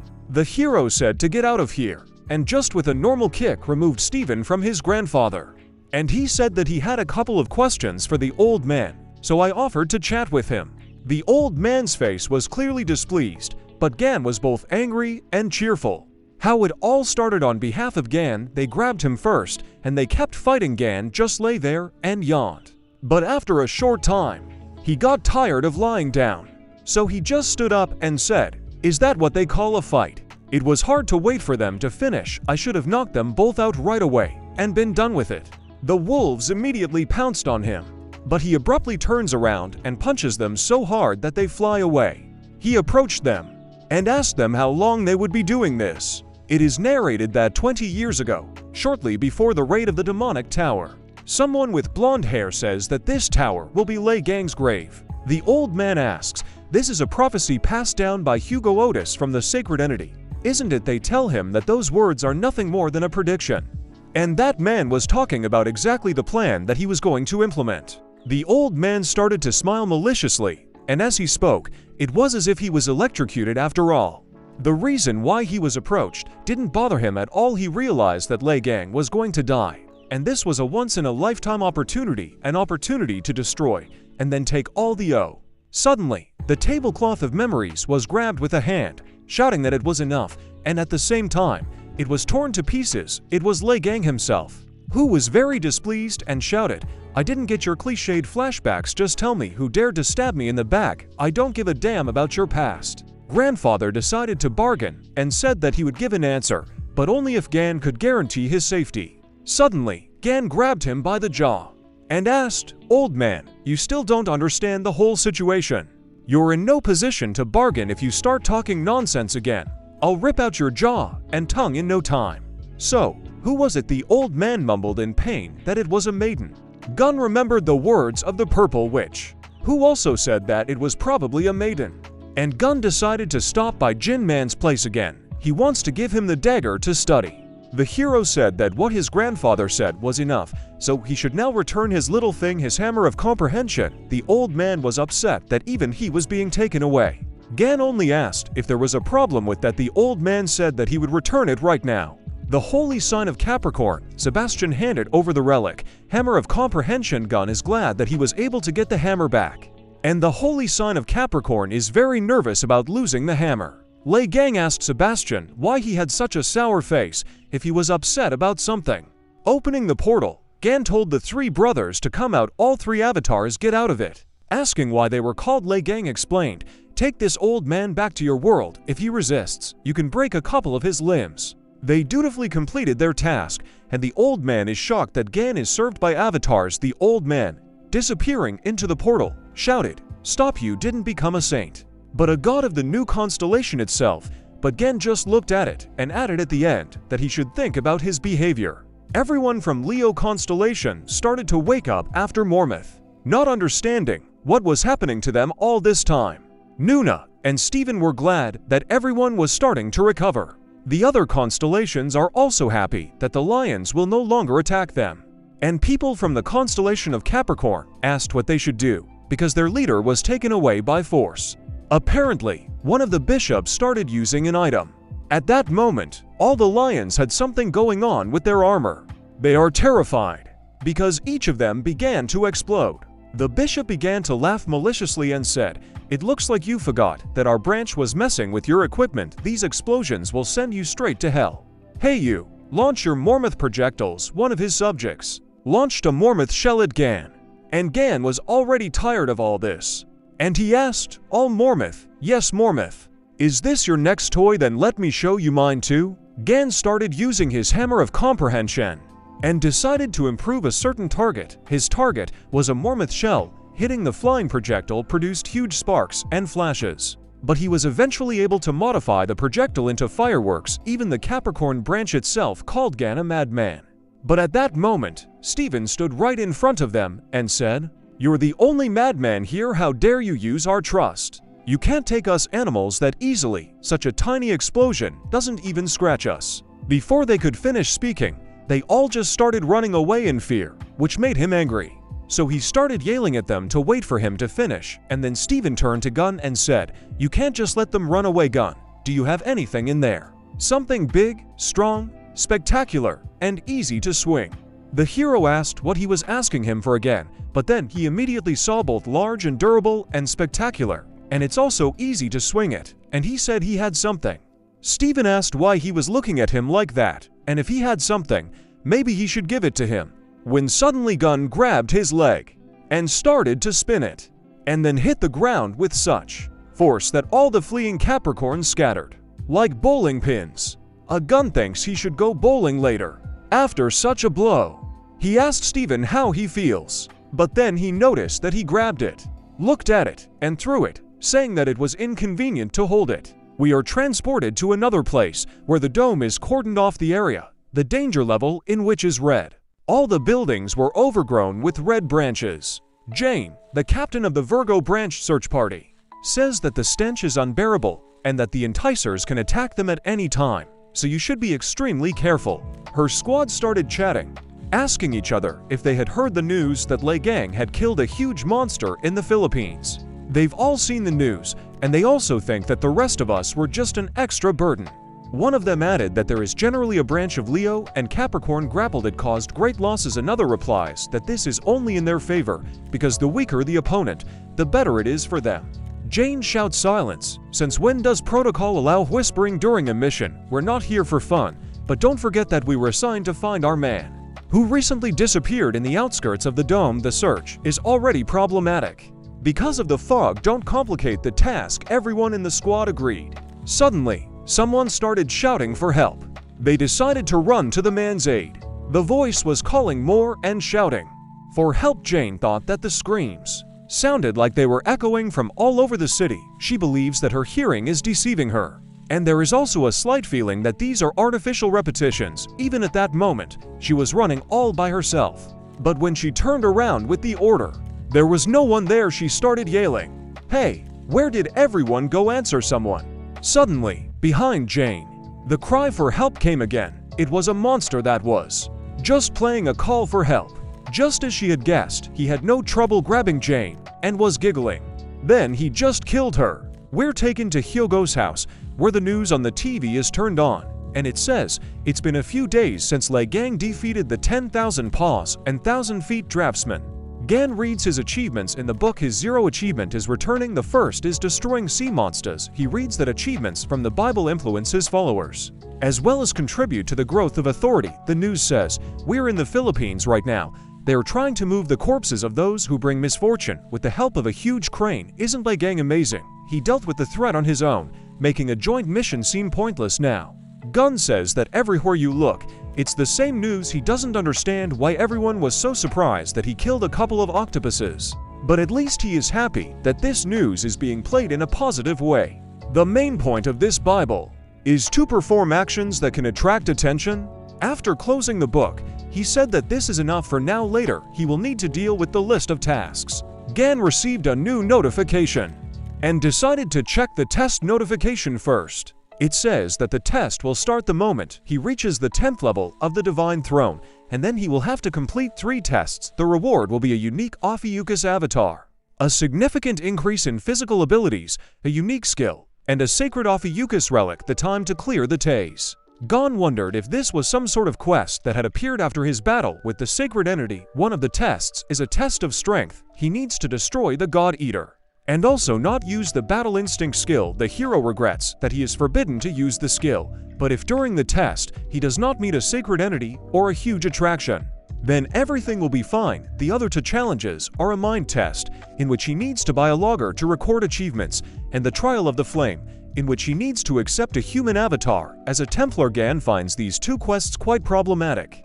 And then, he decided to look at other notifications. It said that his God's Gaze skill had been improved and additional functionality was now available to him. Hyogo's secretary was dusting Youngwai's toy. Gan decided to test his God's Eye on them, and the new functionality allowed him to see what a person's level of loyalty was. Aaron was 85% Sagittarius and 81% Ophiuchus. Young Y had 90% to Aries. To Gan, the notification gave the hint: if your new Templar's loyalty is not equal to 100%, then the power of branching will weaken. The hero realized that the hint told him to be very careful when choosing a new Templar. Immediately, he thought of Sun and Nuna, as well as Hugo. Gun is genuinely happy and confident that they will definitely become his followers, and so he needs to get on with it right now. Gun asked Aaron where they were all now, and she said that they had already left in the morning. The hero is upset that he will have to try again later. His phone immediately rang. It was Jin Man. We are transported to Xiaong's dream, where there are cries for help everywhere, and a lot of injured people who were caught in the rubble. And we see a girl who says, Xiangyi, listen carefully, you have to hide and wait in the car until your father comes, okay? Just imagine that we are playing hide and seek. Hide very well so that you won't be found as soon as my father gets here. He can easily deal with the monster. Until then, promise your mother that you will be obedient and brave. At this moment, Song started to scream, and fear could be seen in his eyes. Then he wakes up in the car, shivering. Nuna reassured him. Hugo asked if he was alright. Song replied that he was probably overexcited because this is his first meeting with his mother in a long time. Nuna suggested that it might be the side effects of the holy punishment, so he should pay more attention to himself. The dream said that everything is fine, just overworked. Nuna remembered and said, "I almost forgot. Since you're awake, take this. This is your birthday present. I got the thing you asked for. I remember that you needed a relic to store the twins. Magic power. Right, I got it from my dad. But are you sure that's enough?" Song looked very happy and said that with this, he would definitely be able to fill in the contribution points. Nuna was glad he liked it. Song thanked her for keeping an eye on him. Hugo told his son that his mother would be upset if he walked around with a sad face on his birthday. Some time later, they arrived at the hospital. Entering room number 808, Nuna happily tells that Gan managed to leave a sacred essence wound right on his forehead. She thinks he is mega cool. Nuna wants her mother to meet Gan, and she said that as soon as she woke up, they would have so much to discuss. It was the girl from the dream who was lying unconscious on the cot. Hugo was very upset and did not go there. Suddenly his phone rang, and he picked it up and went outside. And he said, "I was planning to postpone my work today because it's a very important day, but just think, I am very surprised that the heads of the European Union needed me. And this is just a problem with the Enticer. Isn't the Virgo branch headquarters located near the dome?" He was told that they called not because of an ordinary case with the Enticer, but because the Virgo branch declared that they could not deal with the monster. After which they said, "In addition, you have already encountered that monster before. This is the attraction that appeared in Korea 10 years ago and swept through the territory of the airport." Blood mist. These words really touched the soul of Hugo. "We are being transferred to the territory of the European Union, controlled by the Virgo branch. Belgium. The city is under a huge dome. Gun is sitting in one of the buildings and says that the rain is not at the right time because for the first time in a long time, he made an appointment himself and then it started to rain. Gun took out his phone where he texted Soong, asking if he would like to become his Templar. Soong-yi thanked him for the offer, but said it would be problematic. The hero was sure that he would agree to this offer, and he doesn't know a lot about Sonia. Remembering how he asked Yeren if it was his birthday, she said that he doesn't really like this day. Gun realizes that Song deliberately didn't tell him about this, but Yeren doesn't say anything, and it seems to him that something happened to him on his birthday. Jin comes up to him and asks him what he's thinking about. Jin Man is happy to meet you, and then he says that he should have notified Gan because he had to come all this way, but Gun said that he still had things to do here, and it was not difficult for him to get there. He just teleported away with Lily's help, and he asked, "By the way, I understand that this territory is under the influence of the Virgo branch, but why are your logos literally everywhere?" Jin Man began the story. Throughout history, religion has been an integral part of the life of many European countries. After the emergence of the sacred entities, when branchings flooded the entire world, Europe turned from a simple part of the continent into one huge religious nation. But what's more important, you just can't help but believe when you see the dome protecting you every day. Gan said that despite how much pride there is in his voice, it seems that his faith has been greatly weakened. He used his skill, his faith was constantly declining, but his faith in Ophiuchus was increased to 99%. Gun understands that the person with the fanatic trait was losing faith. It seems that something serious happened to him, and he said, "I think what you want to talk about is related to your branching." Jin replied that he didn't think he should hide anything from Gan. And then he used a rented skill from Aquarius that prevents any sounds from leaving the designated area with water magic after making a soundproofing dome. He decided to move on to the main point and took out the blade that was stuck in Gan's back 20 years ago. All information about him was erased by the forces. He was only able to partially see the history of this blade. And after analyzing them, he realized that the one who attacked him in the demonic tower was the Holy Son of the Virgin, of which he is a member of the branch. This shook his faith. We're transported to Hyogo's house. Gun tells Lily Quinn, "Soon you turned down an offer to become my Templar." He decided to remain a part of the Gemini branch. Even after what he went through, there is some serious reason behind this. Here's her assignment: find out why Soong-yi joined the Gemini branch, as well as learn all about his past. Oh, And I also need any information about the registrar's position. Lily said that she would do everything. After Gan left, she lay down on the sofa to play a game console and thought about asking Yang Wei or Haji about the receptionist position, but she should write to Seung first. But then the dream itself came to her with a request. She was glad that he had arrived just in time. She asked him what question he had come up with. Dream said that he needed to get into the secret archive of the Gemini Branch Magic Library. It is narrated that this library is a repository of books about magic collected from all over the world, including the Twin Branch territories. In the back of the building, there is a secret archive with forbidden books, which only Templars with high ranks have access to. Song said that he threw away his badge, so he won't even be able to enter the library, not to mention that ranked Templars don't have access to the cache. He begged Lily to take him there. She opened the portal to that hiding place in an instant. The notification said that you need to log in to log in. She said it wasn't too hard to send him there. But the secret archive was full of secret, dangerous, and forbidden magic. Before letting him in, she asked him why he needed it. Song replied that he wanted to find a skill in the library that could be used to summon a creature from another world, the Call of the Soul. Gun sits at the train station and thinks about what Jin told him. Jin Man looked at the records of the last few years, then several blades similar to this one were sold at auctions, and they were evaluated personally by his predecessor. And it seems that the predecessor felt the sinister energy coming from the weapon.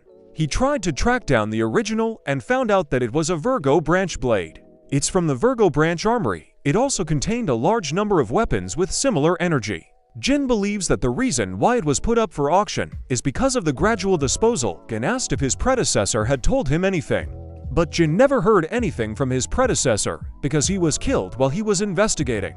It's ironic that he was killed with the very blade he was looking for, pointing his finger at the dagger. He said that it showed signs of confusion. Not only does it emit a sinister energy, but someone else has hidden all possible traces, so that no one can find out who used it. He also has a powerful curse that Jin has never encountered before. He believes that this particular curse was used to neutralize Gan. A powerful, sinister creature interfered with the spell. You can tell by the look on Gun's face that he's thinking too hard about all this. After all, this spell can harm not only the holy sign, but also the sacred essence. Gun understands that cursing is Morin's thing, but its curses do not affect sacred entities. This sinister energy definitely doesn't belong to any of the gods. Even the energy of Cancer is nothing compared to the energy of this blade. Whoever attacked Gan must be closely related to the entrainers of the mysterious civilization. Thinking about it makes him very tired. So he decided that he would have to deal with the challenge first, since he had limited time, and then return to the Virgin. From the loudspeaker, you can hear that the train has arrived at the station. Gan was glad of that. When the train arrived, people began to get out of it, dressed in uniforms similar to Hyogo's. A lot of people got off the train, and they lined up in two columns, between which Hyogo himself got out. The hero is very happy to see them. This was the elite squad of the Holy Sign of Sagittarius. We are transported under a dome of blood mist, where Hyogo's squad was slaughtering every enticer. They were ordered to get rid of the entrainers in this area in one day. There was a vine under their feet, which made it very difficult to walk. Gan said that it was an interesting coincidence that they also had business in the Virgo branch territory, and then asked what brought them there. Apparently, one of Hyogo's bishops responded that the Sagittarius branch had received an order. Their branch has a special unit that deals with the extermination of the entrainers. They are like problem-solving mercenaries. And Hyogo himself went to check all the details with the members of the European Union. Gan asked why they had taken the job, without really knowing anything about it. He was told that the head would still accept the order, because the purpose of this task is to attract misfortune, with which he has some history. The bishop asked Gan if he had ever heard of the monster that seeks the power of the gods, Blood Mist. We are being transferred to the EU Parliament, headquarters for the extermination of those who bring misfortune.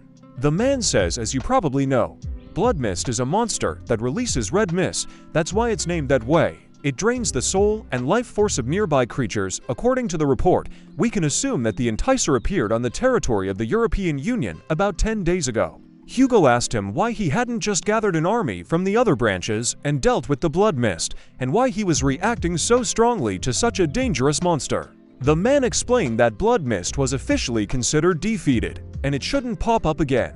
Hugo started to get suspicious and asked if they didn't care that he had already killed about 5,000 people, that the Saints have long been all the same on the loss. Hugo asked what about Virgo branching, why had Kevin Azar isn't doing anything about it. He was told that the Virgo branch had already tried. They had repeatedly sent teams consisting of high-ranked Templars there, but all of them failed due to the fact that this enticer releases a red mist that causes a powerful status effect. It is most dangerous for people of the Virgo branch who specialize in close combat. In addition, the Holy Sign of the Virgin has gone on an expedition to the North Sea to deal with an enticer of the same class as the Blood Mist. It's not a situation that he would be able to return to anytime soon.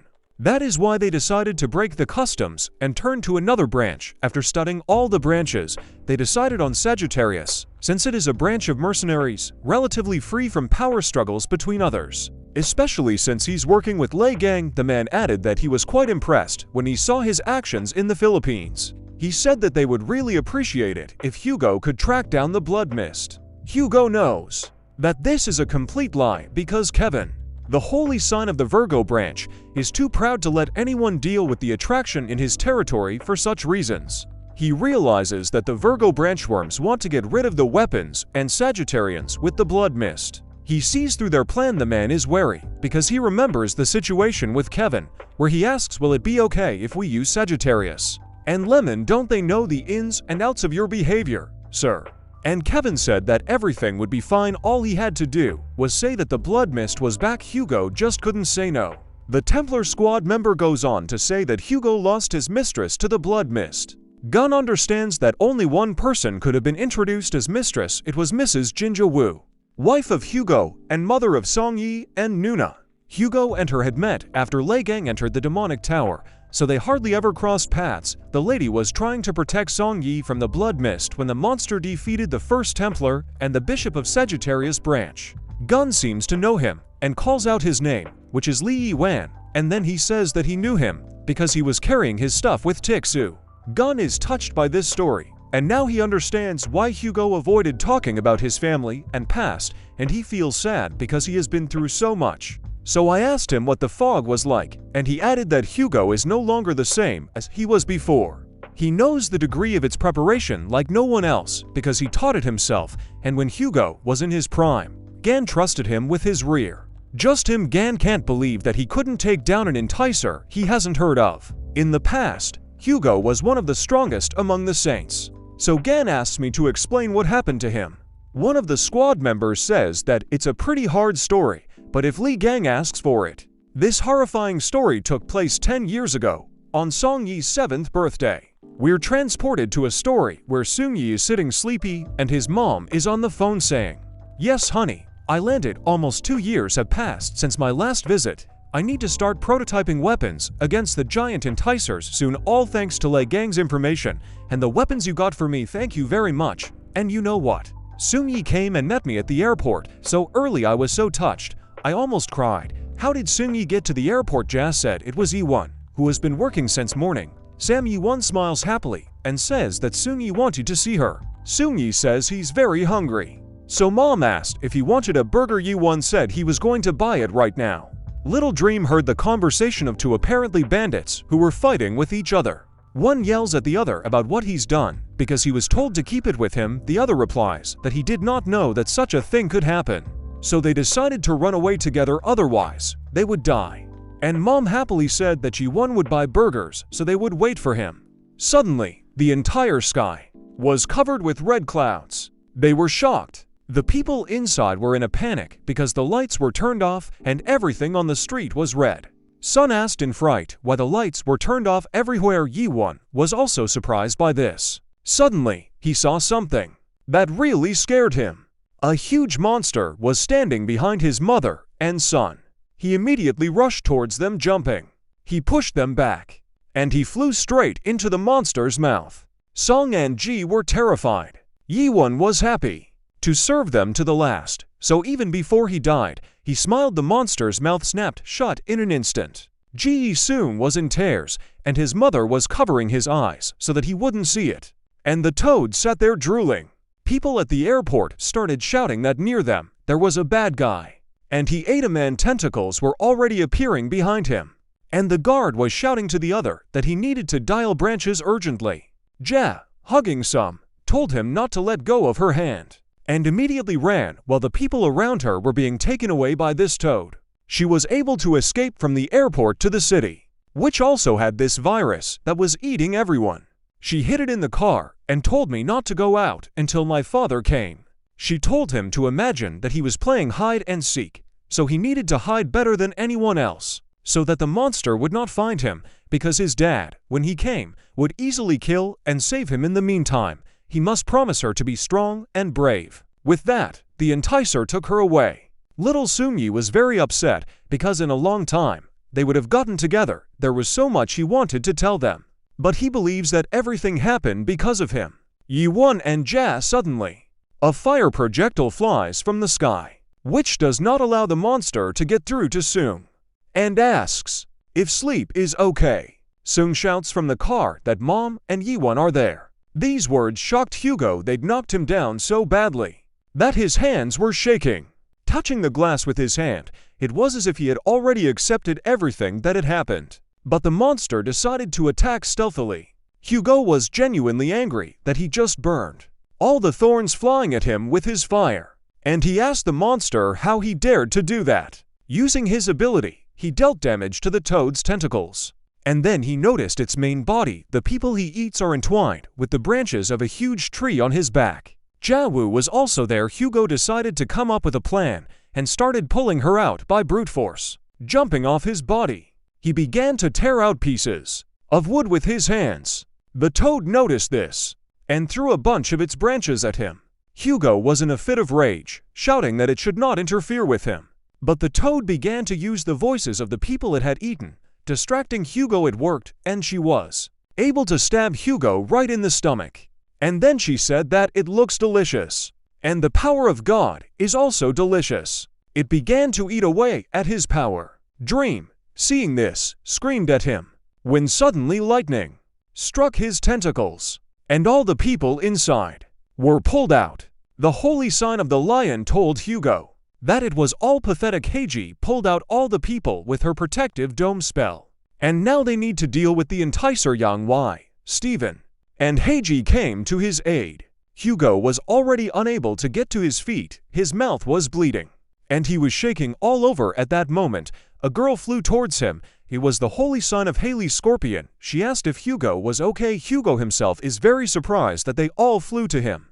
Haley said that she called everyone she could. As soon as she heard about the strong attraction, they all agreed to help, because no one wants such a monster to show up on their territory as well. She picked up Hugo and draped his arm over her shoulder. Steven, Yang Wei, and Heiji decided to take their time and finish off the monster in one hit. They all started using their abilities. Steven shouted that he liked the plan and said that they should show their full strength. Hence, at the same time, countless swords, black shards, and also black lightning bolts flew at the toad. The toad opened its mouth and just started absorbing all the blows. Hugo and Haley were very surprised. The toad snapped its mouth shut. The saints were shocked, because this toad just devoured their strength, so it also heals its wounds. The toad looked very intimidating considering its abilities. Steven yells at Heiji to put up her barrier. She, in turn, shouts that she already knows. Using the magic curtain skill, she began to restrain the toad's attacks. But the toad was strong. It was releasing more and more branches in their direction. She wanted to defeat them so much that all the branches that spread in the city were also launched at them. Heiji's mouth was already bleeding from the force of the blows, and she said that the barrier wouldn't last long. Suddenly, someone used their skill, the Golden Rule Vine. The toad was completely surrounded by the Golden Vine. This girl who came to their rescue asked them what they were doing. They were saints, and they shouldn't let that confuse them. It was Giselle Lawrence, the holy sign of Libra. Hugo asks Haley if she called her too. She replied that she had only called the three of them. The toad looked very displeased. Giselle had told the holy sign of Gemini to teleport this enticer somewhere, explaining that their powers had already been consumed, so they can hardly win. Otherwise, they will lose their powers, as happened with Sagittarius. She said to send her anywhere, even to the deep ocean, even to the swirling magma. Heiji said that he would appear again in a while. Giselle replied that it didn't matter, because they needed to get rid of him here and now. Hugo screamed through the pain that it was impossible to do this, because the enticer absorbed the souls of people, and those they saved are just shells. They will have to finish the monster and get the souls. There may also be people whose bodies they haven't found yet. So Hugo offered his help, saying that he could fight.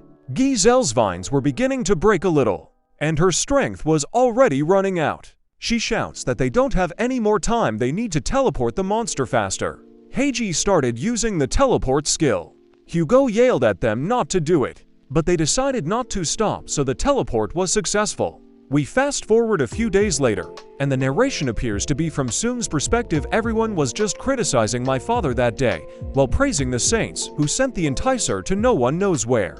The TV turned on the news, which said that there was new information about the blood mist. Early this morning, the saints stopped the enticer raging at the airport. Many people died before the saints could arrive. Holding the microphone in her hands, Giselle said that it was their duty, and that she only regretted that they could not prevent the death of people. Reporters say. At the same time, the public is expressing their dissatisfaction with the holy sign of Sagittarius, the defender of Korea. People want to know, what if more people died because of a weak response to the actions of the enticer?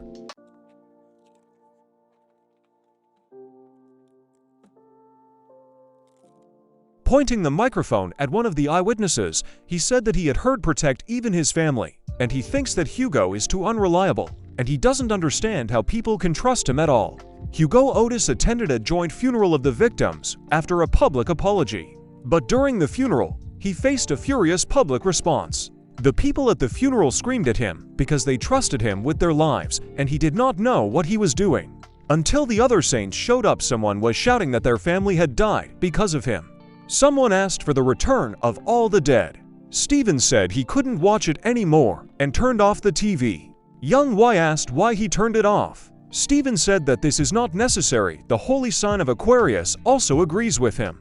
Young Y said it was unfortunate, but someone had to take responsibility for the deaths suddenly. Someone called out to him, saying that he was thinking about people for the first time. The sign of Taurus said that Hugo is completely useless. He doesn't even have a sovereign relic. He thinks he should have called everyone to him before the fight.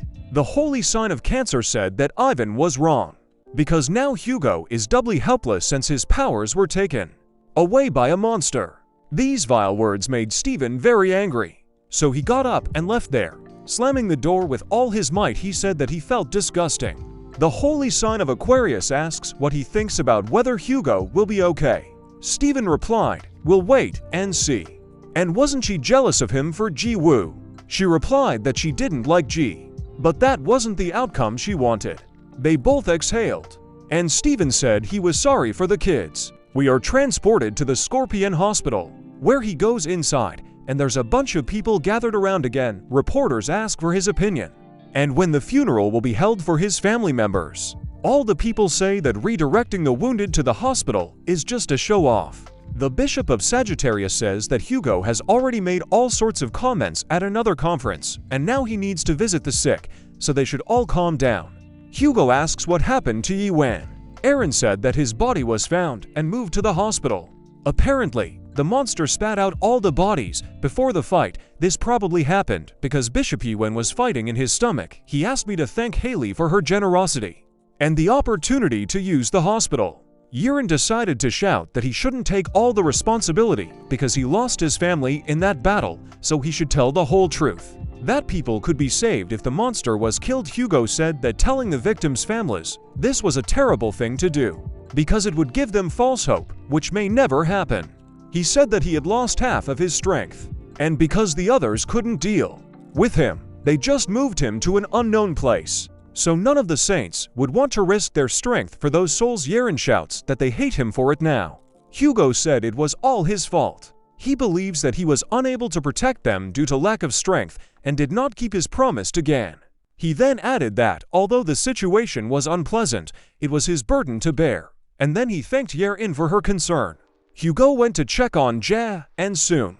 Suddenly, Yiren had someone put a hand on his shoulder. It was the vice head who told why he redirected all the injured to the hospital. It's because he believes that one day they will be able to help them. Hugo never gives up, because if he refuses them, then he will also give up his wife and the bishop. Hugo is standing in front of the door to Joy's room, almost opening the door, when he hears Sing's voice saying, "I'm sorry. If I hadn't been whining about being hungry, if only we'd left earlier, you and Mr. J1 would have been fine. The Pope would have defeated the enticer, everyone would be safe. I'm sorry, it's my fault. I'm so sorry." Hugo, hearing these words, began to tremble and cry. We're going back to Gan and the squad, where Hugo himself tells this story and says that he should go to Sun, say that it's not his fault, but he couldn't show his face in such a state because he would have blamed himself for that too. Gun thinks that he shouldn't have asked. Hugo said that he would have had to tell him sooner or later, but he is surprised that Gun made him tell him. Hugo said firmly that the fog had been found and must be killed, so he would finish it off no matter what. This Toad believes that the remaining forces of Sagittarius go to her of their own free will. Even with the Serpent God, she said she would eat the whole city. Hugo's elite squad continued to deal with the monsters. Hugo yelled at them to catch and burn every one of the bird like enticers because they might interfere with them in the future. When suddenly one of his subjects comes up to him and asks for a drink while he is working, Hugo was pleased and thanked him while he was drinking a drink. Another subject came up to him and gave him some candy. Hugo was a little embarrassed and also thanked her. He was approached by other subjects who gave him a lot of sweets. Hugo was very happy about it. Hugo said, "What's the matter with you? Is it because of the story I told you?" They all started making excuses that they just wanted to share sweets. Then Hugo said that they needed to expand the radius of the area they were exploring and go exploring. The head was very touched by such gifts, and Gun ate all his sweets one by one and told him to eat while he was being taken care of. Lei Gang was contacted by telepathy. He recognized the voice. It was Lily. She said that she had just spoken to Soong and asked if Gang had time to listen to her. Gang asked her what she had learned about him and where he was now. At this time, Soong was already in the library and was glad that he was able to get there. Dream says that he wants to find a skill in the library that can be used to summon a creature from another world, Call of Souls. Even though Song said that he would leave, but he is still part of the Gemini branch, so he will be able to get this skill. And the Soul Call itself is a skill that can be used to summon a creature from another world to our world. Because of this, Song believes that he can summon people's souls. After all, he wants to do everything in his power, since his mom and Yiwon are in a coma and deprived of their souls. Because they were protecting Song, he also wants to return all the people who were injured that day. Lily Quinn wondered why he'd gone to the library. Still, she let him go in there. Song was very happy and thanked Lily. Lily said, "I'm sure this wasn't easy for you to share, so thank you and don't overdo it." After entering the library, Song knew that he should not miss the opportunity that had come so hard for him. Taking one of the books, he was asked if he wanted to buy the book that he took, but he didn't have enough branch offering points, so he said he wanted to donate the bracelet to branching. Throwing this bracelet into a small portal added 30,000 points to his balance. Now he was able to buy this book. The knowledge inside the book breaks out. The dream is surprised, and knowledge was pouring out of the book. So he decided not to waste time and went to look for the 1,500th page in which the spell he needed is located. Someone was standing outside the door, spying on Soong. At the same time, he snatched the book from him with a spell and said, "You're trying to read something very difficult, Soong Yi." Song got angry and immediately recognized him. It was Yun Shai Wu. He looked very angry and said, "You didn't show your nose when our branch had problems, and now you're here." The dream screamed at him that he didn't have time for this. Yun told Song not to get mad and that he would return the book to him.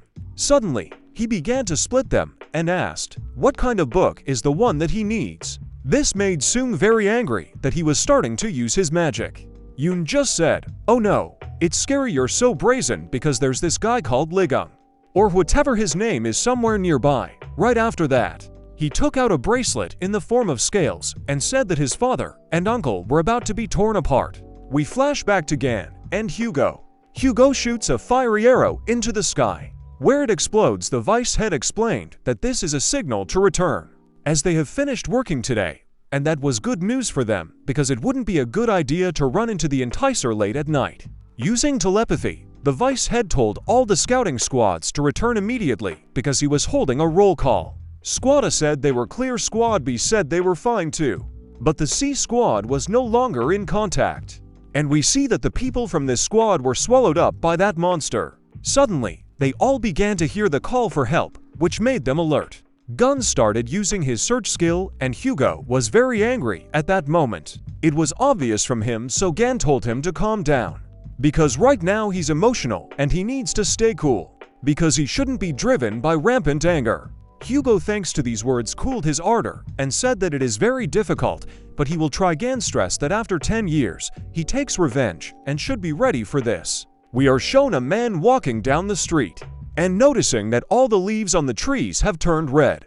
And behind him are these red branches of the monster, when suddenly they come out from under the asphalt and destroy everything around them. One of the tentacles appeared from behind Gun and Hugo. They noticed it and saw where all the threads were coming from. It was a huge toad that Gan immediately pounced on, kicking into it. He said, "So it's you who brought so much grief to my friend's family." After saying that, he pushed her away, and there was blood on his face. He realized that he was in trouble and said that this toad is not a simple weed. As he thought, it turns out that the toad pierced his leg. Going back to the situation with Soon, Yoon showed him the attraction that Gun and his father are fighting. Dream remembered this enticer and was horrified. Yeon only added fuel to the fire and said that today they will definitely die because hunger is the Achilles heel for the forces of the constellations. We're going back to Gan. The toad told him that it would eat all of his power. The hero just laughed and told her not to dream. At that moment, Hugo fired at those branches, freeing his friend. Gan asked him, "I wonder if he takes everything that comes along as food." What a glutton! Gan's leg looked terrible, but he just hit the ground, activating the super regeneration ability, and all of his wounds started to heal. Gan turned to the toad and said that he understood its eagerness to eat all people and eat even cities. He took out his comprehension hammer. He added that today was not the day for a feast, and also said that he was betting that this toad had already eaten a lot of that was not worth eating, and then he promised to rip her belly open. After saying that, Gan charged at her and shouted a spell to increase the comprehension hammer. The hammer became incredibly large, and Gan immediately hit the toad with all his strength. The toad gave no sign, and then immediately threw it up, but she didn't expect to be hit by a huge volley of exploding arrows. Hugo shouted to the squad that this tactic worked perfectly, and that everyone needed to prepare for the second salvo. Everyone started summoning the weapon arsenal ability. Hugo shouted that the toad absorbs the power of constellations, so everyone needs to use relic arrows. Instead of magic arrows, each of them took arrows, and Hugo shouted the command to aim. Then he ordered them to fire all at once. This caused damage to the toad, which caused it to hit the ground and trigger spikes under Hugo's squad, but it was lucky that they understood all this and dodged it. Gan got tired of these vines getting in the way, so he came up with a plan. Leaping high into the sky, he summoned his slug, which he turned into scissors. After splitting the scissors, he started attacking the toad. The toad began to scream, but Gan, with his scissor swords, cut down each branch. One by one, after a series of quick attacks on the vines, it swirled into a vortex and sliced through the toad, dealing it irreparable damage. Even the slug itself was in shock. Then Gun decided to finish off the toad and just cut it into pieces. At the end, only scraps of the toad remained. Everyone shouted joyfully about the victory. The vice head remarked that it was too easy for such a monster. One of the followers said, "The toad died so quickly because Surlei Gang is strong." Hugo also suspected something was amiss. This toad couldn't be defeated so easily. After all, the phenomena created by the enticer hadn't disappeared yet. Hugo knew that it was still too early to talk about victory. Song, seeing all this, rejoiced that Gan and his father had so easily killed the toad. Pointing a finger at Yun, he said, "What a pity, Shivu. I think you had a pretty good plan, but they are much stronger than you think." Yan just smiled and said that the old guys still have the strength to fight and admitted that he underestimated them. Then he added that their real fight has not yet begun. And he asked if Dream knew why the attraction was so obsessed with food after all. Food is his strength, having said that the Dream should know about this like no one else, and he said that now they should have some fun. Apparently, Yun had used his dead recovery skill, and after hitting the toad, it began to regenerate, picking itself up bit by bit. Everyone in the squad was shocked. And then they noticed something. The enticer was able to engulf the dome. Gun decided to check something out, so he slammed the blade into the ground behind the dome. And he wasn't wrong. There were branches of this monster. It took root right behind the dome. This made Gan very angry, and Hyogo's squad began preparing their bows for more volleys. The toad had already recovered and was able to stand, so she started shouting that she needed more food. Yun started laughing madly and said, "Even the blood mist took a while to devour an entire city. Now it is not a shelter for people, but a warehouse full of food. There's a lot more food here than at that airport, so let's enjoy the show. It's time for the second act." Song was horrified by these words and noticed that he was speaking as if he had caused the incident at the airport. Song remembered seeing two guys fighting with each other. Looking back at the appearance of one of them, it was most likely Yun Shiwoo. Dream in utter horror that it really was him. Yun was laughing madly again, saying, "I don't even know whether to call you smart since I've figured it out, which I've only just realized. I thought I was going to die because I'd kept this secret for 10 years. Congratulations, you got it absolutely right. So what are you going to do now that you know I was involved in that incident? Will you call the police? Will you tell the public? Do whatever you want. And 100%, your father already knew who the culprit was but God. It's all the fault of the son of Saint Libra. And this is the strongest branch in the world, and what can a useless guy do against the son of a Libra saint?" Song was angry, so he shouted that countless people had died in that incident. Yun was cold-blooded and said that these lives were worthless, so they should blame their failure. Song took out his knife, and Yun was already scared. So Dream asked him what he was afraid of. Yun is very scared, remembering what happened to him when Lei Gang came, so he started saying that he had a mission with the blood mist. The Dream made a bright flash, and at the same time rushed at him, hitting his head. Yun realized that it wasn't Lei Gang, but it was too late, and Sleep One, knocking him out in one blow. And then he said that it was a normal light spell, and he realized that he needed to take the grimoires before this young man woke up. Then he noticed the Libra relic on his arm. So Song took it for himself, and thought, since he returned the blood mist with this thing, then you can use it back. But to do that, I need to get to Europe, to the blood mist. But what should I do if I can't use skills without relics anymore? Sleep gave up all worries and realized that he could teleport thanks to the magic power of the grimoire. Flipping through it, he activated the teleport. We returned to the battle with the toad. Hyogo's troops fired a volley of arrows at the enemy. There were countless arrows, and this ability was called Fire Rainstorm. Gan decided to use the clipping skill, and at the same time, he closed the scissors, and they sent out a huge wave that cut everything in its path, even buildings. Gun happily said that it was a perfect cut, when suddenly he had roots under the ground, which instantly tore off his arm. Gan was notified that his left arm was injured. Gan himself was angry. He was notified that the blood mist was reducing his physical abilities, so the super regeneration efficiency was halved. A pile of thorns flew at Gan, and a volley of fire flew from above. Hyogo was shouting for Gun to get out of the way. After jumping up from the spikes and the impact, his left arm had already recovered by then, so he immediately swung back, readying his magic for the strike. And with all his strength, he hit the huge beam. Hyogo noticed that the sinister energy from the toad was quite strange. Gan said that the energy is the same as from the monsters in the Demon Tower. It is narrated that 20 years ago, the demonic tower appeared along with the invasion of Red Eye. There were many theories calling it the Ark of All Misfortunes or the outpost of a mystical civilization. All they knew for sure was that the attractions inside her were on a completely different level.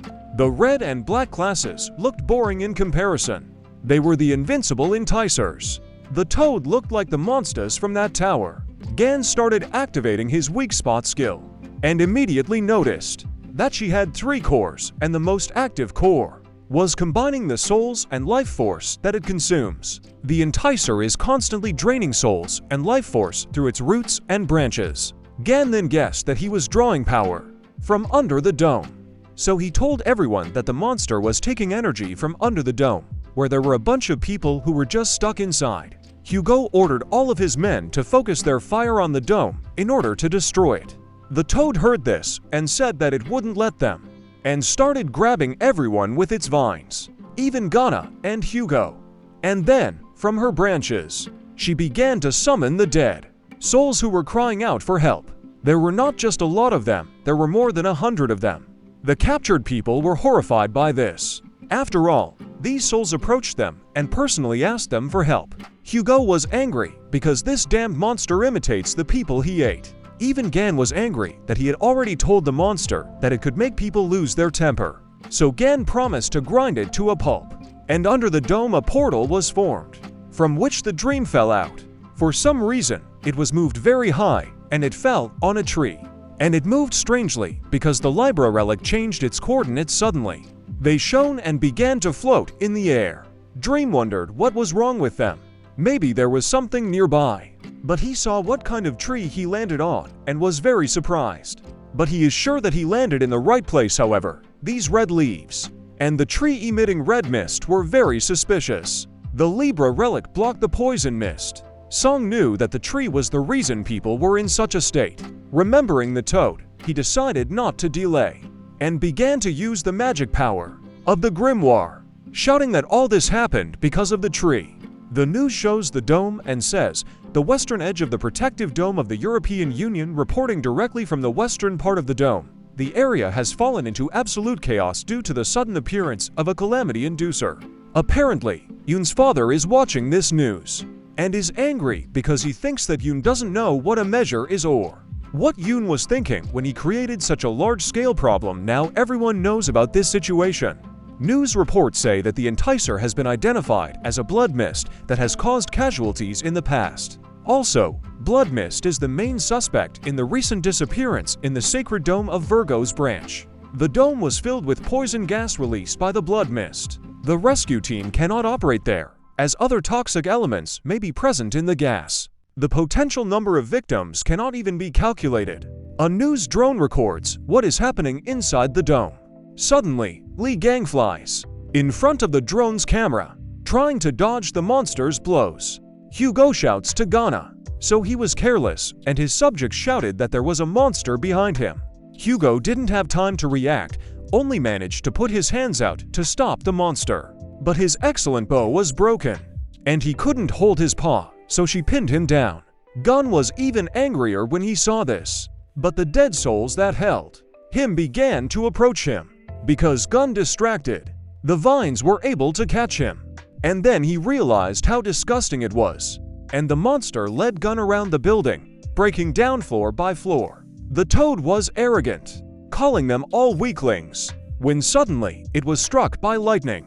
She immediately turned to the dome and said that someone was breaking her tree. At that moment, she was struck by lightning very hard again, and Dream used his magic to break this tree, and was in a state of rage because of this toad there was a tragedy with his mother, father, and Yi Wan, and also with innocent people. Sleep was hitting the wood harder and harder.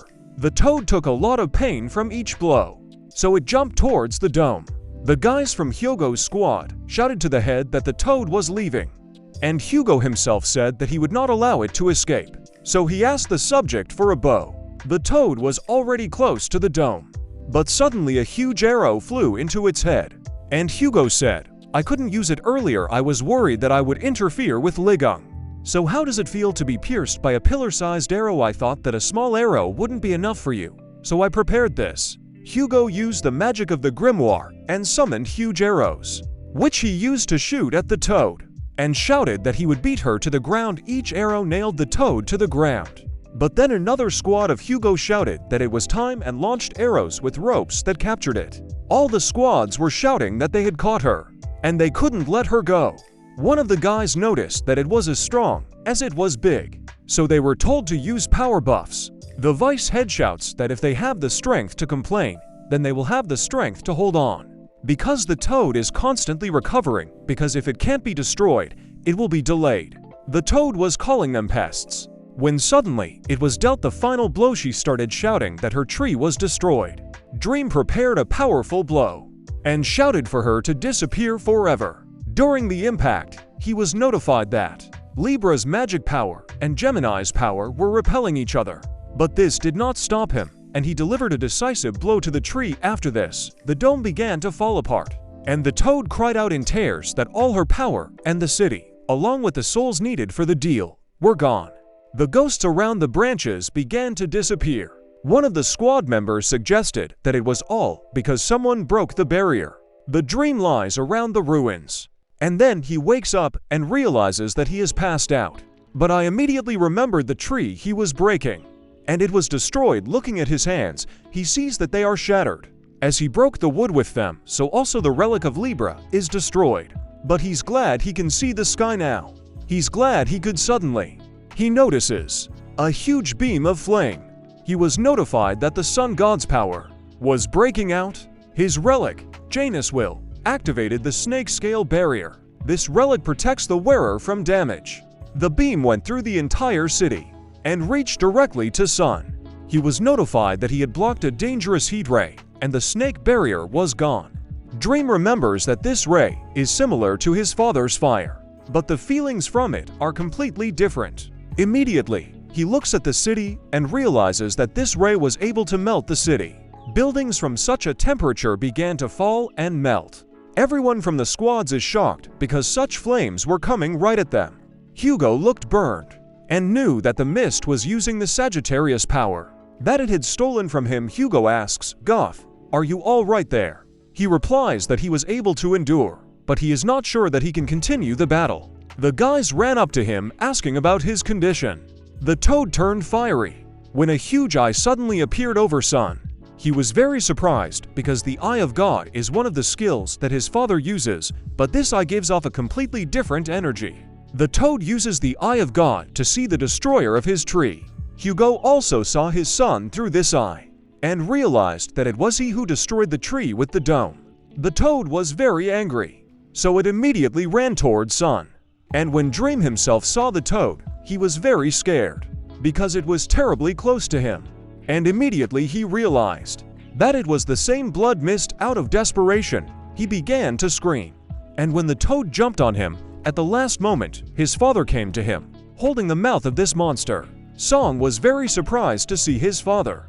And the toad wasn't happy that Hugo was stopping her, so she said that she would deal with him first. Hugo was notified that a mystical and sinister energy of unknown origin was becoming stronger. So Hugo used the fire barrier skill and imprisoned his son in it. The toad shouted for him to die, and the dream imprisoned in the dome screams to the father. Hugo tried his best to stop that toad, but it swallowed him, biting off the ground beneath him. Dream doesn't know what to do because he can't get out of the dome, but he sees his father being eaten. And the toad happily exclaims that he was finally able to get all the power of the sun god, when suddenly a blade appears out of the ground, which is directed towards the toad. She can't believe it. This blade began to spin very quickly, and there were many blades. It was Gan, using his ice blender skill. But the toad screamed that it was too late for him to resist, because the power of the sun god was now his. And it also added that it would eat Gan next, calling him the Ophiuchus carrier. When suddenly Gun breaks out of the ground and flies towards the enemy, and then shouts to Hugo that now is not the time to give up, and asks him to wake up. With the help of his ability, he sees where the stomach is located and the energy clot. Inside his stomach was Hugo, thinking about the last moments of his life. Is this the stomach of the Enticer? I don't feel anything still. I couldn't do anything, couldn't save Jiwoo and Yiwon. Couldn't take revenge on the blood mist. I'm not much of a father either. Maybe it's me. When Hugo opens his eyes, he sees the bundle of energy that this toad was feeding on. And he knew that this was the fragment of power that he had stolen from him. This was the power that he wanted so badly to get back. And it was right in front of him, but there was nothing he could do. He believes that if he had it, he would be able to continue fighting the blood mist. He doesn't want them to see him, so pathetic Hugo decided to reach out to the source of power. He was having a hard time, but when he suddenly reached that source, he was notified that he was coming into contact with a fragment of the holy god Sagittarius, the Lord of the Great Light, and that the Sun fragment wants to return to the source of its power. He was warned, the Sun fragment has been under the influence of a mystical civilization for too long. Be careful with the rejection reaction. Absorption of a fragment of the Sun. The fragment was very strong, so Hugo felt that his body couldn't take it anymore. Suddenly, the walls of the toad's stomach began to collapse, and immediately after the crash, a Gan flew in with a cry of, "Hugo, we still have a lot to do. How long do you plan to relax here?" And then he held out his hand to Hugo and told him to grab fast. Hugo saw the hope in him and grabbed Gun's arm. Gun saved him by pulling him out of his stomach, and Hugo himself took out his power. We are transported back 30 years to Saudi Arabia. Huge worms were jumping everywhere, and Hugo was dodging their leaps. From one of these, he jumped and skidded face first across the sand, spitting it out. He didn't notice the enemy sneaking up on him and slammed his mouth shut after him. Hugo found himself inside the monster's stomach, thinking, so, this is how I'm going to die.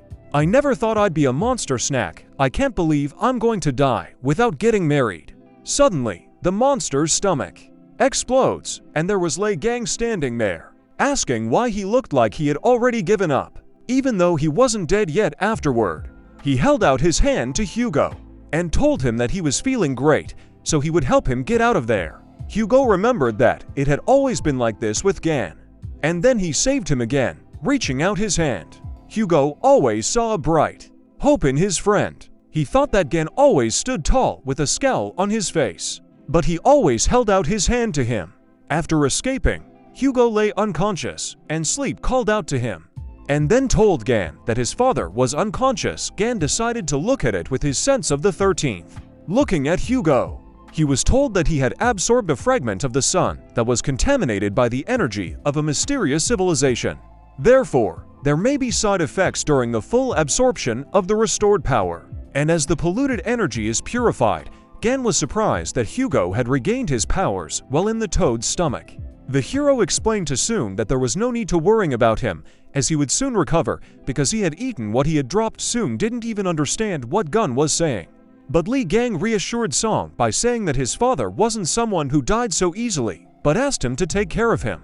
Song asked what Gun would do, and he said that he should go and stomp on that toad, leaping at her with incredible force. He landed right on her head.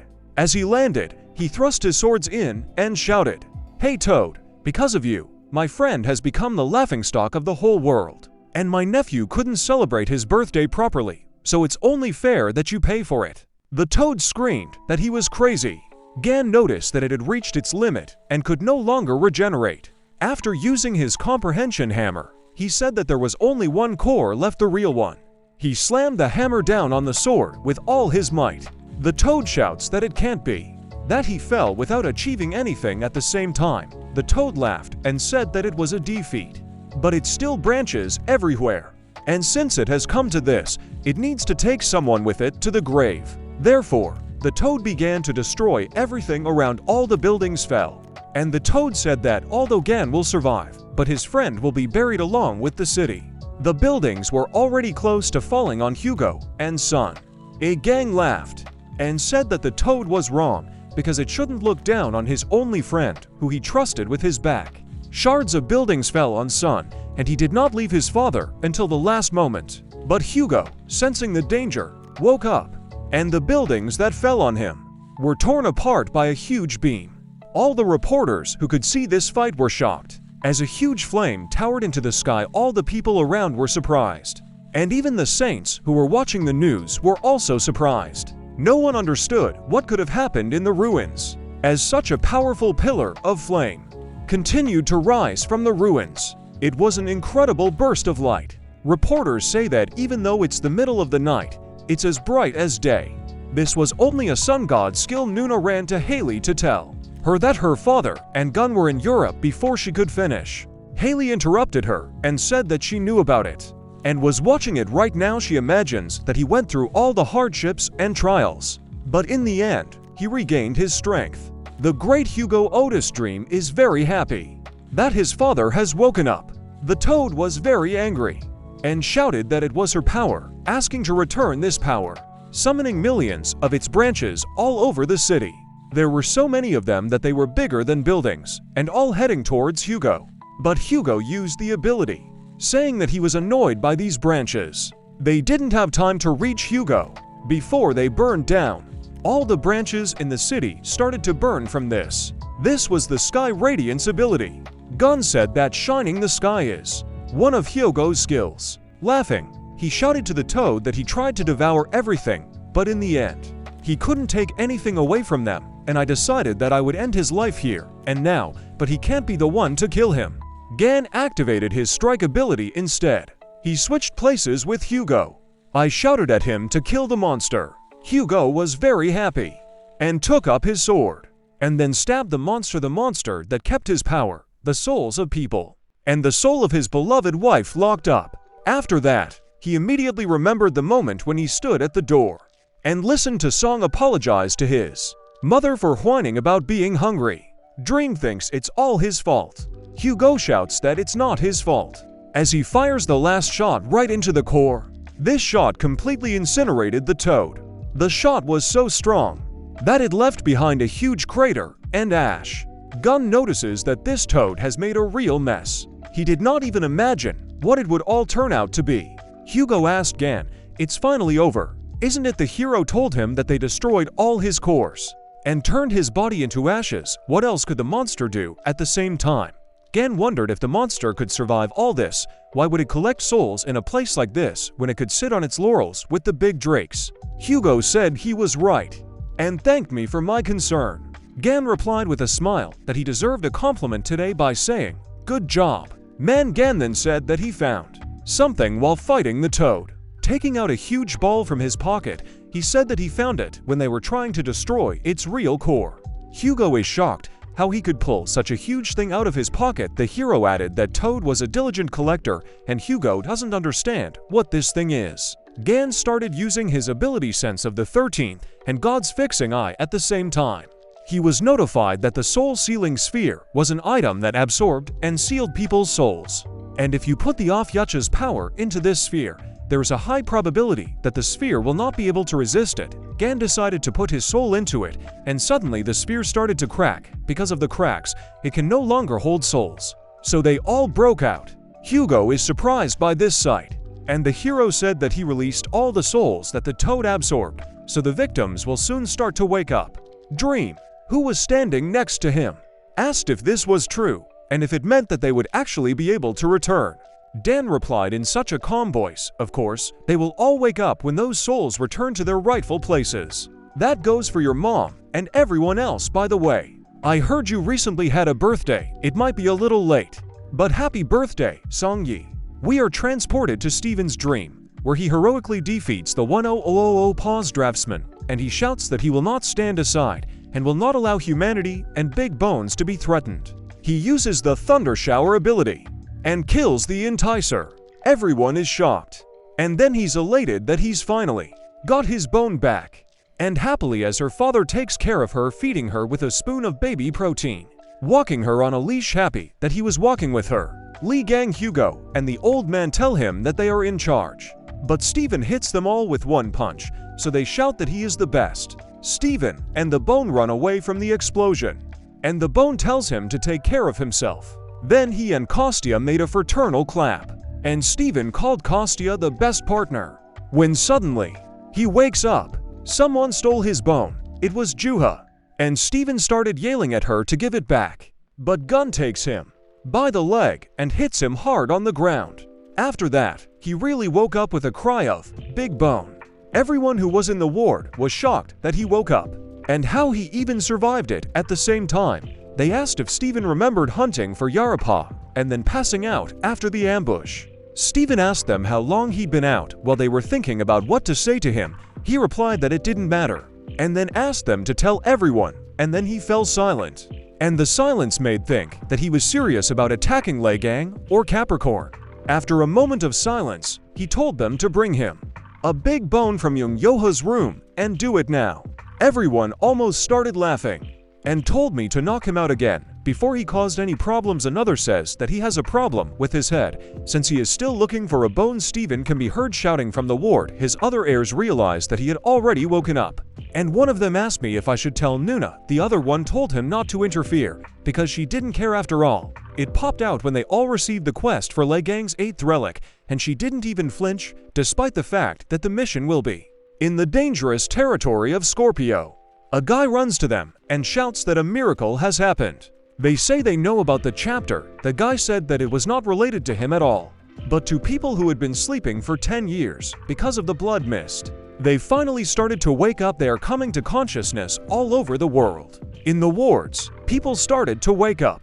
The news says, remember the blood mist incident 10 years ago, and its aftermath. We have received news that thousands of people who fell into a coma that day are waking up all over the world. I'm on the edge of the European West Dome after a long, exhausting battle. Hero Lei Gang and Sagittarius branch destroyed the blood mist. This is a new precedent. The victims of the unlucky ones wake up right. There are no words to describe it. It is hoped that those who have not yet woken up will soon recover. This news was being talked about all over the world. We're transported to the Libra branch mansion, where Yoon is standing with another guy who is watching the news and says that he lost the blood mist that was supposed to defeat Lei Gang and Hugo. He also lost the Rosario scale that his mother gave him, caused a disturbance, allowing the blood mist to run amok. And what's more, he finally got the twins' grimoire, the most important thing in all of this, and even it was stolen from him. This guy was an S-class Libra attendant. Yun Tiwoo, he persistently scolded Yoon Shiwa. I understand if you were robbed by someone like Choi Sung-hyuk. Did you seriously let Young Sung-yi, the kid you beat, take it away from you? You even got beaten up. You worm, don't tell me he beat you up too. Shiva replied that it was a dream. At the same time, Teva took a bottle and smashed it on Shiva's head, asking if he was proud of it. Shiva fell to the floor. In pain, Teva continued to attack him, saying that Shiva has always been someone who never knows how to do everything right and thinks that it would be worth it to guess already at the airport, adding that he constantly disappoints his mother by asking how he plans to clean it all up. After all, they will be exposed if they wake up and start talking. Shiva replied that he had come for his help, as Teva was also involved in this, so he should help if he didn't want to get caught.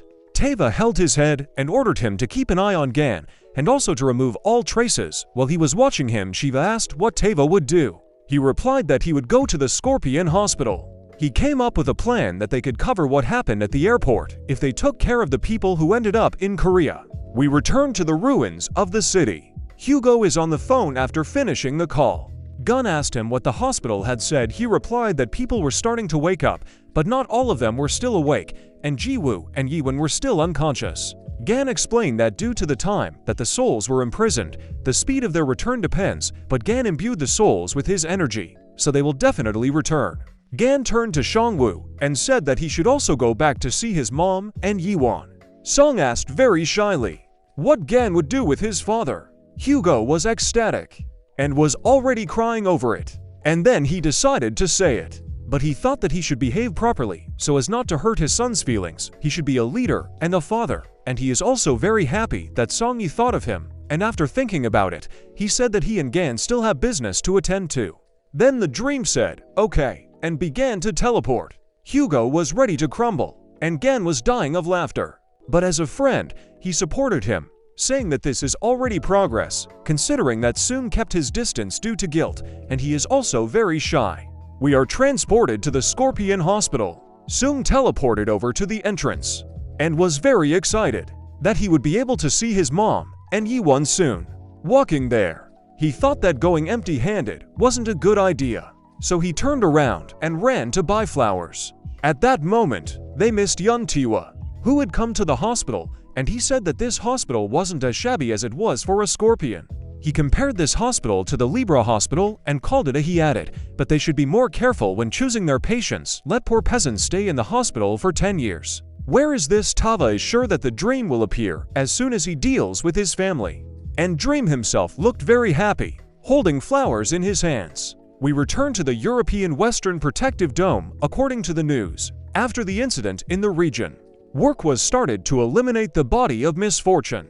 They turned to Hugo, who was very worried about being interviewed, and he replied, in a trembling voice, that he was very glad that the evil one had been destroyed. The guy shouts that the wounded were carried to the ward. The ward itself was equipped from a pub. There were many wounded people who thought they might have died.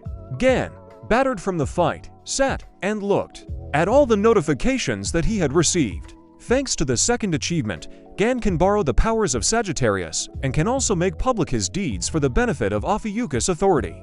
As he read all this, he thought that he had finished the test of strength, but he still had the test of glory and the test of intelligence, in which he needed to get the Templar and the records. And he realized that this wasn't the most important thing for him right now, to think that he would find another fragment that looked like the blade of a mystical civilization. Remembering that he found this fragment inside the Enticer, which could mean that the person who hit him in the demonic tower was most likely controlling the blood mist. Gun realizes that all the evidence points to Virgo, because everything is going to well. But Gun just calmly flipped a coin and said that he didn't care, because he would get the answers when he beat all the dirt out of them. Hugo asked Gun if they had cleaned up the city, to which the hero replied, "Yes, I helped as much as I could. Now we can follow the maiden." A battered Hugo said that they should rest, because not everyone is as impenetrable as Gan. Gan began to grumble like an old man about how people were so weak now, but in his time there were so many unlucky ones that he couldn't even catch his breath. Then he asked why Hugo didn't go with Sun-Yi. Hugo told him that right now, he didn't think he had the right and the spirit to see Ji-Woo and Yi-Wan.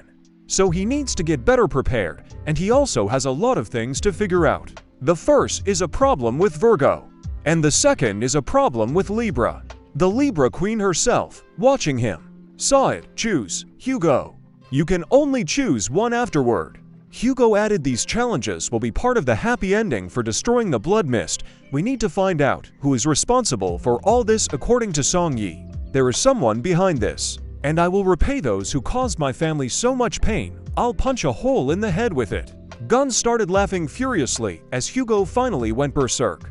Then he turned to all the Templars and told them to go back to Korea. They were surprised because they still had so much to do. Ken only coolly replied that he only fought them because they had a score to settle with Blood Mist, which was why they would only hinder him when fighting the maiden. They all looked upset, but Gun pointed a finger at Goth and said that everyone but him could leave. Thoth was very happy because his powers were recognized by Lei Gang himself. Gan thought that they would definitely need at least one mule. Hugo could tell by the look on his face what he was thinking. The hero also said that soon he went all alone back to Korea, and there must be a lot of people who feel guilty about it. Hugo jumped out of his chair and said, "I was too focused on the situation, so I didn't think about it." The hero calms him down, saying that everything is fine now because he has installed a defender. Seeing the defender, Hugo thought about her abilities, because this is an ordinary coin. We flash back to Sung's memories, in which Gun gives him a coin, saying that it is another birthday present. After Gan handed over the gift, he immediately used the God's Gaze ability about Sung-Yi. Appeared information, previously a class twins, but now independent. The level of faith in Ophiuchus Tristo percent. The Gan is told that he can convert a given person into his avatar, and the Gan can also create a circulation coin that will convert the candidate after completing a special conversion task. Leaving Sun, the hero said that Sun will soon need this coin.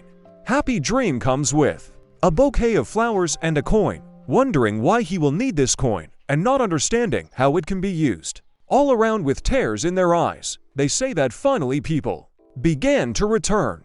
Song-Yi is very excited and happy that people are starting to wake up, because then he can meet his mom and Yi-Wan.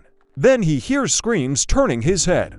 He saw Teva advancing on the worker. Teva says, well, there you are. Song-Yi, it was really hard to find you. Song angrily replies, Yun Tiwu, you rascal, what are you doing here? Shivu crying to you.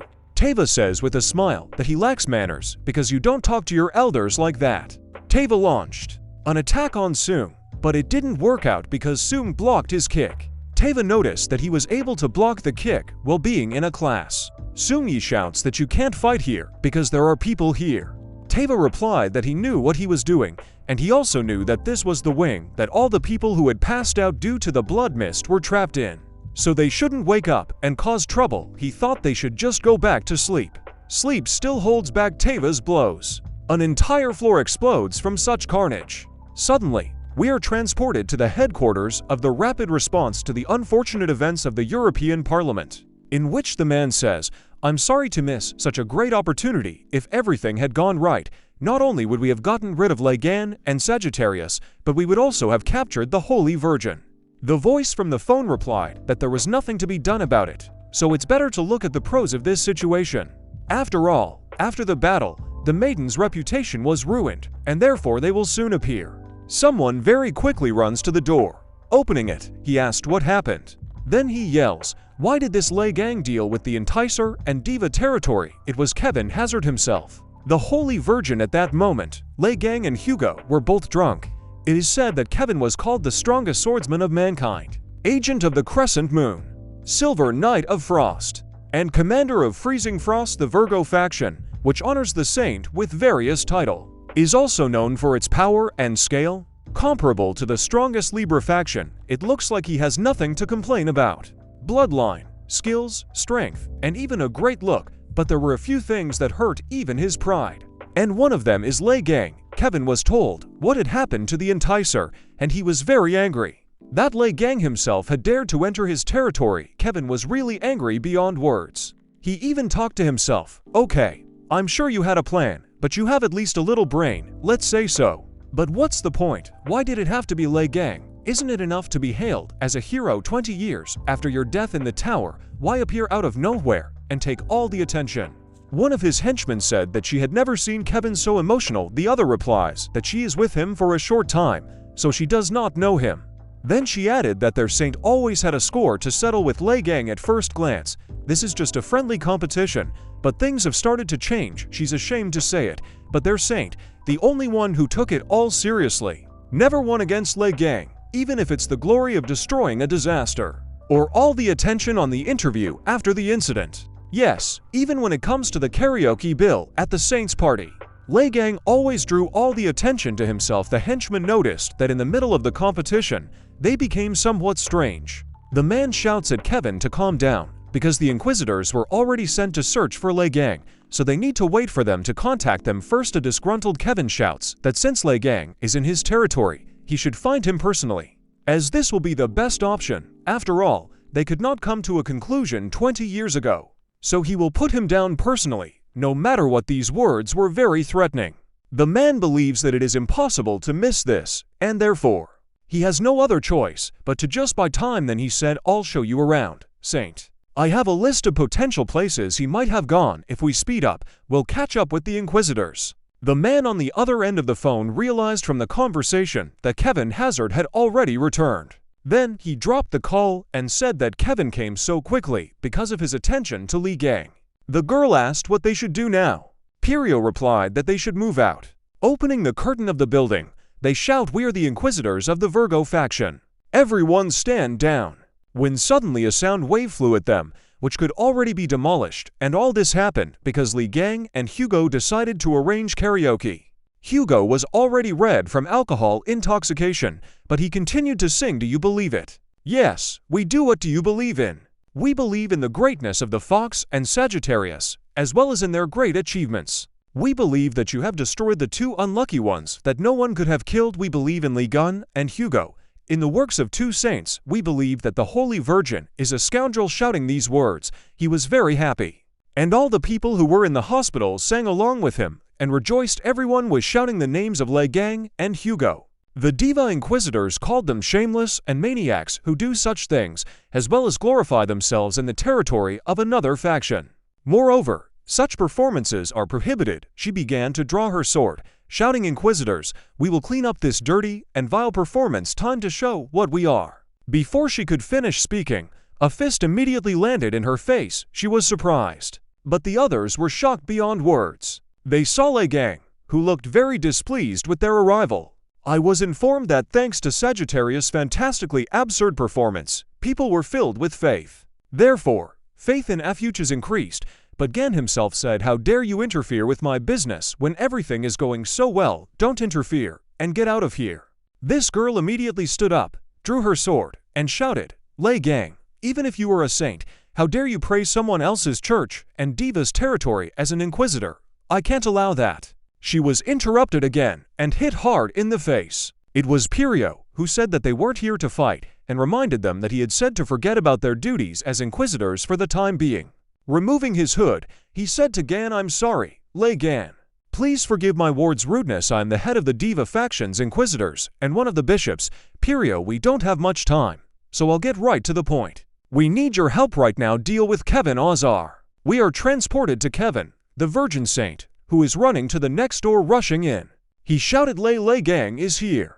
But outside the door was an ordinary restaurant. Kevin apologized for intruding, which made him very angry, because no matter where he went, Li Gun was nowhere to be found. This was the 5th place they had entered, and there had been a couple of disasters during that time. Kevin thought, "It's strange, why do we always go to the wrong place, even though we know where we need to go after all? If the problem is not in me, then obviously." The man said that Lei Gang didn't seem to be there. Kevin already knew who the problem was, and he yelled at him, "Hey, what's wrong with your glasses?" At the same time, Kevin cut through his lenses with a lightning-fast sword. The rented scorpion skill was gone from his eyes. The girls started shouting that it was an illusory scorpion skill that allowed them to get lost. Kevin asked him, "Were you just trying to buy time for the Inquisitors to find you? Before I did, what's the point? And where are they now? You'd better be blunt. After all, how many pieces? Your body will fall apart depends on your answer." "We are transported to the sacred estate of the Virgin." The living statues went to attack Lei Gang, but he didn't even feel them, and just laughed and shouted that this manor is full of ingredients for crafting a new artifact. After cutting another statue, he received a notification that he had killed the Diva avatar, so his experience of the Divine Throne was increased. And he also received a high-quality cloth. Gan happily shouted that he would cut them all up and then use them perfectly. Those who went with Gan asked Pirio if it was even normal to destroy avatars of another god. Pirio said that it was possible that they were avatars of Saint Kevin after all, so it would be best to deal with them right now. It is narrated that at the moment, the Virgo faction is divided into two, which caused chaos. Saint Kevin had long ago lost people's trust with his arbitrary actions. Curio says that they understand that they can't take it anymore, so they decided to stop his tyranny. And for this, he will need the help of Gun, and Hugo Goth heard these words and thought, but still contact someone to solve internal problems. It seems that the situation in Virgo is quite sad, and to think that they would even give him the judgment of heaven for helping him. Judging the sky is Lei Gang's masterpiece, symbolizing it. It was supposedly lost 20 years ago in a battle with Red Eye, but it seems the twins were telling the truth that Virgo had it. After destroying all of Diva's avatars, Gan was finally able to open the doors to Diva's vault. Pirio added that behind these doors is the condemnation of heaven. All of a sudden, Kevin yells at Gan to stop. He adds, "I finally found you. I never thought I'd be happy to see your ugly face." Gun returns the favor with a smile. Kevin spots Hugo and says, "Oh, so there's also a Sagittarius. Long time no see." Hugo, "Otis, what about your face? It looks like you're with the people who betrayed me. Have you tried to deal with me with the help of Lei Gan? It's good that you don't have to hunt down everyone and kill them one at a time. Now you can just do it all at once." And then he saw his broken avatars, and he started shouting, asking which of them had turned his beautiful avatars into this. They all pointed at Gan at once. Gan was a little confused, of course, and thought that they didn't have any loyalty at all. Kevin shouted that he now had one more reason to kill Lei Gang.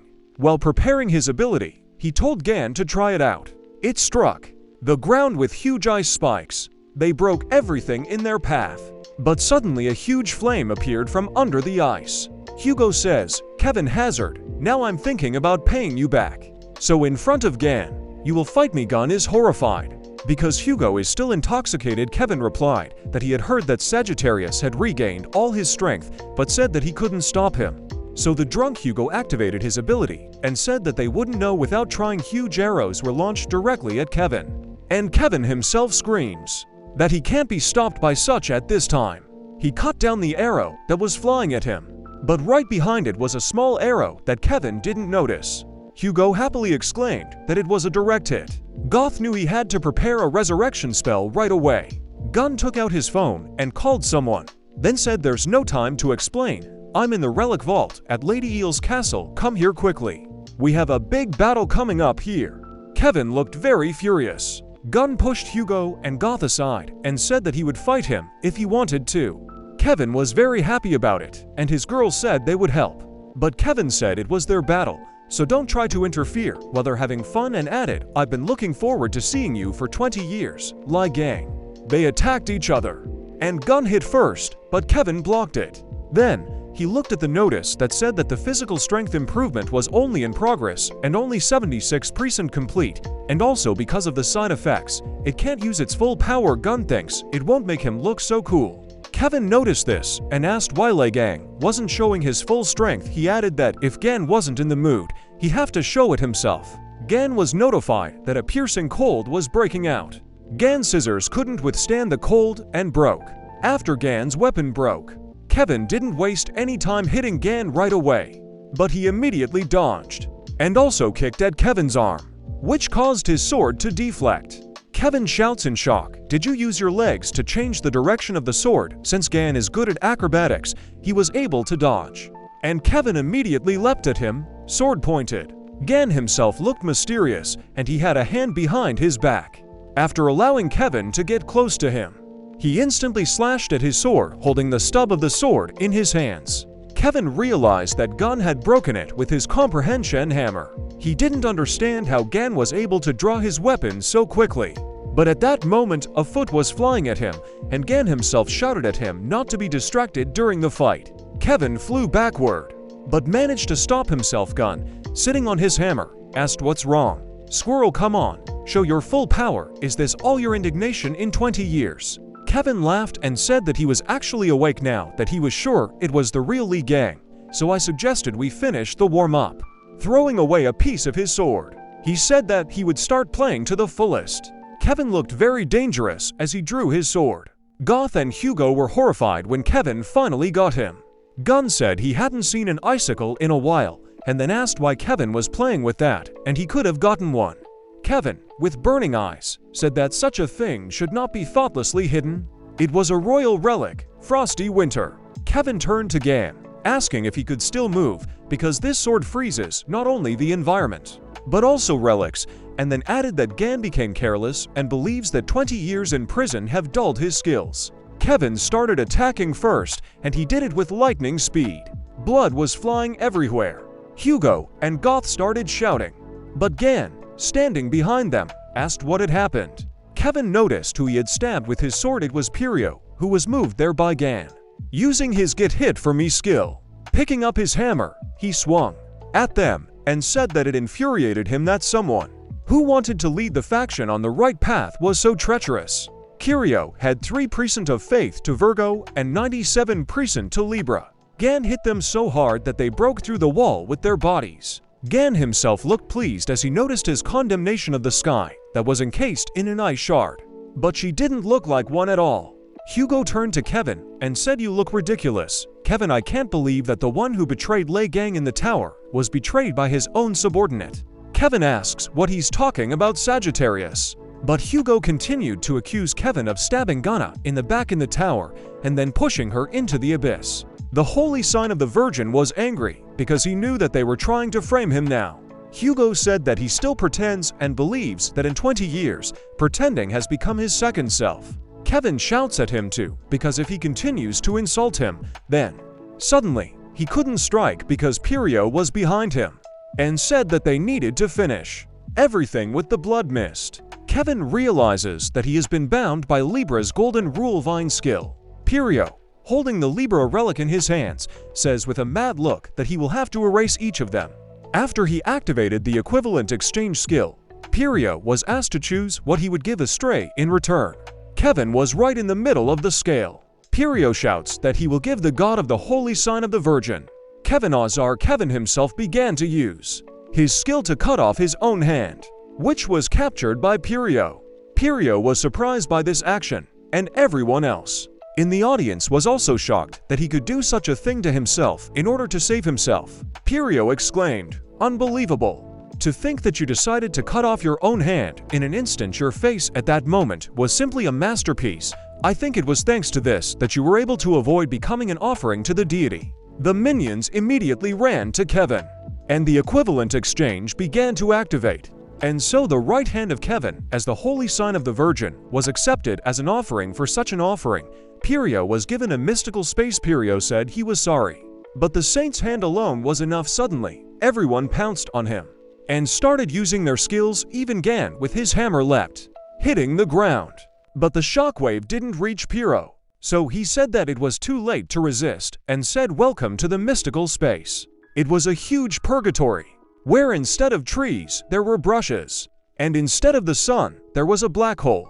Everyone was surprised, and Gun realized that he had already felt this anxious and dreary atmosphere before. Kirio laughed and asked them what it was like in hell, adding that this place will become their grave. The girl told him to be silent because he not only forced the saint to cut off his hand, but also gave it to the deep, so he will have to pay in full for his sins. They started using the dual skill. That was considered the strongest. But there was utter silence. The girls did not understand what was happening at all.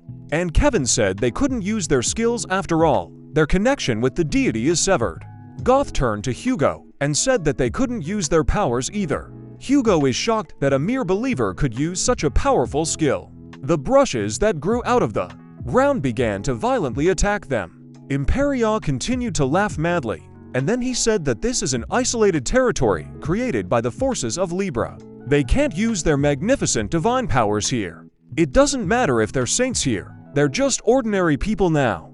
He believes that they will feel helpless as they die in hell. The brushes couldn't catch Gan, and he dodged every blow.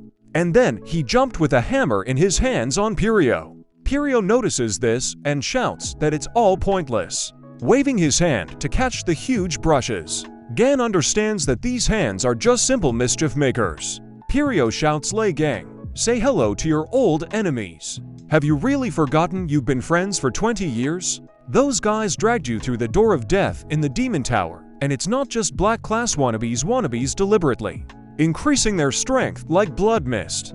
These are real black class tribulations, like the ones in the demonic tower." We go back to Soom, who is fighting in the hospital. Soom was unhappy that Teva was able to block all of his attacks. Teva himself looked happy and said, "I told you, it's pointless. Do you think the difference between A and S class was invented for beauty? You may have managed Shivu, but not me." Teva then hit Sun with all his strength, sending him flying into the wall and smashing it open. This wall led to his mother's room. Teva goes to him and notices that this is his mother's room, and immediately after knocks him in the stomach while holding a grimoire. He asks, "Do you even know what kind of grimoire this is? It's not just a pile of paper releasing mana." "Well, it's clear why you're a class, since that's all you could understand. This is the end. Stop messing around, take your mother's hand before you die." Teva said it in a very nasty way.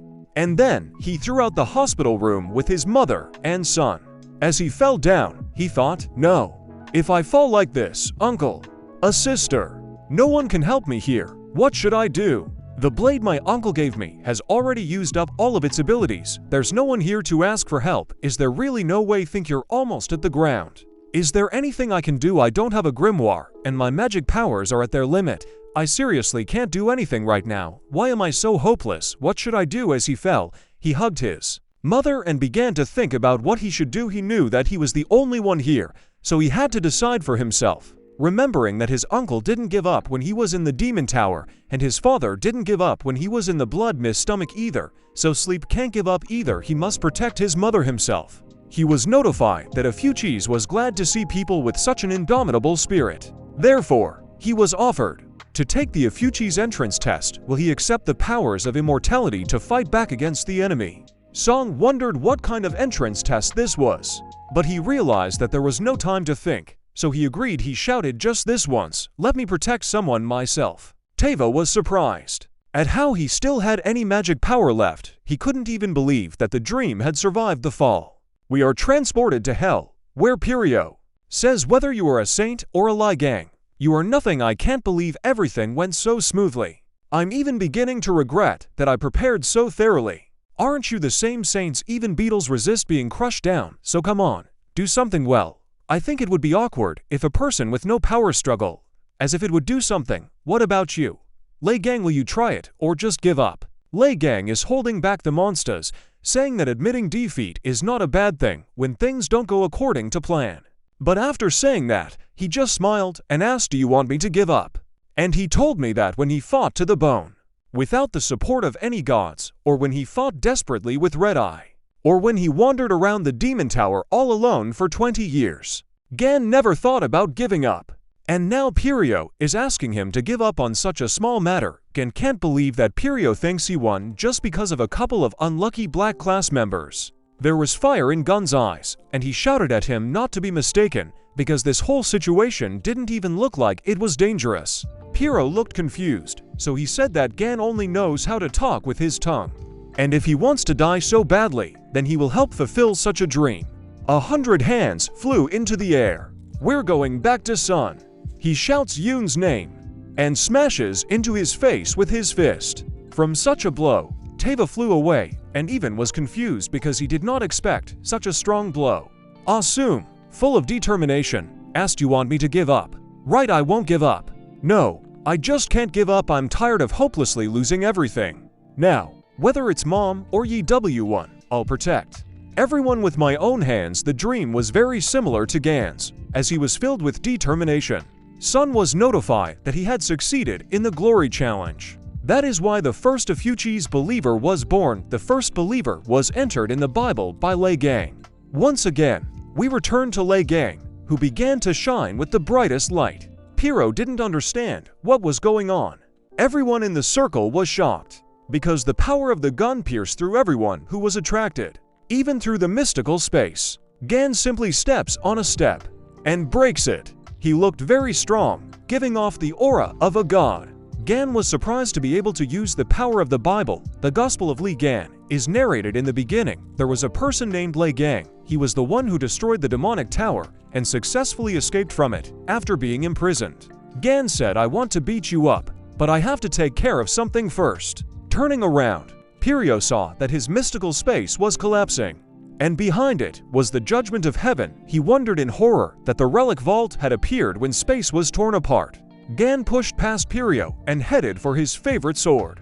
Hitting the ice curtain, it instantly collapsed, and the chains that bound the weapon were released. Pirio was horrified because Gan had just snatched the weapon away with his power. Gun was very happy to get his weapon back, so he took it and said, "Wow, that grip, it's been 20 years, but I haven't forgotten yet. Long time no see." Dammy Heaven's Denunciation is one of Lei Gang's 8 great relics, and his best masterpiece. One of the brushes was flying at Gan, but he said to his sword, "I think you've shrunk because you haven't tasted the blood of the unlucky ones in 20 years. Then suddenly, without even turning around, Gan killed the one who was causing misfortune. He had a crazy look in his eyes, and he said that if Pirio wanted to do something, he should have started with something like that. After seeing this, he struck the ground with all his might with his sword, causing the ground to split apart. Everyone else was shocked by this power, because Gan was able to split the entire space in two with his power. And with a mad face, he decided to mock Pirio, saying, "What is it? Aren't you the Libra faction member? Even beetles resist being crushed, so go ahead and do something." Pirio was trembling with fear. Gan added that he prefers people who never give up. I asked Pirio if he would give up or do something. Pirio, out of desperation, began to use his skills, so that the enticers would catch him. They all flew at him. But these attempts were useless because Gan cut down each monster with a single blow. They were no match for him at all.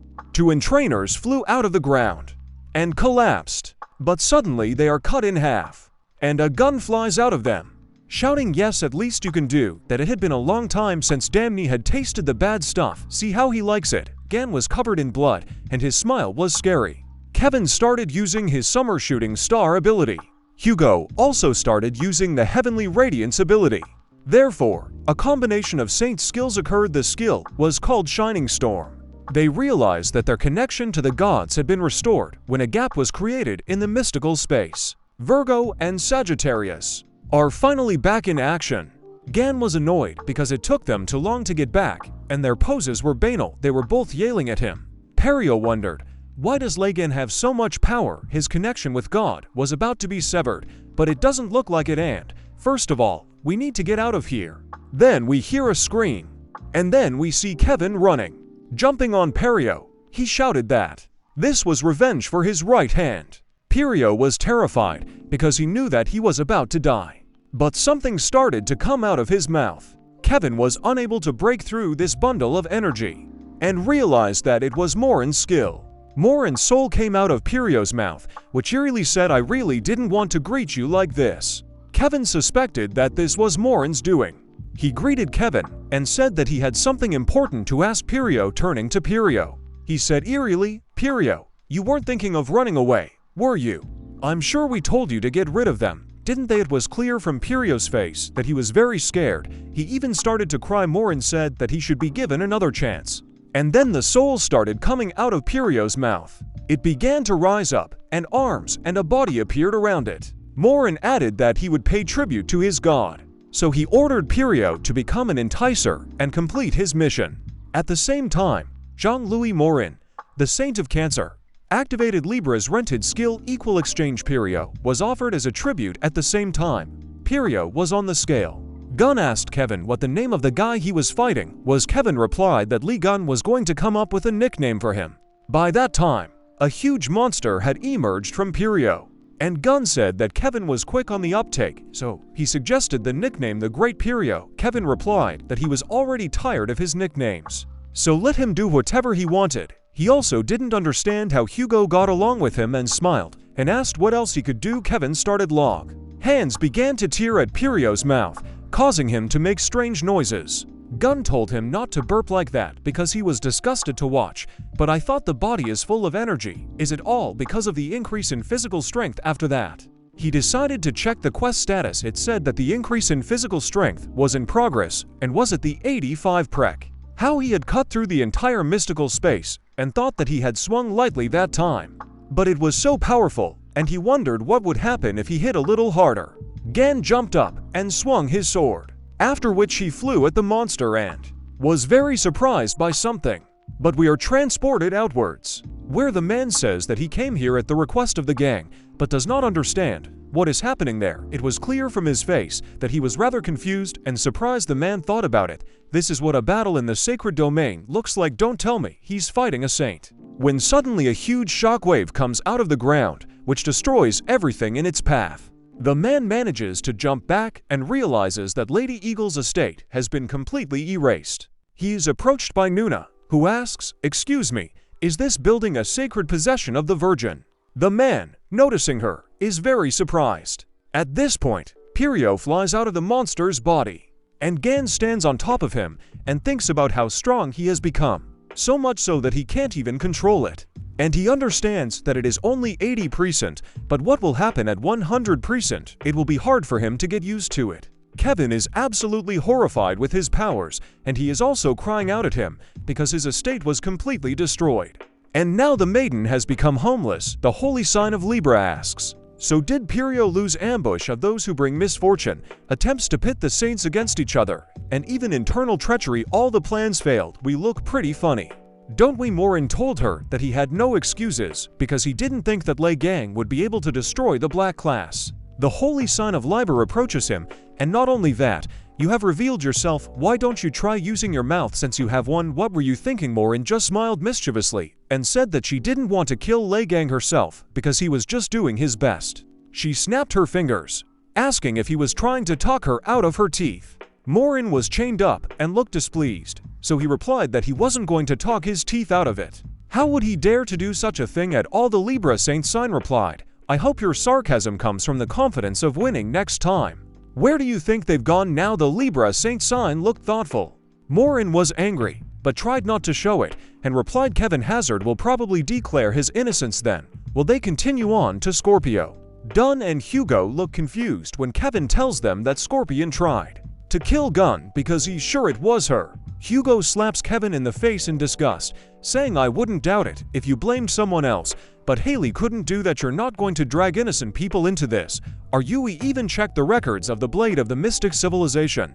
Kevin decided to hit him back, and in defense of his words, he said, "Don't judge just because she helped you fight the Blood Mist. Also, you mentioned the Blade, but even if I wanted to kill Lei Gang, why would I attack him in the Demon Tower? I wouldn't even be able to prove that I killed him if you beat him. It would only be where everyone would see if that's the case. I'll prove to you that it's all Scorpio. Prepare the entrance to the underground section of the Relic Vault." His wards agreed. Kevin said that he was very familiar with the Blade of the Mystic Civilization, which they gave him as proof wards raked the entrance to the basement, and Kevin added that he did a few investigations in a couple of factions and was able to identify the enemy among us saints. He also found something opening the basement door. He said to them, "I discovered these things 5 years ago when I was studying the Scorpion faction. All of them are associated with a mystical civilization. Scorpio is dangerous. She is close to the enemies of humanity." On the stairs, someone started to descend and said that the Scorpion is not an enemy. Hugo turned around, and there was Nuna. Kevin said, "You're the daughter of a Sagittarius." "But what do you mean?"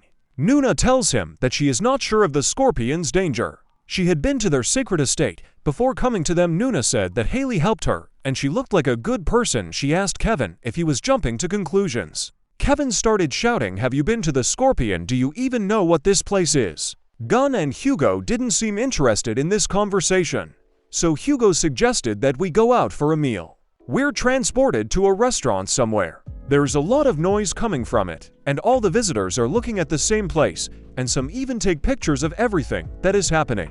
Gun shouts that he's pissed off and crushed the glass in his hand. It must have been more than the first glass, because there was a pile of broken glass on the table. Egan doesn't understand why he can't control his power, and that makes him very angry. Kevin jumped up from his chair and started shouting, "What's your problem, Lie Gang? Even though I'm a saint, even I can't cover for you like this." Nuna looks at Gan with a loving look and then calls him cool. Kevin started shouting again, "How did you raise your daughter?" Sagittarius Hugo didn't say anything. Gun started to stare at Kevin. Kevin didn't know why he was staring at him like that. And then Gun put his hand on his head and immediately grabbed him by the hair and started shaking him up and down. Kevin screamed and begged him to let him go. Gan has been notified that his physical strength enhancement has been completed. He threw away his weakness and human body and also completed the first step to the divine body. Gun recalled that he had a similar feeling during the fight, as if he had become stronger, so he knew that it would be difficult for him to get used to it. Hugo, laughing at Kevin, said that he should have calmed down, because why expose everything?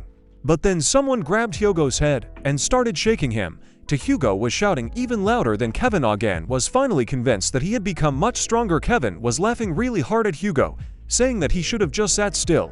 And now he was caught, too. Nuna was still looking at Gan with loving eyes. She thought she was going to go crazy, and she also took pictures of everything Gan did with them. And then she called him cool because the two saints were like toys to him. Kevin asked Hugo again if this was even his daughter. Nuna said that Haley gave him something. He dismissed the two saints and walked over to Nuna. She took out a wooden fountain pen that can't write lies. As soon as Jin saw this, he immediately walked up to them and exclaimed happily, "This is one of the 8 great relics of Lei Gang. I've never seen anything like it here."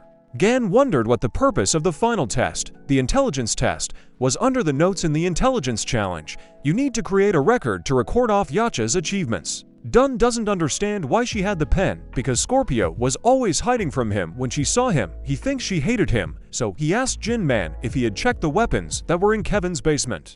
Jin replied that it was full of things related to the mystical civilization. Jin is sure that some of them are related to Scorpio as well. Kevin scolded everyone for talking about it, and then he added, "Scorpio is definitely related to them. I'm even sure that she was talking to a creature from a mystical civilization. Besides, I saw Haley poison your food 20 years ago. The criminal who tried to kill you must be Scorpio." After saying this, he started to pour something into Gan's food, and when asked what he was doing, Kevin said that he was pouring medicine for him, because Gan always fought against those who brought disaster, only with his body, without the support of God. Therefore, Kevin believes that Gun could never show real strength in a fight with him, so he constantly mixed drugs into his food. Hugo was starting to get a little suspicious of Kevin, so he asked him about the fact that his medicine contains the same compound as scorpion venom. Jin offered to check if it was poison or medicine. Kevin yelled, "No, don't even think about touching it. It's Li Gangwu. How dare you doubt a saint? Anyway, you're my follower." Hugo forced him to try his own medicine, and Kevin resisted and made excuses, saying that traditional Korean medicine does not work on him. Jin said, "It looks like I need to apologize for a few reasons. Li Gang, I never thought that the Inquisitor would collude with another faction." Gan added that he initially found it strange that he tried to raise a rebellion, but didn't even try to defeat or kill the bishop. After all, he didn't even have power in the faction. Kiryu had managed to split his own inquisitors into two parts. Jin realized that this rebellion was nothing more than an attempt to force the saints to fight. And Gan, when collecting the information, noticed that it all pointed to the Virgin. So much that it was already obvious. Gan considered all the events and evidence pointed to Virgo, as if they had been put together. It was so obvious that it became suspicious for him. Gun told Jin that after that day, he only had a fraction of his memories left. So he wasn't sure what color the culprit's hair was, which meant he needed to check out everyone he suspected. Then Jin asked what about Kevin. The hero replied that Snowflake is unlikely to be a real criminal, arguing that this is not only because of his behavior, but also because such a fan of attention would not do such a thing on the sly. Luna asked where Gan was going now. Gan replied that he would like to see Scorpio first, as he was sure she was involved in all this, and he was just wondering why she had sent this fountain pen through Nuna. Gan blurted out that he was finally able to make Sunyi his believer, but the meeting with him would have to be postponed for now. These words simply shocked both Nuna and Hugo. Hugo was still able to pour the medicine into Kevin's mouth, but then he was shaking all over and asked him what he had just said. Gang smilingly replied, "Chen Sunyi is my believer, your son is my believer, in fact, my very first believer." Hugo started yelling at him to stop saying it again. And they can't believe that Sunyi is the one who ended up with him. Nuna just blazed with fire inside and repeated over and over again, "Uncle, why Sunyi and not me? Why, oh, I'm sorry, it's probably a bit of a problem answering it yourself, isn't it? Maybe Sunyi should ask then. You shouldn't have done this to your sister, Sunyi. How dare you upset me with such news? Ready for the consequences." Sunyi stopped being silent and answer right away. Strange, Sunyi doesn't return my texts or calls. Doesn't respond at all. Gun shouted for her to calm down. We're being transferred to the hospital to see Sun, where his phone receives calls from his sister, but since the phone was far away, he can't even answer. Sunyi himself stands sweating after a hard fight, and then says that he finally defeated Yuntihua for showing off too much. Teva was slammed into a wall and apparently unconscious. Suddenly, someone walks up to him and says as expected, "You're incredible, Sunyi, I can't believe you beat an S-class library follower. Thanks to you, Yuntihua was defeated." Sunyi asked who he was after that. The transformation began, and the girl turned into a guy who asked if his transformation was so perfect. The fish skill rental has been terminated. It was the Bishop of Gemini, Choi Sun-hyuk. The dream put him in an awkward position, asking, "Is cross-dressing your hobby now?" Sun got angry and said no. "I never thought I'd have to disguise myself as a girl to find a grimoire anyway. Do you even know what kind of grimoire you stole? There's something you can't stand." Sun replied that he could take it, because now he didn't need it. Sun looked confused, as he had expected a very different answer. But then, he said that he couldn't just let him go, because Haiji wanted to ask him a lot of questions, reproaching him for his treachery. So with the help of the grimoire, Sun summoned many portals, from which a crowd of followers of the twins came out. And he said that Xiang Wu would have to go with them. But Sung's faith was unwavering, so he didn't give up, but said that Sung was back to his old ways, ignoring the feelings of others and doing what he wanted. Sung doesn't plan to listen to him, so Sung shouldn't make sudden mistakes. All of the twins' followers started using the summon spirit skill. Sung yelled at everyone to restrain Sung, but not to kill him. Sung was still confident in himself, so he shouted that he wasn't the same person as before.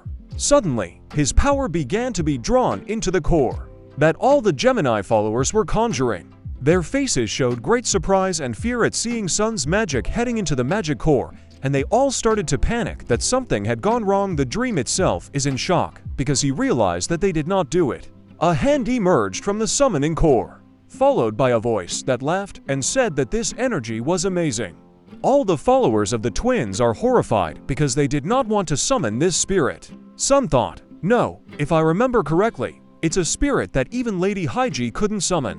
The strongest spirit king in history, the first spirit king."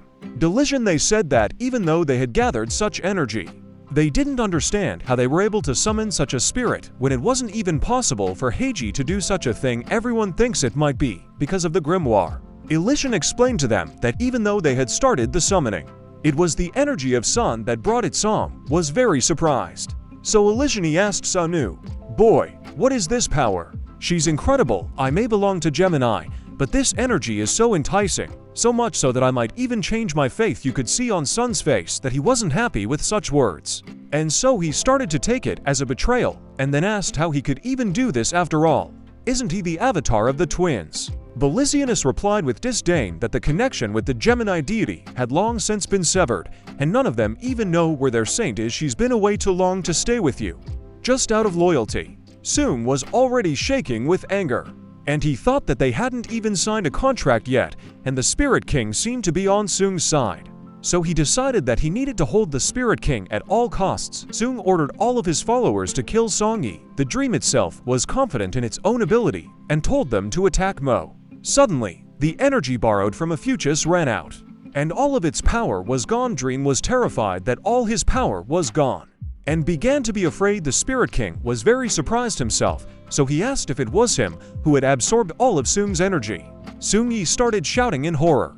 So it's all because of you, old man's spirit. If so, then do something. The twins' followers were still continuing their spirit summoning spells. The old man was embarrassed and said that they did not have such a relationship yet, and even more so, they did not sign a contract. From Sung's face, you could tell that he had lost all hope in this old man, and started shouting that he was crazy. Sung realized that he had the upper hand and strength right now. So he shouted to Sung about where all his confidence had gone, and told the Spirit King that it wasn't too late to give up the contract with Sung and go with them, and then added that if the Spirit King went with them, he would spare his life. Suddenly, the wall next to Sung started to collapse, and Yi-won flew out at full speed. All Sung saw at the last moment was Yi-won's very angry face and fist. Yi-won immediately slapped Sung's face with all his strength from such a blow. Sung already fell head first into the floor. Yi-won asked who it was that dared to offend young master Sung. Yi-sung was both surprised and happy to see Yi-won at the same time. Yi-won himself sternly ordered everyone to stay away from him. Everyone around is shocked because they understood who it is and how this is even possible. One of the Gemini followers explained that the man was a Sagittarius bishop who had fallen into a coma due to the blood mist. They all don't understand how he can move after being in bed for 10 years. Yi-won was notified that he had received the Ophiuchus protection that was stored in his soul. He was also warned that his body was currently at its limit. So he was granted super regeneration for a short period of time. Sung noticed that Li Gang's forces were currently on Yi-won, and all the minions of the holy sign of Gemini are shouting that they still have a numerical advantage, so everyone should attack, because there are only 2 of them against them. Suddenly, Sagittarius followers fly in through a hole in the hospital. Sun is very happy to see everyone. The Sagittarius Templars prepared arrows and aimed them at all the twins, and then said that if the twins did not want extra holes in their heads, then they should give up. The twins are terrified that they can be overpowered so easily. At this moment, a hole appeared behind them, from which the man says that the mission to return the grimoire has failed, so all the twins need to return. They instantly began to evaporate and fly away into this very hole. Sagittarians are not happy that they were able to escape. Sleep was able to exhale calmly as they all left. Yi-won started a dialogue that made Sung worrying. Long time no see. Young Master Sung-yi, you're so big. You used to be waist deep, but now you're as tall as me, Yi-won said. Sung's face was filled with tears of joy, and he said that he didn't know where to start the conversation, but he was so glad that Yi-won had shyly woken up. Everyone else was also crying at such a cute return. Yi-won smiled and held up 2 fingers. The Spirit King noticed that they had left the grimoire in place. Suddenly, Songyi was called out by someone, and he turned around abruptly because it was a very familiar voice. And this was Nuna. Her face showed that she was angry.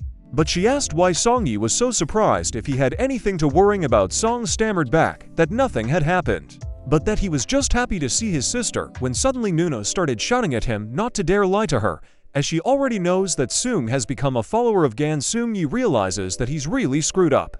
Yi-won realized that Sung was in an awkward situation, so he interjected and reminded himself that he was awake. Nuna was surprised by Yi-won's return. Nuna looked very happy. The Spirit King tells Sung that he looks more tense than when he was surrounded by the twins. Sung-yi breathed a sigh of relief and said that he was saved by Yi-won. The Spirit King asked, "Do you want to run away? Then make a contract with me. I can transfer to your faction, and we can escape. Isn't this a win for both of us?" Sung understands that he has no choice at all, so he immediately signed a contract with the king. After signing the contract, Elision is moved to Ophiuchus instantly. The dream started to run away, while Nuna was distracted by Yuan. But it didn't help him much, because she immediately noticed the escape. It all happened in just a few seconds. Song happily jumped out of the building, shouting, "You may have been born early, but you didn't get to see your uncle earlier." Nuna was right behind him.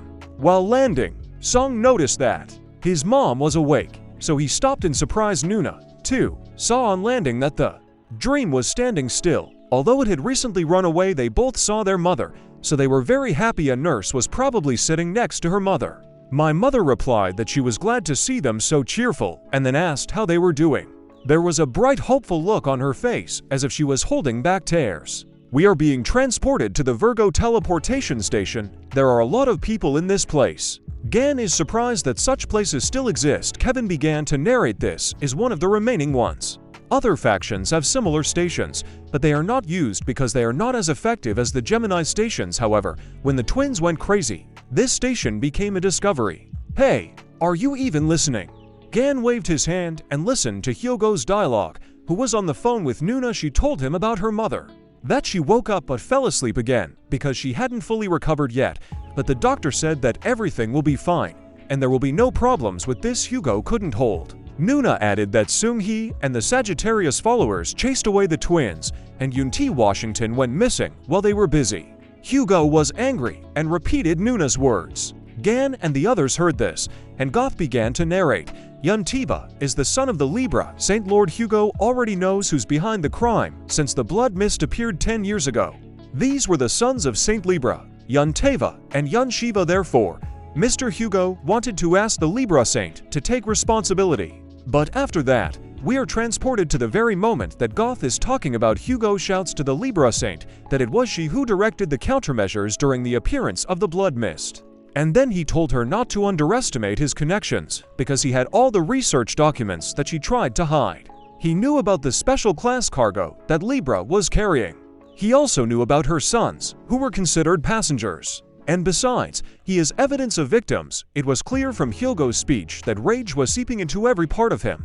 Answer me, Libra, this incident, was it because of your sons? Hyogo said, filled with anger. She only coldly replied that Sagittarius was still able to guess, but what he was going to do with all this. She decided to play dirty, so she said that he could not do anything because he is so weak that even a saint can hardly be called. Saint Libra said that she regrets the mistakes of her sons and promises to punish them later. After saying that, Hyogo started to shake with hatred for her and her sons. The Libra Saint started to turn the situation against him, but it's also your fault for not being able to defeat the blood mist. Do you think it would have ended like this if Lei Gang hadn't been there? Unfortunately, you're the only one who couldn't protect Korea because Lei Gang trusted you to protect it. Let's decide now. I'll give you a chance to choose. Hyogo Ares. She took out a huge scale and said that he only had 2 chances. She gave him conditions that if he thinks he can handle the consequences, he can reveal the truth and start a war with them, but if he is not sure and wants to solve everything personally, then he should forgive them because children at this age are always wrong. After which, the Libra Saint added a vile phrase. Don't you understand that? The father himself, Hyogo, what's their name? Seung-hee and Yoha, right? These words made Hyogo's hand shake, because he was faced with a terrifying choice. Back to Goth, and Gan Thoth says he had no choice when the saint mentioned his children.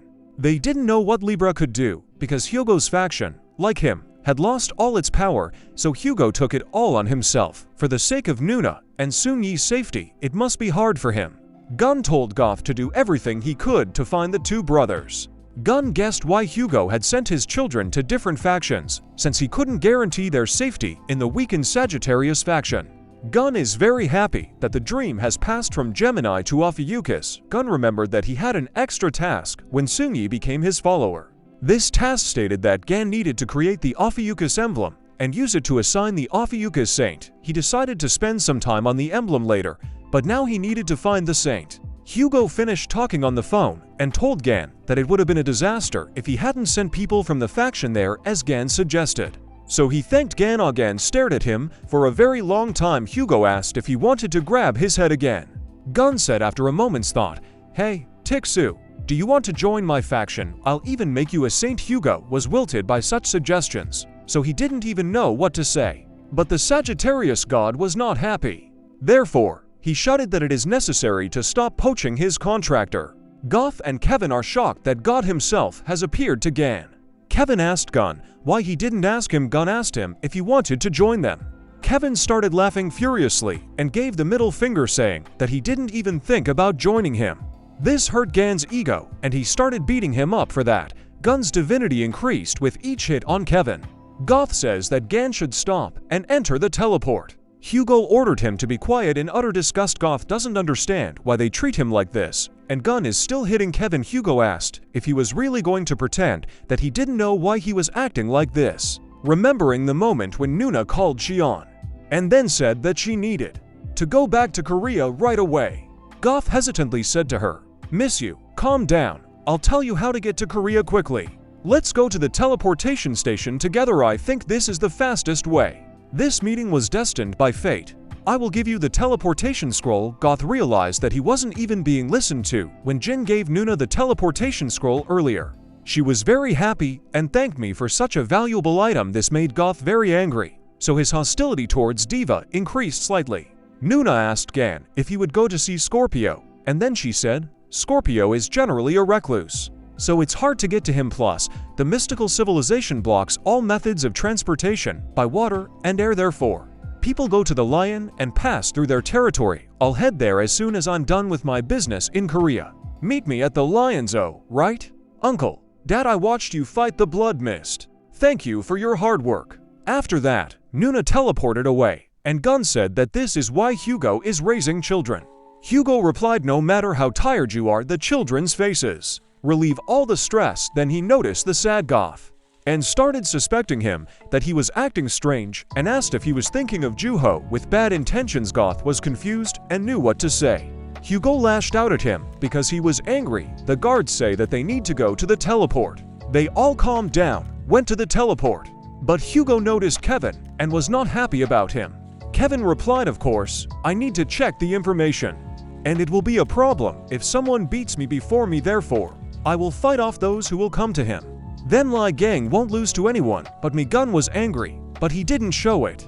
Travel guides asked what coordinates they should set. They replied that they would go to Washington, to the Lion faction.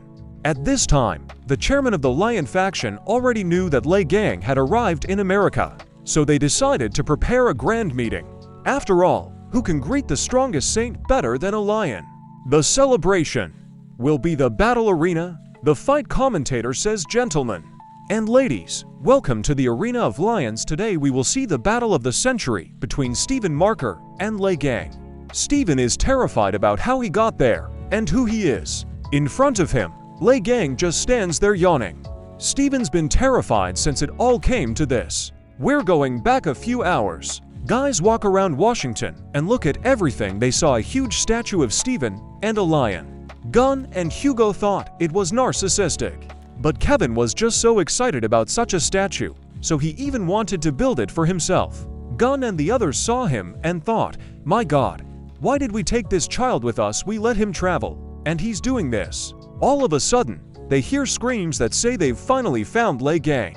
It was a crowd of lion followers who put on a show and decided to invite Lai Gang along.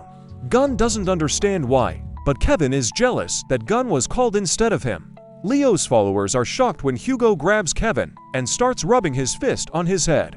They also thought that Gan was able to recruit not only Sagittarius, but also Virgo. It turns out that his left hand is Kevin Hazard and his right hand is Hugo Otis. They are afraid and therefore believe that Lai Gang should not be underestimated. They believe that Gang made an alliance with them. Sync. Suddenly, one of them gets kicked in the face. It was a disgruntled Gan who asked them why he should go after them, since it was obvious that the lion would just ask him for weapons again, so he told them to stop talking nonsense and leave. Another follower replies that this is all wrong. They came to him in order to formally invite Gan to the Lions Arena. It is narrated that the Arena of Lions is a battle without rules between super people taking place all over the states. It doesn't care about your faction, class, nationality, race, gender, or age. No one gives a damn about it. These are battles to determine the strongest. The same follower knelt down and said the battle between saints will reach an unprecedented peak of popularity. The only one that happened was 30 years ago. And he was between the 13th Saint, Lei Gang, and the Lion Saint, Stephen Marker. We are trying to recreate this grand battle. We are transported to the Lion faction's rocking chair, where Stephen asks his subject about who decided all this. He replied that he had prepared everything, and the Saint would only have to show himself. Stephen kept asking who had planned all this. The submissive replied that he already knew that Lei Gang had humiliated him during the 10,000 paws incident due to a surprise attack. He is sure that Lei Gang did this to avenge his loss 30 years ago. The submitted person believes that the gun thinks that they now have a 1-1 account. But to their good fortune, they received news that Lei Gang had agreed to fight. He also added that they tried to gather various journalists, politicians, and businessmen, so, while Lei Gang is in the States, the Holy Lion should put pressure on him. After these words, Stephen had no face. He was an utter whore. So, history has returned to the arena of the lions. Stephen sits on a stool and realizes that he's screwed. The commentator says what a huge crowd people from all over the world gathered here to watch the upcoming fight between Lei Gang and Stephen Marker. The one submitted says that it will just be the best hit after all. It is obvious that a lot of people will come to such a fight. They also broke the record for the most watched fights online. He says that his big pectoral muscle is already trembling with anticipation of his victory over Lei Gang. Stephen considered, is this rascal deliberately trying to destroy me? So, he started to leave, and the subject asked where he was going. Stephen was very angry, so he started yelling that he was going to the bathroom. The subject replied that he thought he was running away, so he wished for a good bowel movement. As soon as Stephen left, a malicious smile could be seen on this guy's face. Stephen is washing his hands after going to the bathroom. When Lei Gang comes in, Stephen is absolutely terrified because how unlucky it must be to meet him in such a place. Gun turned to him and asked if he was really going to stand up to him.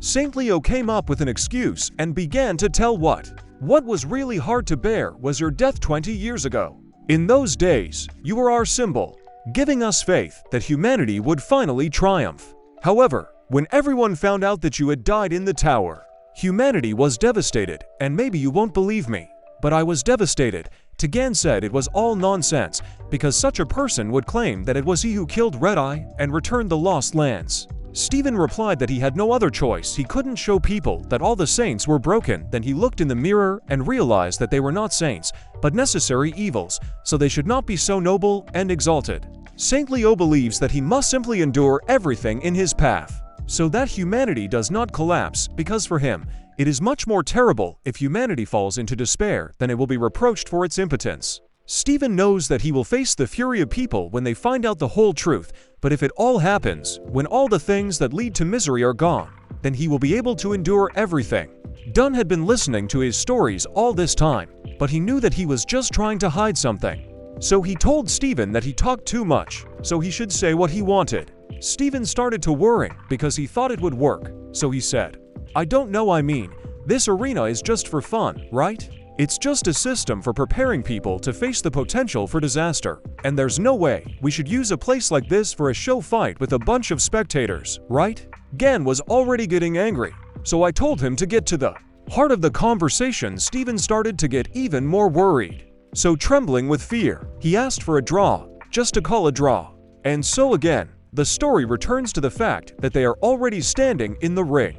The commentator asks the audience who will be the winner because Stephen Marker and Lei Gang have met again. Stephen began to reassure himself that Gun had agreed to help him.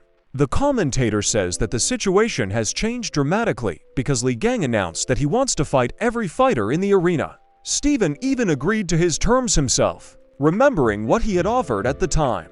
Algan said that he had one condition, and it sounded like, did you tell me that you were taking people to meet the unlucky one? Bring everyone to the arena. I want to see their skills. Stephen knew that Lei Gun was being clever. He thought that Gun was trying to make it look like they were outnumbering him. And the one-on-one fight was also an all-star game, so that the event itself was getting a lot more attention than who was going to win the fight. Stephen is happy, because if everything goes as it should, then everyone will benefit. Stephen shouts that they're going to have fun with Gun. The commentator said, before we start, we want to increase the Ingte. Lei Gang and Stephen Marker. 30 years ago, Stephen heard this and knew that he was finished. 30 years ago, he knocked out Gan and then said, Lei Gan, how dare you go up against me with your skills? So Steven is absolutely terrified, so he screams that it wasn't him who ordered this to be turned on, because he was also brought there, just like Gunna. Gun said he was a little pissed off. Lef realizes that he is completely screwed. In fact, 30 years ago, Lei Gang actually lost to Steven. It's an indisputable fact. But there is something that was not revealed to the world. Gun shouts angrily at Steven, "Are you still bragging about the clothes you paid me for?" Steven shouts back at him, "Why not? Because he gave $50 billion for this." Everyone around them heard their dialogue and began to think a little about the truth of that battle. Therefore, Steven decided not to lose the moment, but said that the fight had already begun, so everyone should fight. When they heard this, they all jumped on Gan at once, but he dodged their blows. Pagath, who sits on the podium, doesn't understand what we are talking about, because these 50 billion is a lot. Hugo explained, "It's just as you heard. I'm pretty sure that Lei Gang spent all the money on charity." Kevin was already very angry by that time, but suddenly shouted out that he couldn't stand it any longer, because he believes that Gun is avoiding a fight with him and fights with these Neanderthals. After that, he jumped down from the podium and ran into the battle. Hugo and Goth rushed after him, offering to go without him next time.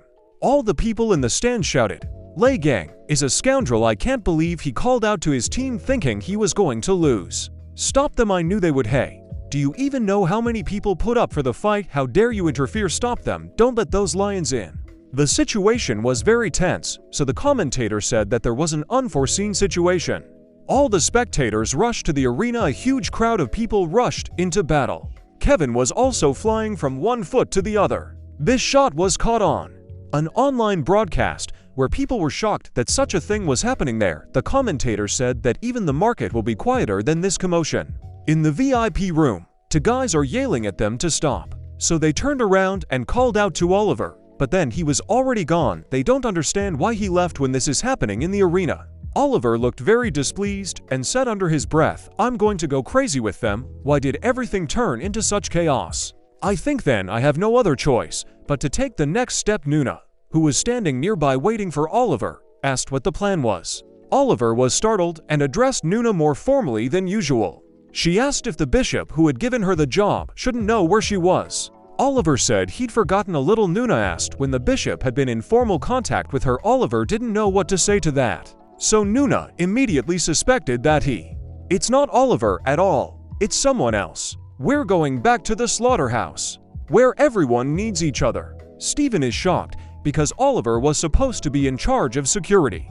The whole fight was a failure, and Oliver is out walking somewhere. Suddenly, Steven notices that someone is flying into the crowd of people ahead of him with all his might. It was Lei Gang, who had received new data from the humans. From each strike from one, he obtained the data of a victorious general, and from the other, a battle spirit beast. Just a bunch of people were flying past Steven.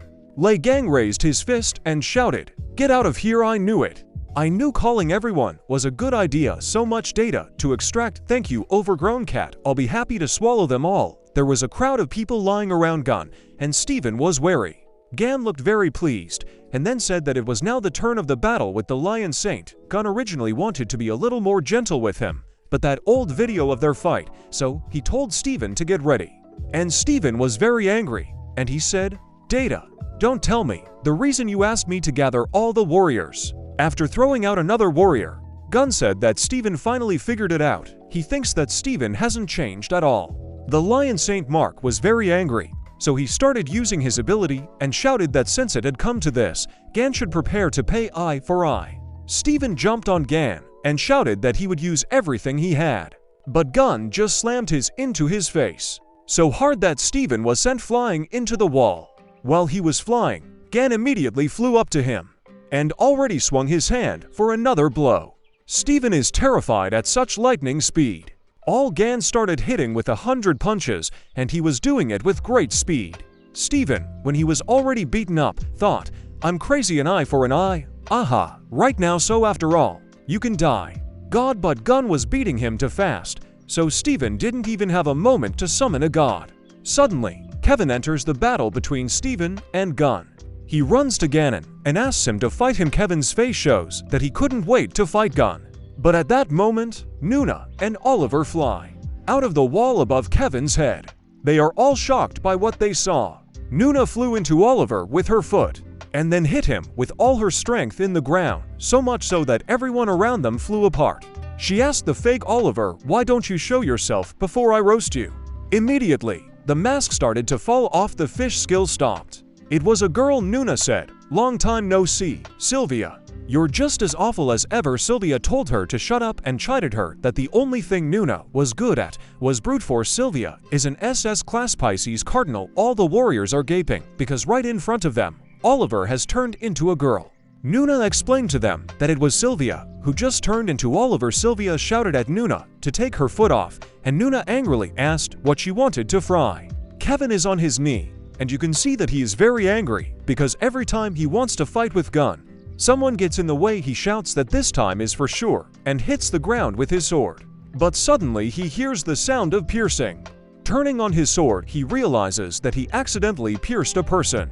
Kevin imagines how this whole situation looks from the outside and understands his hopeless state. This shot was shown absolutely everywhere, on skyscrapers, on TV, that even parents closed their children's eyes, and they themselves were in shock via an internet broadcast, where all the commenters were surprised to say the least. Kevin knows what he's done, so he starts yelling at everyone that it's not what they thought it was. The stabbed man asked Kevin how he knew, and added that he had a good eye. When a bright flash suddenly appeared, everyone was shocked. Someone noticed that this energy was similar to that of Libra, and was surprised that there was a Libra spy in the Lion faction.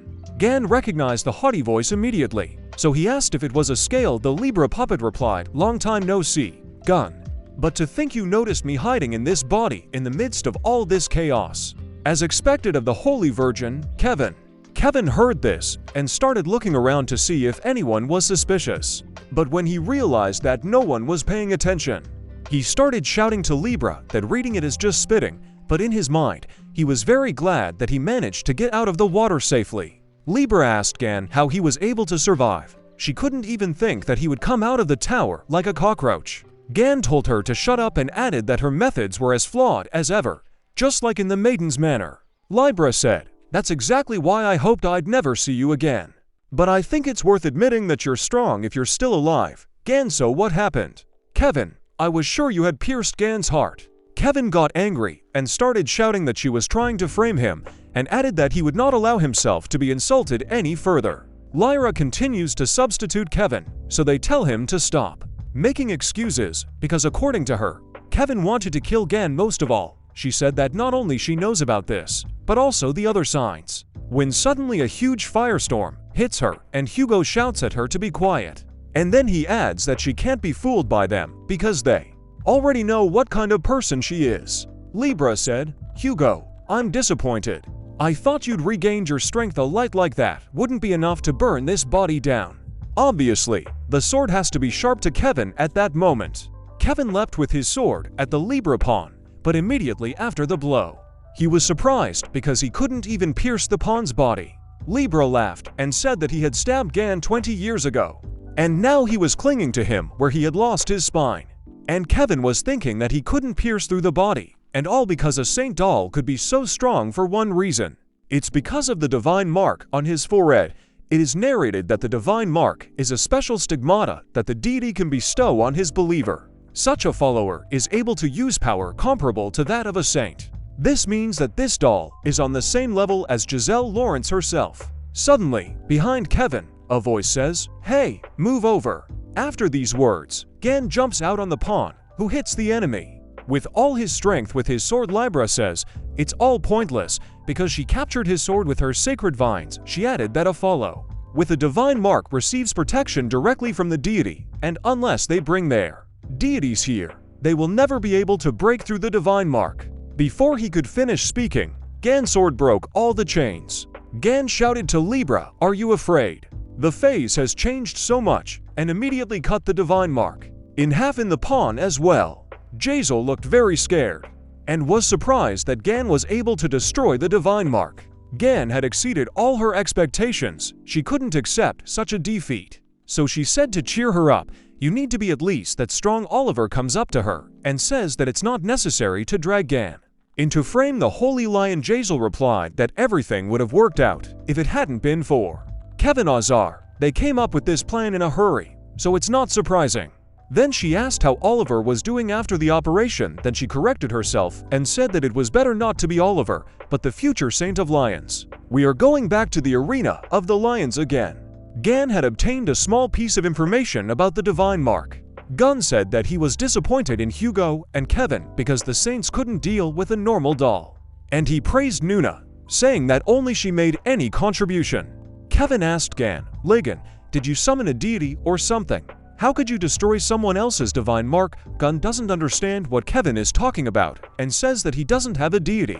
Kevin shouts that this is impossible because divine marks are given personally by the deity, so Saints can't do anything with them unless they use the power of their god. Gun interrupted Kevin and said that he didn't care if he won the fight or not. The warriors are against it because if you take into account the intervention of Libra in the audience, it was not a fair fight, so they do not want to count the victory to Gan. When suddenly Gan turns around with a very angry face, which made the warriors change their mind, and they do not know who will make the final answer. Then they started looking at Nuna, and they said that Oliver was missing somewhere, and the Saint was not able to. Therefore, we decided that Nuna will decide on the victory. Gan decided to ask her what she had decided, but she just let out a sigh and said that Ligan would win. The other warriors started cheering and shouting he won.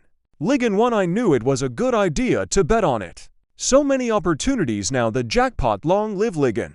Long life to the champion. Kevin looked at how happy Gan's victory was and asked Hugo that Gan didn't have a deity 20 years ago. Hugo said it wasn't. Kevin suspected that this was rather strange, since Gan was able to destroy the divine mark with his own powers, and he himself is stronger than all the other saints. Although he does not have a deity, Hugo began to think, too.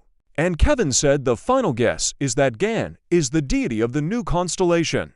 After a while, Gan shouts for the lions to be faster, saying that he can see their legs. They carried the treasure to Lei Gang's avatar, a piggy bank that absorbed everything that was brought to it. Others were forced by Gan to sign contracts to take over Ophiuchus to Maine. Notified, please continue to increase your influence by increasing the number of followers. Those who are forcibly recruited have low faith. Initially, they will be temporary followers. Then Gun shouts that he will take absolutely all the followers from the overgrown cat, or rather from the lion. Kevin says that if this guy is a new deity, that Earth has no future. Hugo then asks Kevin that even though he keeps calling him, that he doesn't know if he has any proof. Kevin waves his head that no. Then Hugo asked that he just believed it. Kevin waved his head that yes. Hugo got angry and grabbed Kevin, saying that his answers didn't make any sense. Kevin started shouting, "Wait, just listen, you said yourself that he can handle avatars that even saints don't listen to. And why isn't there a god in his faction, even though the other 12 have one? Just think about it." Hugo shouts that he's just making up excuses because a person can't become a god. Gun wondered if the Libra saint knew where and how he'd been stabbed, which was very much like she'd had a hand in it, or at least seen who had done it. Gan was very angry, and he knew that Libra was definitely related to the fact that he was stuck in the tower. After all, if you think about it, she was very close to her god. Gan believes that her god is also involved. When suddenly he received a notification that says, please baptize your followers and give them god names. Followers who receive a name will gain a unique skill. Others will be limited in their abilities. Gun wanted to see Sung-hee anyway, so he told Hugo to get ready. Kevin and Sagittarius were surprised that they were leaving so early.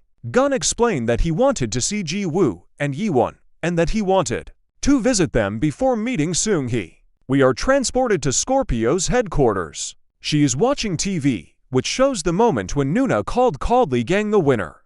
A commentator says that Li Gang performed a historic feat in the Lion Arena. Haley, sipping her tea, said that Leo was never a match for Gam. Suddenly, she ran to the TV to stroke the screen, imagining that she was stroking Li Gang. But then a follower runs into her room, who says that there are problems in their hospital. She was attacked. Haley jumped with her mug in shame. The follower asked if everything was okay, and she, with a mug on her head, said that everything is in perfect order, and then asked what happened. A follower revealed that the hospital was attacked by Libra and Gemini, but Sagittarius' son, Chinsing-yi, dealt with them. He also added that the observatory's research showed that there is a 13th faction where Saint is Lei Jing, and by chance, Qin Song-yi is the first follower in it. It is narrated that the system of gods is based on the 12 signs of the zodiac, And the observatory is a special observatory created by the efforts of the 12 saints to track changes in the factions. As in a real observatory, you watch the stars. The appearance of a new faction is not good news for everyone else. If the first follower has already appeared, then the other factions will definitely try to keep Lei Gang in check. Haley asked about the condition of the hospital. The follower said that it wasn't the best thing because a lot of people were aiming to kill the first follower, Sun, so there is devastation. Haley said that they would continue to monitor Sun, so she ordered a couple of followers to be sent there. Her staff replied that Eugene had already gone there. We flash to Eugene, who is running through the lampposts, and then notices the huge mess that is located next to the Scorpion Hospital. We see someone hitting the ground, everyone flying away. They were Afichi's avatars shouting, "Well, are you intruders completely fearless? Chinsingyi is ours, how dare you steal someone else's loot?" Those who came after Sun are terrified because they will have to go through these avatars in order to kill Sun. But they are afraid because in their words, avatars are cheating. One of the avatars shouts that they've been talking for too low. And there's nothing left of those guys.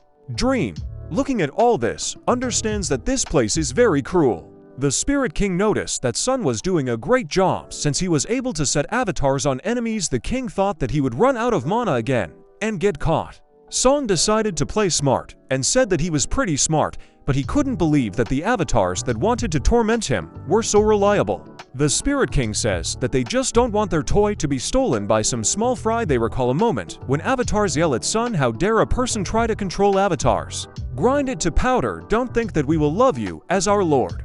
Prove yourself worthy to rule us, brat." And the dream ran away from them with a cry for help. Sun says that he is sure that the members of the Sagittarius sign care about his mother, so he doesn't have to worry about it. He just wants to scout everything out and run away. When suddenly Eugene comes up to him and asks what his name is. Sun was very scared and ran away shouting about how he got there. But at that moment a coin fell out of his hand, and from it came shouts of, "Where do you want to go if you leave me here?" After that, Hugo fell out of the coin. Sun was very surprised and asked why Lei Gang wasn't with him. Hugo replied that he had run away somewhere. Sun was disappointed in Ghana because it was rude of him. Hugo asked why it was such a mess. Sun replied that it was a long story. Eugene recognized Saint Sagittarius. Song started shouting to his father that Eugene was an assassin, and he was being chased by a mob of assassins because he was the first follower of Gang. Hugo believed his father and started yelling at the guy. Eugene began to say that it wasn't his fault. Son, hiding behind his father, said that Eugene was lying because he appeared behind him and tried to kill him. Hugo screamed that he was caught trying to kill his son. Eugene replied that they had a disgusting duet when suddenly everything around sparkled and the Sagittarius deity decided to act. Apollo declares that he will burn this dangerous child personally. Eugene is surprised to meet the Sagittarius deity. Sleep too.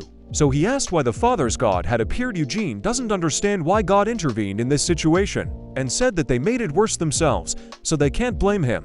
The deity Apollo decided to act, so he summoned the book that contained the spell. The morning sun sent down its gracious light, and the people were blessed by it, and so they began to worship him.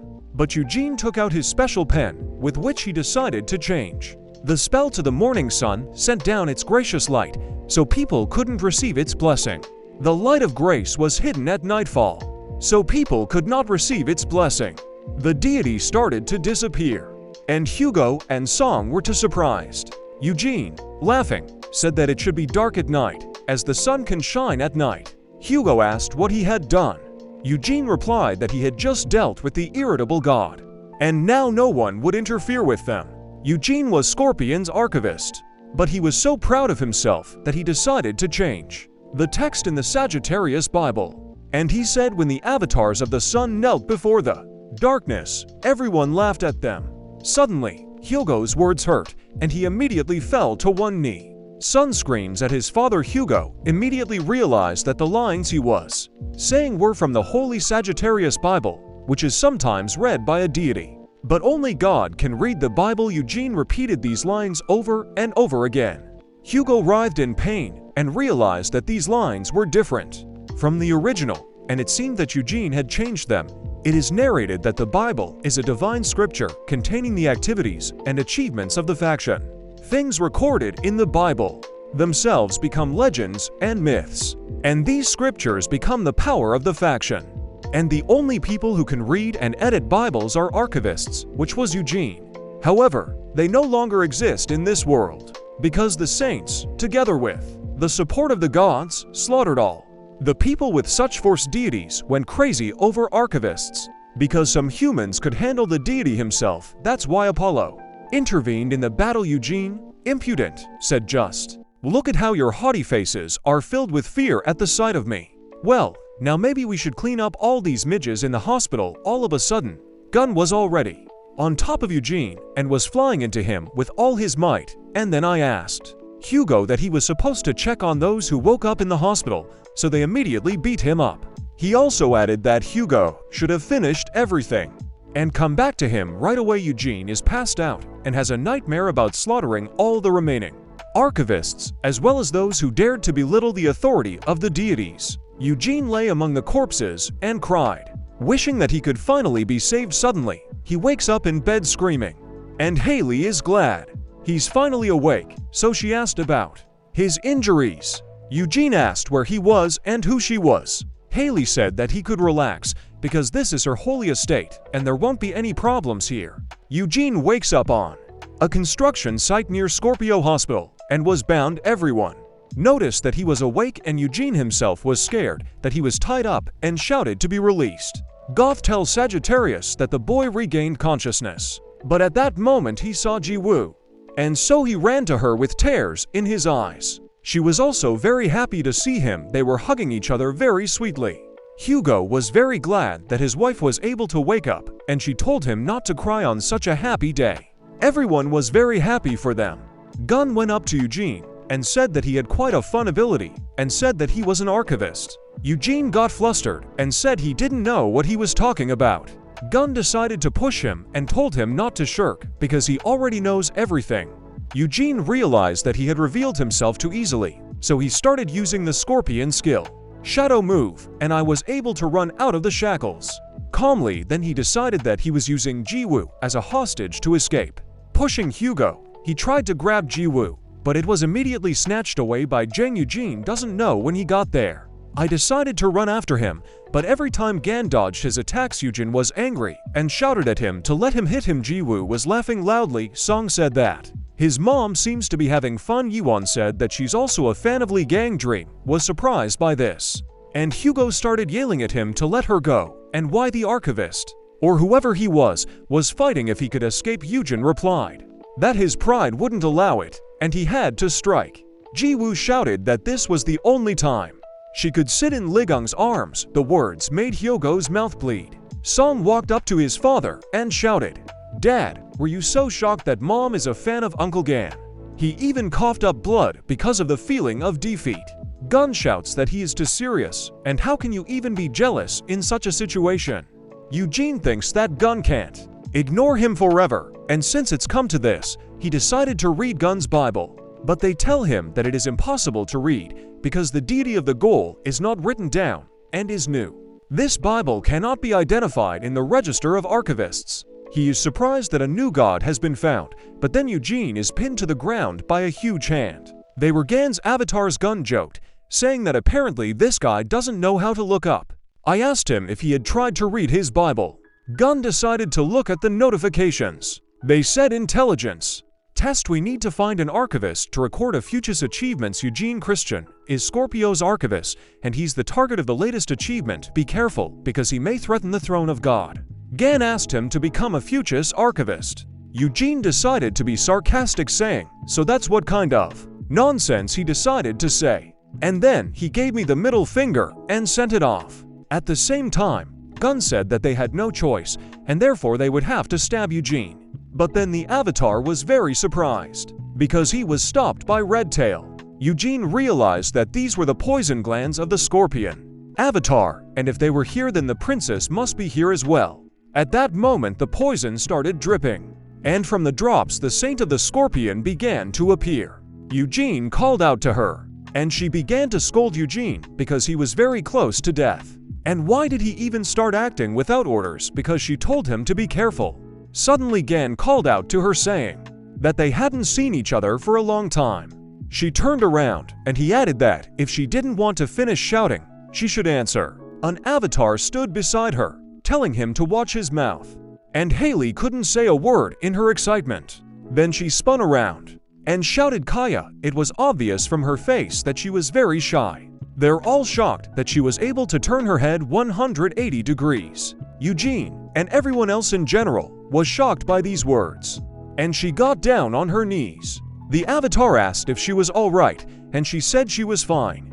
And she just wanted to get down on all fours. She was very shy, and she didn't understand why Lei Gang was there. Since he should be at the Lion Manor, she began to adjust herself to turn around, forcing herself to inhale and exhale. But listening to Gan, her heart just skipped a beat, and Gun didn't understand what was going on, so he told her to stop acting like a crazy person. Haley couldn't get her head around it, because just looking at him made her blush. Dream noticed that it seems today a lot of people are not themselves. E1 decided to dilute the atmosphere and compared her to Hugo. Gan wasn't happy because he said she hated him and therefore avoided him.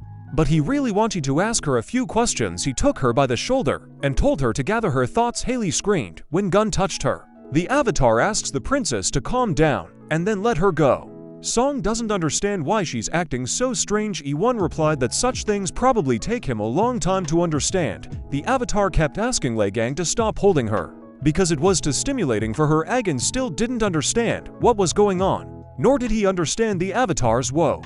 And Haley was as red as a tomato with embarrassment. Sogan let her go and called out to Sun, saying that he didn't think he would be able to talk to her properly right now. I decided to talk to Sun first. He asked what he needed to do. Ah Gang put his hand on his head and told Soon to be baptized. Dream asked again, baptism, is that when you meet a deity and become an official follower?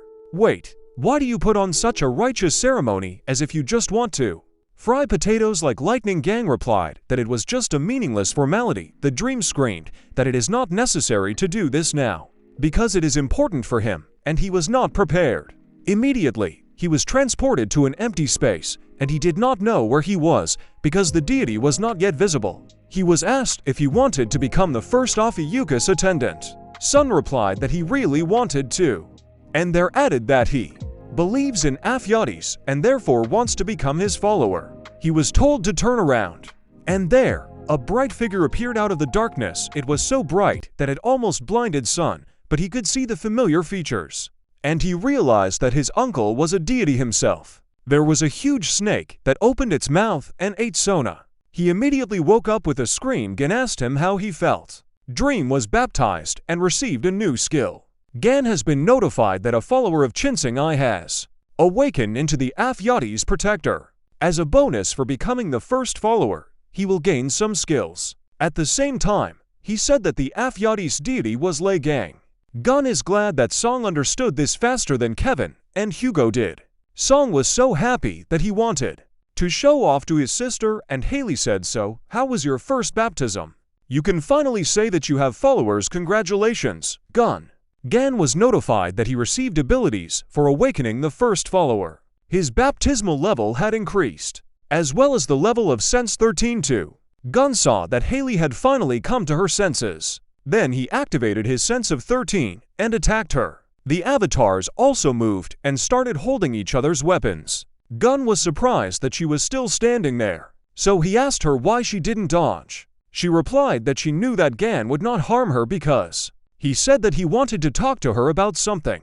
At the same time, Gan asked her why he felt the energy of a mystical civilization at the source of her power. Everyone was surprised by Gan's words, and they couldn't even believe that Haley was somehow connected to a mystical civilization, and it was possible that Scorpio was a misfortune inducer.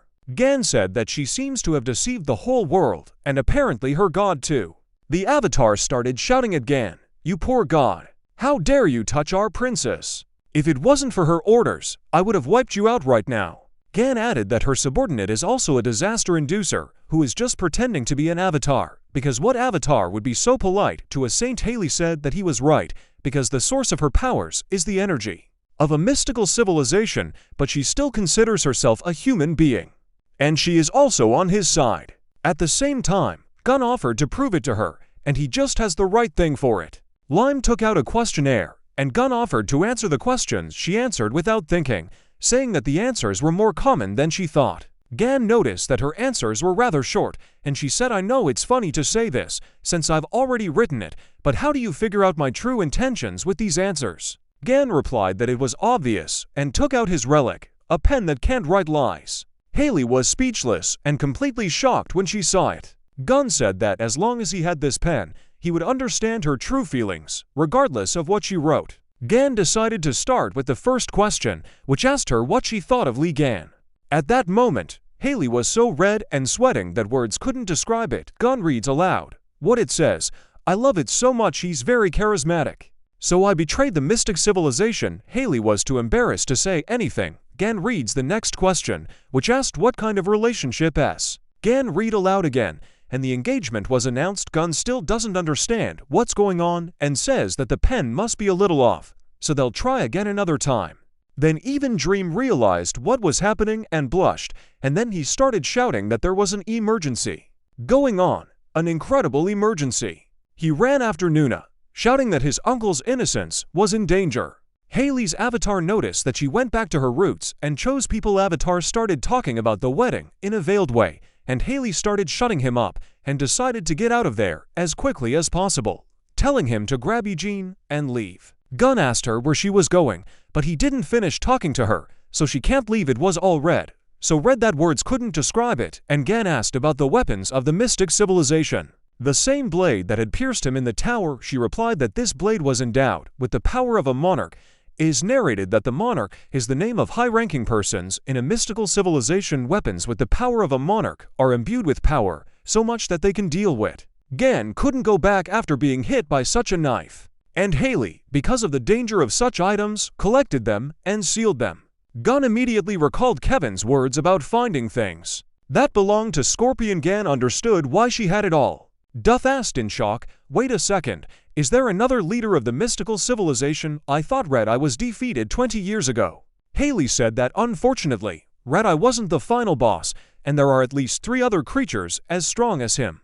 Everyone is shocked by this information, because that absurdly strong creature was not the final boss, but there are still 3 like it. Now Gun understands that the tower administrator said something similar. Hugo, horrified, began to tell Gan that there really were 3 more of them. And Gun replied that it didn't make any difference at all, because he would just have to cut everyone in his path. Hugo noticed that it was easy for Gan to talk about such things.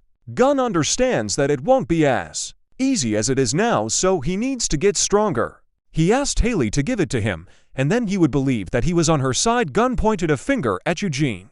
Eugene said not to make him laugh, because Haley would never sell it at the same time. Haley said that he could pick it up.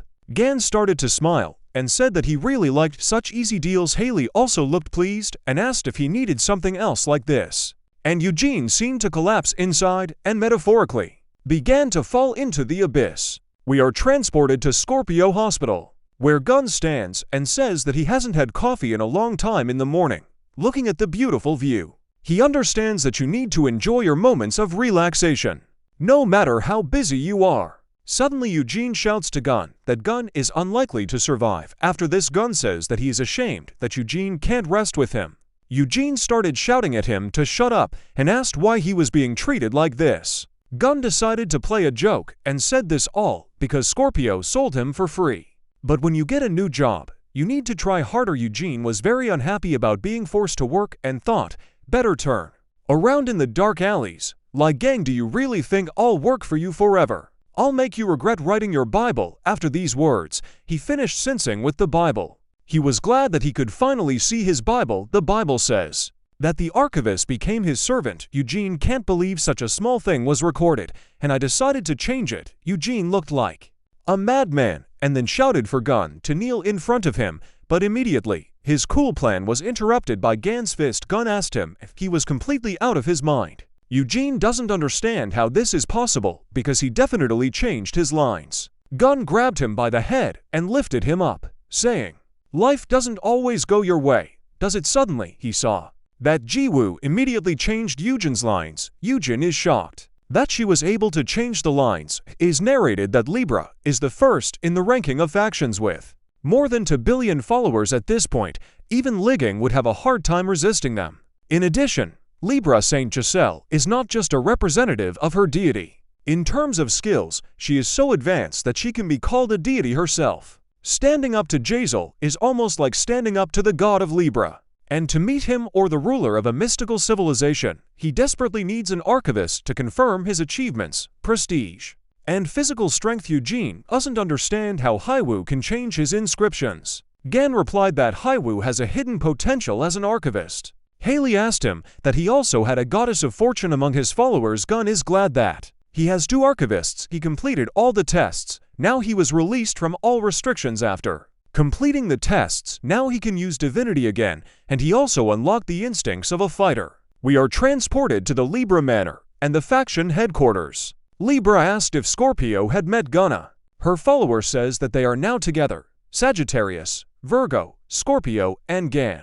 And now he even has an archivist. Libra is surprised that Scorpio has loved a man for 20 years. She called it a charm that she didn't know her place. Then she said, I don't care how many people stick to Lei Gang, they're all just obsessives. However, an archivist is something else entirely. Either we keep them for ourselves or we get rid of them. Her subjects began to calm down with words that she is the best, but they simply do not understand. They don't understand why people follow Lei Zheng with false hopes. Giselle replied that people who met Gan fall into 2 categories. Some follow him, while others despise him. After which, she asked which of her followers were currently closest to Lei Zheng. His subjects replied that Yan Shiva, who was following Yan Tu's orders, had just been sent to him. Libra asked why the most useless one was following him, remembering her subject, Kali, who apparently didn't listen to Giselle and paid the price. Then she asked me to give Shiv the order to capture the archivist, kill him, kidnap him, or whatever.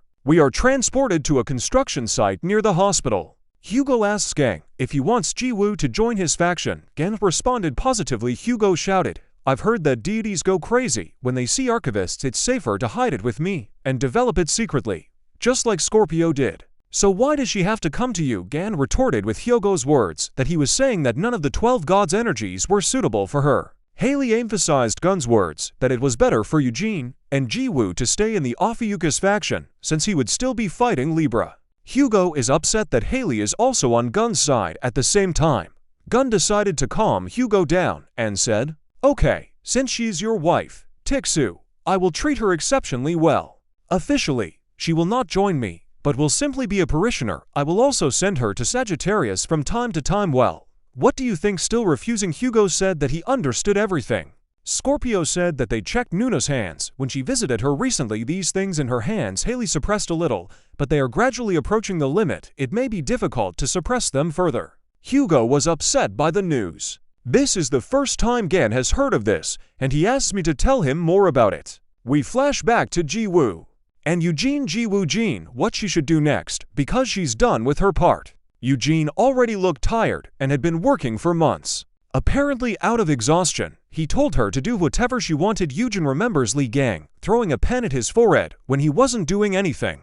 He understands that Li Gang is terrible, forcibly forced to join him, sign a slave contract, and even put a hole in his head. Eugene was very upset about this. So not only that, he also gave him the Pen of Truth, which chose Eugene as its owner since it absorbed his blood. The pen also regained consciousness after Li Gang's improvements and absorbing Eugene's blood. Eugene texted her, then threw her at the wall in anger, but the pen flew back to his forehead. He was notified that the pen had vented its anger when the owner threw it away. Jiwoo screams that he can't die right now.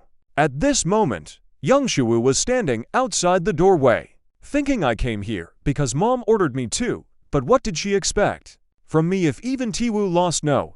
Let's think positively since I screwed up with the blood mist. I don't have a future. I need to complete this task so that my mother will praise me. She wants me to capture the archivist. It's definitely strong to have had a scorpion, although it doesn't look good right now. I'll have to take care of it. So, if you take someone, then it should be easier with her. Plus, it's an opportunity to annoy Songyi.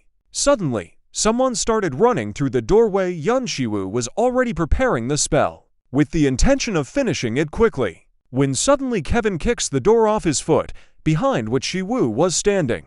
She pinned him down, but Kevin and the others didn't even notice. Kevin yells at Gun for leaving him with Lef, and also adds that he won't forgive him for that. Ji-woo and Eugene are shocked to see such a guest, and they don't understand what he left behind. Kevin didn't see Gun at first, but then he came right after him and asked why Kevin was always yelling wherever he went. Kevin explains that he's shouting to find Gan, but then notices Haley and asks why she's here. Haley made a disgusted face and said, "I can't believe I ran into him here." And Hugo notices Shiva lying under the broken door. Hugo asked him what he was doing here, and maybe it was Kevin who brought him along. Kevin said he didn't even know how he got here. Gun immediately remembered this guy he was beating up. Hugo was angry and said, "I'll bet this Libra kid is here to do something again." Gun put the pieces together and realized that young Shibu was the son of Libra. And then Shibu recovered, but not for long, because he was hit in the face by a kick from Gan. Gan was filled with hatred for him and said, "Dude, long time no see, so are you the worm that upset my friend, nephew, and niece? You're in deep trouble." Hugo shouted, "Yan Shiwu, what are you doing here? Do you want to contact my family again?" Haley noticed that he went there after Lei Gang found an archivist. Haley turned to him and asked if Libra had sent him to deal with the archivist. Kevin took out his sword and asked if it was the son of Libra. And then he added that this guy had summoned that toad and caused such a mess in his manor. Kevin looked angry, so he asked where to start cutting it. Gun noticed that he liked their reactions and even felt a little sorry for Shiva. And then he said, "How can we beat you up so that the whole world will know about our good deed? Should I push harder to make your head explode?" Shivu realized that now the task is not important at all because he can simply die there. So he called for the house god to take him to the base immediately. Golden vines began to appear near Shivu, and he thought that everything worked out for him and he could escape. But when he saw Lei Gang's evil smile, he thought that it was very strange. Shiva was able to escape thanks to this household god. Everyone shouts to Gan that he's missing, so he needs to go get him. But Gan replied that he had let him go on purpose, because it would be a pity to get only one of them. We are transported to Hawaii, to the luxury resort of Libra. Taboo says that he couldn't even think that he would end up in such a helpless state. He adds, "Just wait, young Sangyi. I'll chop off your limbs and make you crawl on the floor." Suddenly, a huge flash appears from above him, and Yunshu falls from it. And here we are transported to the moment when Tavu is already shouting at Shiva. Teva angrily shouts, "You tried to deal with the archivist and Lei Gang caught you. Why can't you do anything right? You were caught by the saints, and they will definitely come here for us garbage. What are you going to tell your mother when we get back? Messing up everything, and I have to clean up after you. I'm just wasting my time. Let's try stopping Lei Gang first." They came to a room where beautiful minerals were stacked on shelves. Shivu asked what it was, and Tevu said that with the help of these things, he would make an equivalent exchange. All of these items are invincible cores. Most likely, all these jewels appeared during the tower raid. Tavu wants to exchange them all and summon the disaster-inducing super disaster class. Shivu is not sure that they will be able to withstand such a call. Tevu replied that they had nothing to worry about since they had the Libra Rosary, but for now, their goal was to deal with Lei Gang.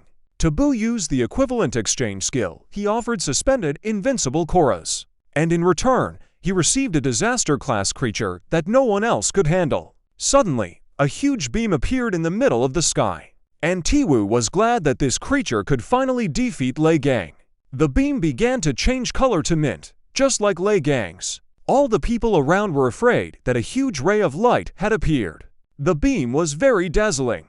Shibu shouts at Teva for even calling out. Taboo replies that this is very strange. There was the figure of a god. Lei Gang. Shibu recalls that he has seen something like this before, so he dodges sharply, but Tiwu didn't know about this, so he stayed where he was. And in vain, Lei Gang flew headfirst into it. Shivu was pleased with himself that he was able to dodge such a trick. Lei Gang emerged from the figure of the god, shouting that he had finally found them, and also that he had caught a parrot along the way, and asked that it was the same house god who had helped Shiv escape.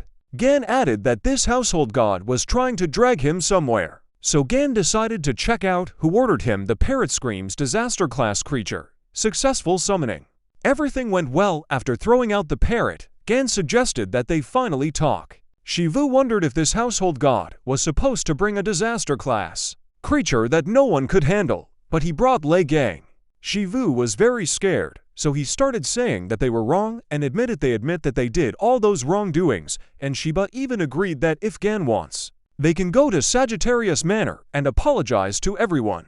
Gan had a smirk on his face and asked that this guy still didn't understand what they had done summoning his sword. He said that they were missing a very important detail. The price of their sins. Shibu was afraid and thought that he would definitely die at this rate. Gan looked very formidable. Shibu was trembling with fear and didn't know what to do, but suddenly he stepped on the rosary of Libra. At this point, Tavu woke up and said that this call was very bright, and then began to shout to Shiva to give him his rosary. But by then, it was too late, and Tavu was on the balance. Shibu said, "I'm sorry. Tavu, actually, I think you said it right, I was useless. But you'll get off, won't you, because he's much more useful than I am." After saying that, he started using the equivalent exchange skill offering on Tiwu. Tiwu was horrified that his brother had betrayed him.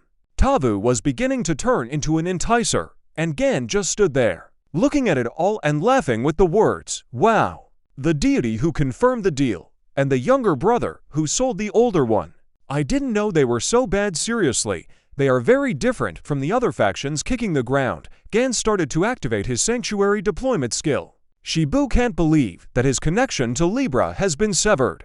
The place where they were was the Afyacha shrine. Gan said, "Thanks to the tests I passed, my sanctuary has been enlarged and can be used as a barrier. The power of Libra doesn't work here, and since she's not here, the transformation has stopped in its tracks. This is a masterpiece. You went through so much to sell your brother, but all you got was a pile of ashes. What do you think? I guess this all seems like a show to you. Okay, now it's your turn." After that, Gan started using story skill 2, thanks to which he received the Sagittarius ability Eye of the All-Seeing, and immediately began to push him, asking if Shiva wants to say something, for example, to repent before death or to admit that he did it all because of a hurt conscience. Gan said it would be perfect for his last words, so he should think about it carefully. Shivu started shaking with fear, then started shouting that he didn't care anymore, and asked Gan who he was and why he was so obsessed with torturing him, and assumed it was all because he had caused the blood mist. He started shouting that he was young then, and isn't everyone given a couple of chances to make a mistake when they're young? He then proceeded to verbally bury himself in the facts, saying controlling the blood mist in Europe, the Scorpion Hospital attack, I was forced to do this by orders from above. Besides, you killed blood mist. I even heard that I brought the dead back to life. Isn't everything just as it was still decided? Then why would you push me to this point? Do you know who I am? I am Yan Shiwu, son of Jazel Lawrence, Libra Saint. Do you think my mother will leave you if you do something like that? How dare you fall asleep while I'm telling you? Gangu really fell asleep, but when I heard she was displeased question, I woke up and said that he had finally finished his speech. Gan added that he must have been through a lot, but he talks too much. Shibu shook and asked Gan that he hadn't even planned to listen to him in the first place. Gan smiled and said no, but he heard every word he said, and so did everyone else. Shibu shouts that he doesn't understand what Gan is talking about. Their dialogue was broadcast all over the world where people lived. Gan clarified that the rest of the world watches and hears them, to make sure that everyone in this world could see. Shiva was visible even at the North Pole, in the ocean, and everywhere else. Absolutely everyone saw it. It is narrated that the Sagittarius skill, Eye of the All-Seer, is one of the long-range vision skills of Sagittarius. Li Gang showed Yan Shiva lived to the world. Even on the Libra estate, Shiva could be seen. And all the elite wars have started looking for the location of Shivu and Lei Gang. But so far, they can't find it. They are shouted at to search as quickly as possible. At this point, people started rallying against Libra, shouting for the Libra sign to be removed, because they realized that the strongest faction was responsible for the big incident, and they began to praise Lei Gang, who had saved everyone.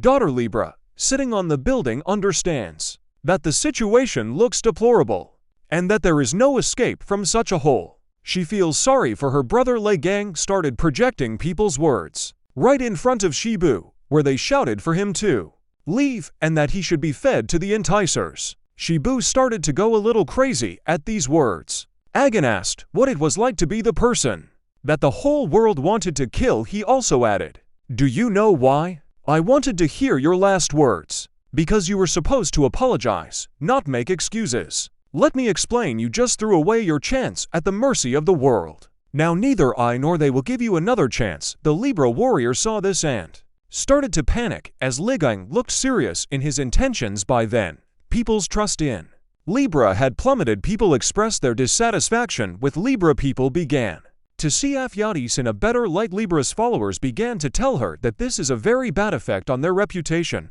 so they should not leave Ligang like this, but should gather all the elite warriors. Immediately, Giselle started using her ability. Agan has already swung his sword and said that he should do what all people want, but Giselle stopped him, saying she wouldn't let him do more than that. Gun noticed that it was very slow.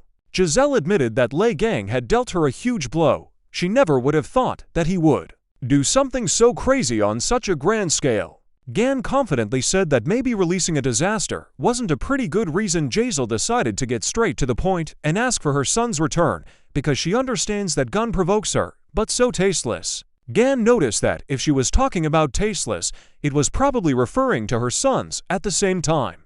He stepped over Shiva and said that since she didn't like his methods, he would act the same way as her. He gave her a choice. Lay out everything that Libra had done and be punished, or else he'll put everything on the line.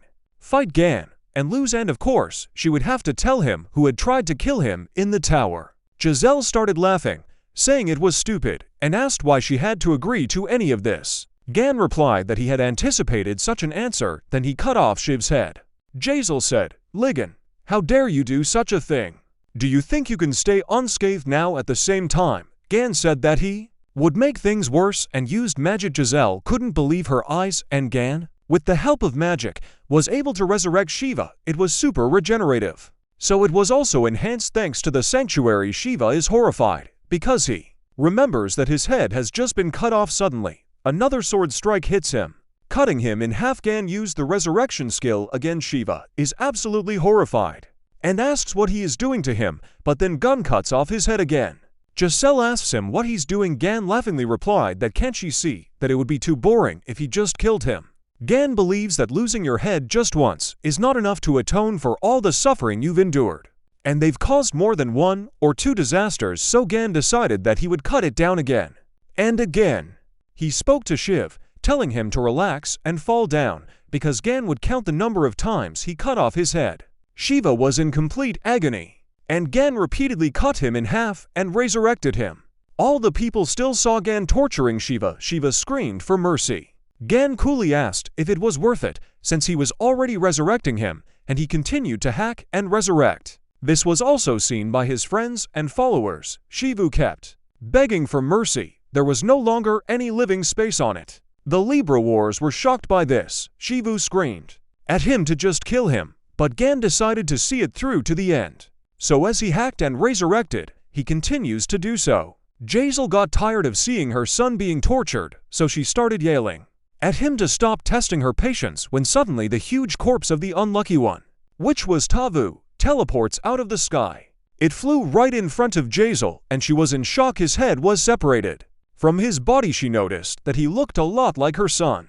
Giselle threw up blood at the sight and was so angry that words couldn't describe it. Gan laughed like hell when he asked her what was wrong with her face, and why was she even frozen in place because her beloved eldest son had returned. Gun told her to go and hug him.